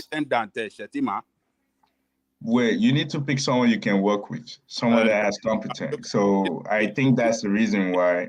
I think we don't need to overthink this. So forget about Obi'S. I'm really amused that you have this position because you just said that Nigerians vote based on ethnic and political divide. Then you say that you're surprised that he did the same thing just to win. I don't know. Maybe tonight I don't know your viewpoint. That kind of strange. I'm sorry. It's not what I was thinking. Those of you will defend. I'm not defending. I'm not defending. Trust me, I'm not defending. you will it doesn't even make any difference whether Tinubu is doing religion or not religion. They are all bunch of the same feathers. That is but what the bottom line is that nobody should come around now and start acting like they're the angel Gabriel around. All right, let's hear from Ajanle Koko about the Tinubu cabinet. Maybe that will get us the 5 likes that will tip us over the 100 mark. So I'm sure the Ajanle Koko fans tip us over the 100 likes mark as Ajanle Koko now. So when we were discussing that, and I was expecting you to come in all the way through, so I thought maybe you were busy. That's why we couldn't hear from you. But we hear from you now. The composition of Tinubu's cabinet. So Rational Mind came up with a theory with a formula of a 60-40. So now the stalwarts that are ushered Tinubu into the presidency, he has an obligation to them for them to get positions. So a lot of those names, you'd expect that they will get positions. Those Gandujes, RUFAI, etc., FASHOLA, etc. But I think Nigerians are tired of these now recycled names that have cycled. Somebody was just telling us how RUFAI started as the FCT minister and worked his name to the Bureau of something, the ones that were selling government assets, and then he migrated from there to Kaduna State 2 terms. So people are getting tired of these names and they want to see fresh faces, but there's an obligation to that space. So what sort of formula system do you expect in terms of balance? What would satisfy you in terms of new faces and traditional faces, the mix of Tinubu's cabinet? Ajanle Koko. Yeah, I don't know. I cannot predict any new faces that Tinubu will bring into his cabinet. What I know is that those that you see around him across the country are the people that work hard to win the election for him. And I believe that he will try as much as possible to compensate them and compensate them so that we can have their political base strongly behind him. So, but I will expect Tinubu to have competent hand in some key areas of the economy. It's central bank governor. Might not be any one of these politicians. I'll tell you who is targeting the central bank governor is Bagudu, the governor of whichever state, the one that was helping Abacha ferry money out of Nigeria that the Americans are chasing, is now jostling to be the central bank governor. I want to tell you, Tinubu will not pick any one of those politicians for the central bank governor because he will want somebody that a top and a world-class economist. It might not even be a banker, or maybe it could be a banker slash economist that it will put there at the central bank governor. Because now our monetary policy has been implemented by the current central bank governor. Is achieving no result. It's not stimulating the economy at all. So we want to have somebody that is competent, somebody that have that international appeal, somebody that IMF can trust, somebody that international, and other international finance organization can trust to hold that position. And the Ministry of Finance I don't believe you want to have any one of these politicians there as well. You might want to bring back that lady that was sacked by this thing. Kemi Adeosun. You might want to have him there, or somebody here that can have that that is very competent, that can manage the economy well as well, and the fiscal policy well as well. So other positions like Minister of Defense, Minister of Communication, and all those, yes, we will give it to the politician. But those key areas that can drive the economy, the oil and gas sector, it might not even give them as well. You might want to give it to somebody that knows how to, somebody that can,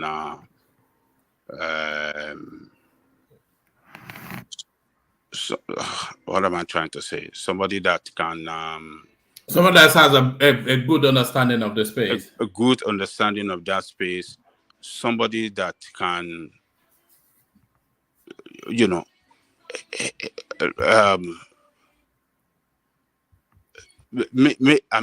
turn that sector that is not working now to a sector that can transform, that can be the basis of our economic transformation. Because if we can get it right there, in that sector of oil and gas, that sector of oil and gas is that can form the strongest revenue generating base for that country. Once we can get it right, we will get every other thing right. Do you think you should privatize that sector? The article proposal. Do you think you should privatize that sector? No, you cannot be privatized. If you privatize it, then you will lose it all. Everything. You will. There's a way we can manage it and bring in investors, make it attractive to investors, and have it transform in such a way that we can, deliver the product that is more needed in the West, like the gas. The West are desperately looking for gas now. So how can we deliver our gas to the West? How can we make that sector competitive against, other competitors around the world? How can we penetrate the international market? That is, who is that person that can manage that place, that know how that sector work, a relationship with, the international world, and make it attractive, and and bring Nigeria to a state of competition with other big power in that sector in the world. Russia, that the backbone of Russian economic power is their oil and gas. If you take that sector out of Russia, Russia will become one of the most useless countries in the world. But Russia have been able to use their comparative advantage in that sector in the world to hold the West to the jugular. they've been able to use that sector to fight against the West sanction, the sanction of the entire West against Russia. Russia has been able to diversify their economy. They have been able to look for other markets around the world, China and India. You know, they've been able to look for other markets around the world, and they are doing good. So, can we do same thing too? Yes, we can do it, but we need somebody that have the knowledge of how that sector work and a relationship with, you know, the international player in that sector. So Tinubu Tinubu cannot play politics with that. If you play politics, and I believe he's a smart guy, I don't see him playing politics with oil and gas sector, central bank, finance ministry. Those three positions, those are the three positions that can take Nigeria out of this economic mess we found ourselves, and competent hand, people that, you know,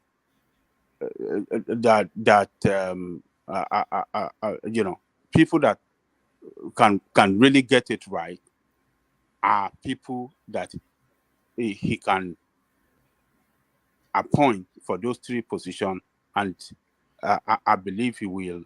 He can do that. You know, magic for that country if he can have three. Do you expect him to hold on to the petroleum ministry for himself, which is what our presidents traditionally do? No, he shouldn't do that. He shouldn't do that. He should demonstrate, look, I am different from others, and like he has been preaching that he is the backbone of his politics is teamship. That is what he has been preaching, that my strength is teamship. So he should demonstrate it now. If he hold on to it, he won't be able to manage it. He will fail like others. But have people manage. One man. Why do you think he should hold on to it? Why do you think he should hold on to it? Because that's the purse string of the country, and traditionally presidents tends to hold on to that because they use it for patronage, don't they? To reward people with oil blocks and whatnot. The last time I checked, the last time I know about Obasanjo never hold on to that. Did they not? He did not. No. No, Obasanjo did. Obasanjo was the one that started it. Oh, you hold on to petroleum ministry? Yes. No, he had he had one person in charge first. Then the first time he said no, but the first time he was running, he had a petroleum minister. The first time around, second time he decided, yeah. But then what they say, because I can't remember about Obasanjo holding on to that, because I know he had a petroleum minister. He had it under his control when he was. Well, I don't know about that. Yes, he had it under his control when he was there directly. But then we've seen that those people who don't hold on to it, we saw how it plays out. There is liberalization of that sector. But when they hold on to it, there's a lot of shadiness that goes behind, because somebody wants to hold on to it, and maybe like your woman said, for patronage. And how does that work for the economy of that country or that sector? So the other president that I know that liberalized it and let somebody else hold on to it, even though we know there were lots of corruption, but we saw how that sector, how it functioned. Because when you talk about Obasanjo, I can't even remember Obasanjo about, but then I want to assume that, like you said, that's what happened. So if that's what happened, but then, hey, I don't know. I don't know what to tell us. But then, one man, Tinubu should leave it. Let somebody else whom he trusts to hold on to that position for him. Not for him, because if we have a lot on the plate, you have to coordinate. I mean, you know what? I don't know if you understand the magnitude of what he's inheriting. He's inheriting almost 130 billion debt, which I know is very small compared to the Nigerian size of Nigeria, the population of Nigeria. But now, this guy is coming in to fix a lot of things. So just give it out to somebody whom you trust. Who will be 103. But then before you know it, we're going to add another $30,000. I mean, there's $30 billion on it again. So I mean, he's coming in to fix a lot of things. So he should just take that off his plate and give it to somebody that he can. I mean, with FASHOLA working by his side, he can have an oversight on that person rather than just like you said, have a partner. I mean, keep the gas deal is what's going to make or mar his administration. And the gas space is under the petroleum ministry, and that's where the money is now in Nigeria. But then he has to divest, because mind you, he has taken Owando. Tinubu has taken Owando. His brother, I mean, whether he's his brother, maybe I don't know how the guy is doing. Tinubu guy. The name was Edmond Dakoro for two. So for his 8 years, it was petroleum minister for 6 years, and for 2 years he had Edmond Dakoro as his petroleum minister. Obasanjo, just to clarify what you were saying. For 2 years, you said? Yeah, about 2 years he had somebody else, but 6 years out of 8, it was everything. Obasanjo was everything for 6 years, but 2 years he had Edmond run it for him. Oh, okay. I don't know of that. I know that's new to me. I thought he had oversight on. I mean, somebody had oversight on that for him. So, but you're telling me this now. Just saying that for the first time. Just 2 years, but for 6 years he was completely in charge for everything. Yeah. Oh, okay. All right. Okay. Yeah. So, Tinubu must demonstrate his teamship ability, and he must let somebody competent handle that oil and gas sector. All he needs is achievement. He himself have a clear understanding, a very wide knowledge as well, how the oil and gas sector works, because he has worked in that sector before.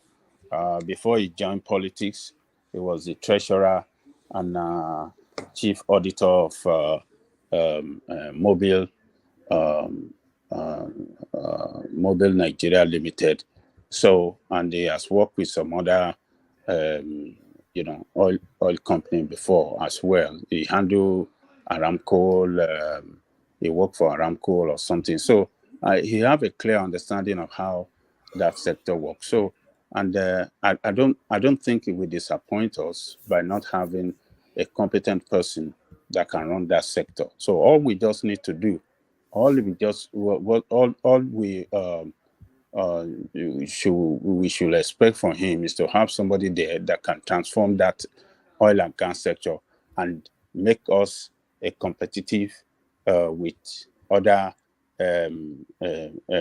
player in that sector in the world. So once we can achieve that, our economy we get back on track, and our economy will start to boom again, because that is the strongest source of our foreign exchange. If we can get that sector right, our economy will bounce back, and if we get that right, that is fetching us that forex. We get the central bank that can manage that forex well and come out with a very good monetary policy that will stimulate the economy, and we have the right person in the finance ministry that can as well package a fiscal policy for us. All of these work simultaneously. Nigeria will come on top again. So I will expect him to do that justice for that in those three positions. And for the chief of staff, I will go for FASHOLA above GBAJABIAMILA or any other person. The reason because for FASHOLA is that FASHOLA is a very serious minded and a very hard worker person as well. And Fashola and him have been coming a long way. Even before he joined politics, Fashola was his lawyer, and he worked with him as his chief of staff when he was governor of Lagos State. So that trust has been there, trust of friendship, and that work relationship is there. So I don't see him not giving it to Fashola. I will have, GBAJABIAMILA, and he can give GBAJABIAMILA as well an advisor on legislative matters, presidential advisor on legislative matter, giving it to GBAJABIAMILA.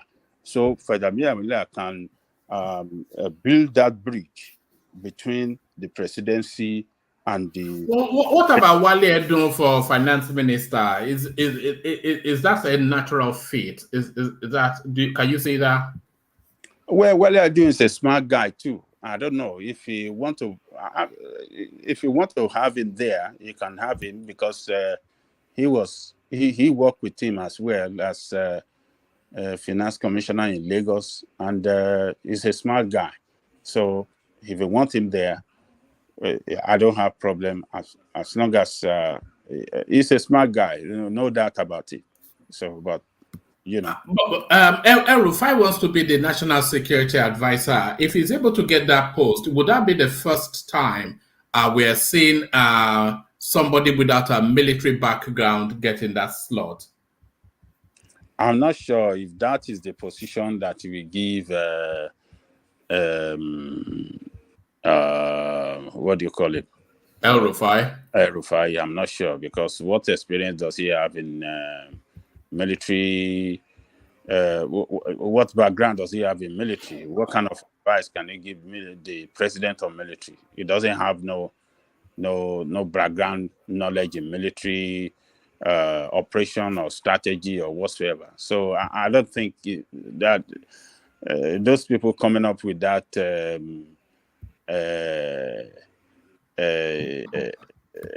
slot for him, I don't think they got it right. It might be, it might want to give him the secretary to the federal government. Secretary to the federal government is that represent the headship of civil servant, federal civil servant, and that's a very powerful position.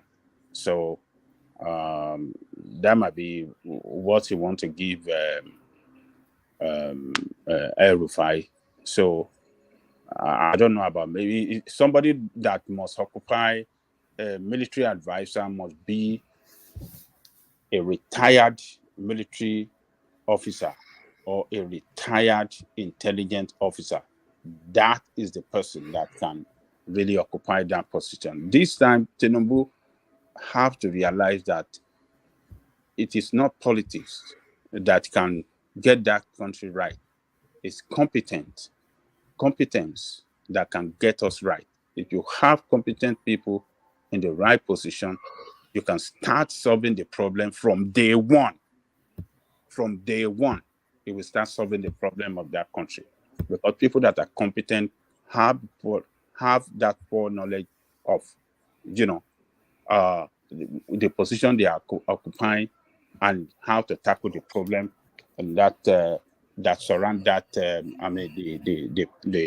The position they occupy. So it is not politics; it's competence.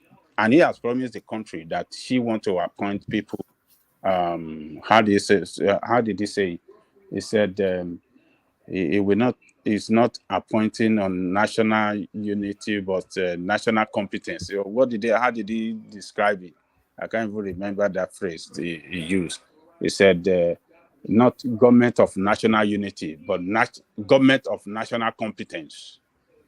I think I got it right. He said, I want to appoint government of national competence. So that is the way forward in that country now.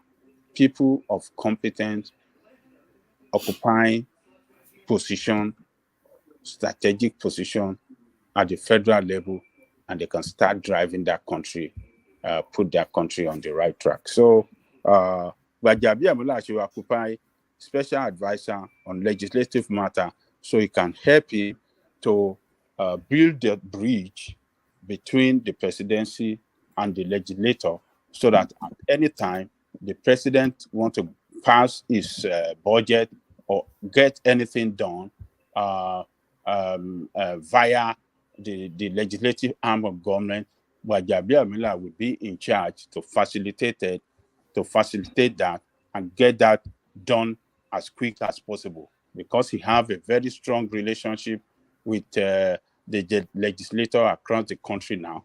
For being the speaker for the past 8 years, and his colleagues love him. So it should, that is the position for GBAJABIAMILA, special advisor on legislative matters, and FASHOLA for how do you call it, for chief of staff. Yeah, because FASHOLA is a very reliable guy. He's a hardworking guy.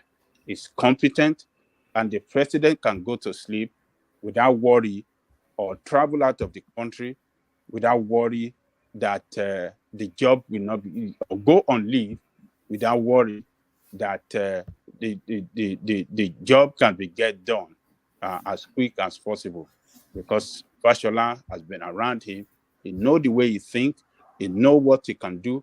He knows what he cannot do. He knows what he will expect him to do at the right time. So without even getting the president to give him go ahead, he knows what the president wants, and he can get it done. So that's the way that's the way I see it, one man. I believe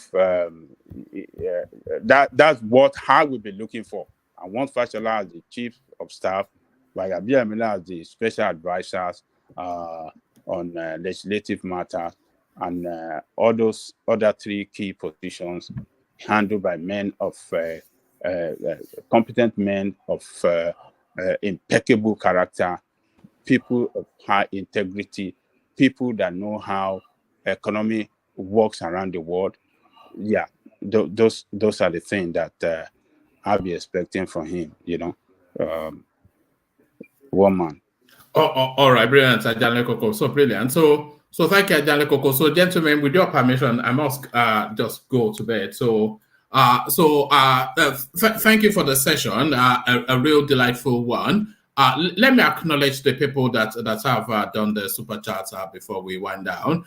Aldi, who has been joining Ayo with some frequency, he goes into that space just liberally. So that's Ayo, of course, still retaining his spot. That's Ayo there. Alexander Gomez registers his presence with a super chart.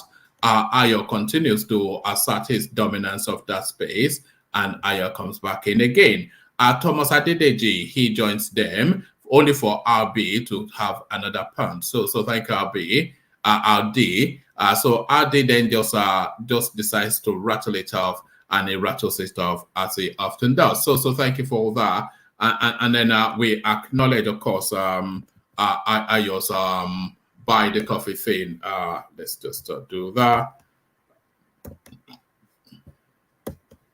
And there it is. So there it is. So there it is. So thank you everyone. We will reconvene tomorrow to take it up all over again. Apologies to the people who didn't really get to flesh out. Did somebody want to come in? Oh, Babati, did you want to come in? I'm on call till 3 a.m. So I was hoping. Yeah, you were waiting for Thomas. But I'm going to be here by myself. Thank you, one man. Okay, thank you. Yes. Or do you want to take it over, and then I can leave you to it if you want me to? No, I don't know how to work the videos and those. Well, you just have to build your own conversation. But I think people are just bailing out anyway. Yeah. I can tell that Rational Mind is driving somewhere. So when he is on his way to a destination, But Big Daddy Sheppy joins us. Hopefully, he joins us again tomorrow. I can talk, but then if it's okay, but then if you want to shut down, no problem. I'm okay with it. It's only really who is going to shut it down after you are done. Otherwise, it'll just continue to run. Because as soon as I'm good. Yeah, I'm good. Yeah.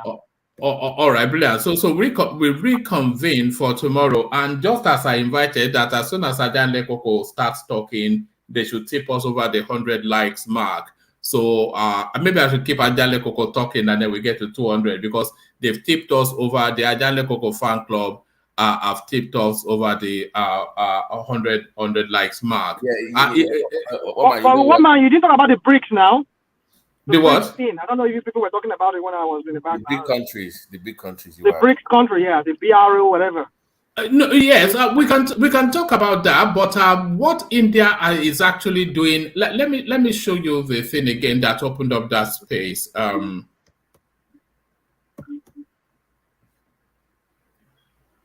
It was this article actually.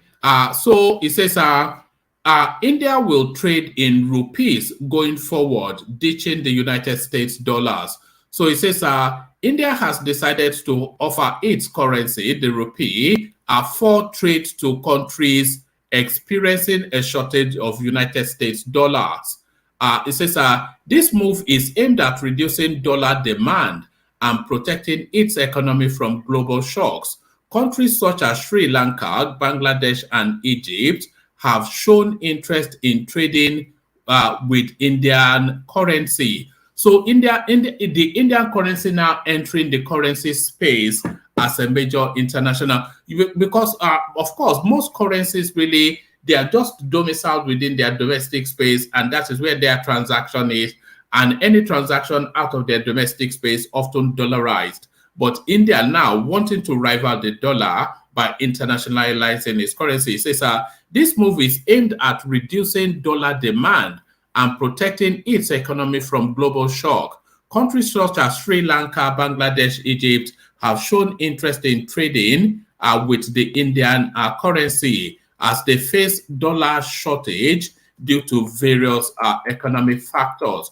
So I wanted to open up the conversation to that space, how these things impacted, and then it led us then on to the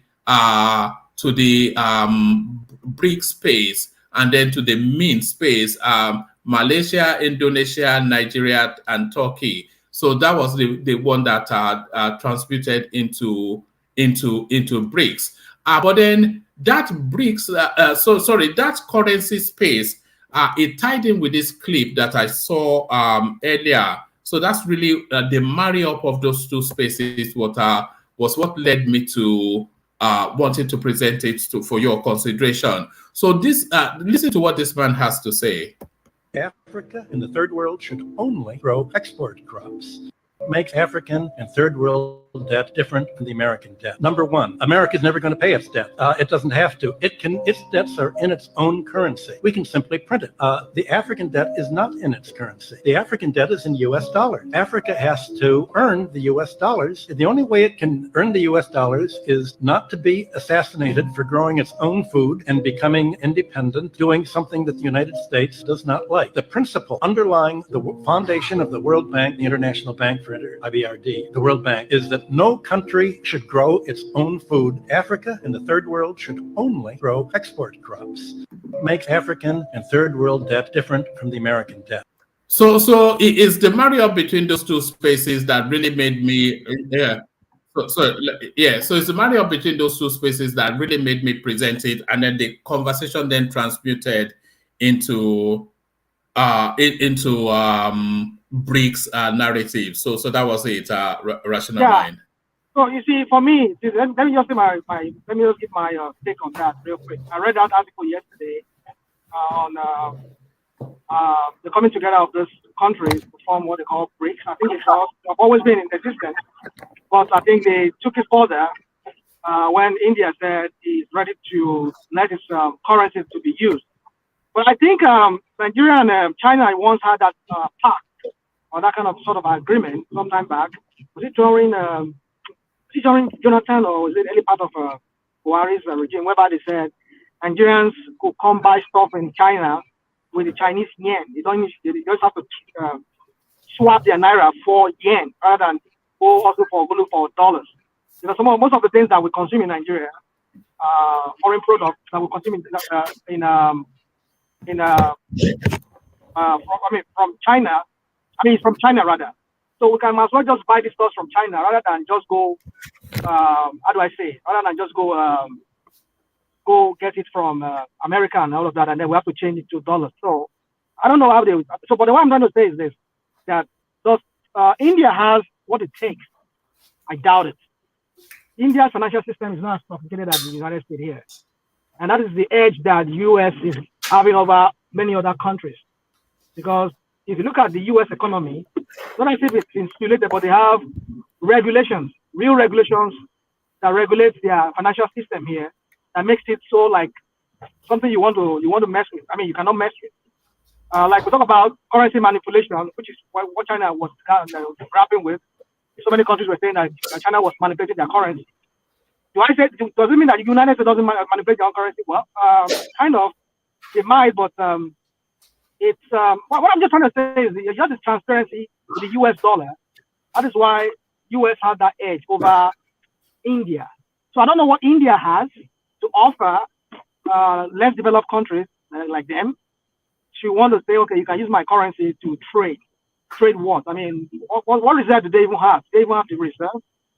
They have the reserve in dollars. And I don't just understand. Or the only thing I see about this coming together of this 5 or 6 nations, these 6 countries, is that they want to rival. Because you look at it, Russia is in the mix. You know, the posture of Russia towards the United States, and also China too. They're trying to like this war that is going on in Russia now. The Russians want to make it whereby the currency of reserve will not be US dollar. They can bypass that US dollar financial system whereby they have to trade with the US dollar. Like now, they have some of their weaponry now. They cannot buy weaponry from some countries, but they have to go to like North Korea to buy their weaponry from North Korea.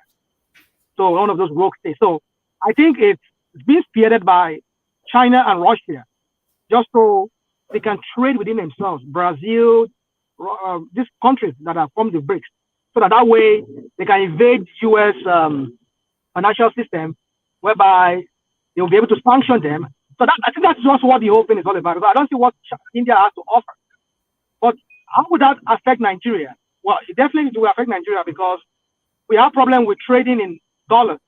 Most of our people have to go source dollars to go abroad and buy stuff like in China or Malaysia or that country, Turkey.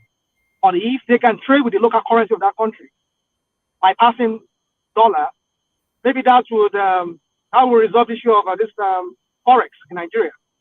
That's the only good side I see Nigeria should tap in there. But we just have to see how this plays out. But what I just see is just a rivalry that Russia and China is trying to bring about in relation to the United States and their allies, so as to bypass them, so that in terms of when there's a war between Russia and the West, they know that they can always evade US and the other Western countries like Western Europe. They can evade their currency and get whatever they want to prosecute whatever war they're fighting. So I think that's just what it is for me. That's how I see it. That's how I read it.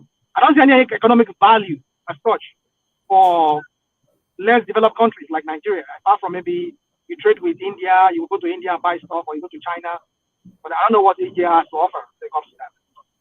That's all I have to say, one man. Are you there, one man?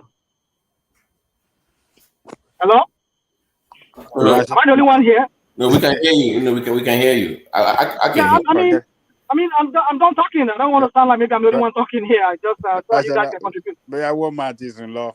No. No, I actually enjoy that stuff because it's something that we need to address. Because even if you have a country that we have all these policies, if we don't fit that monetary policy where we've been expected by foreign countries, we're not full majority.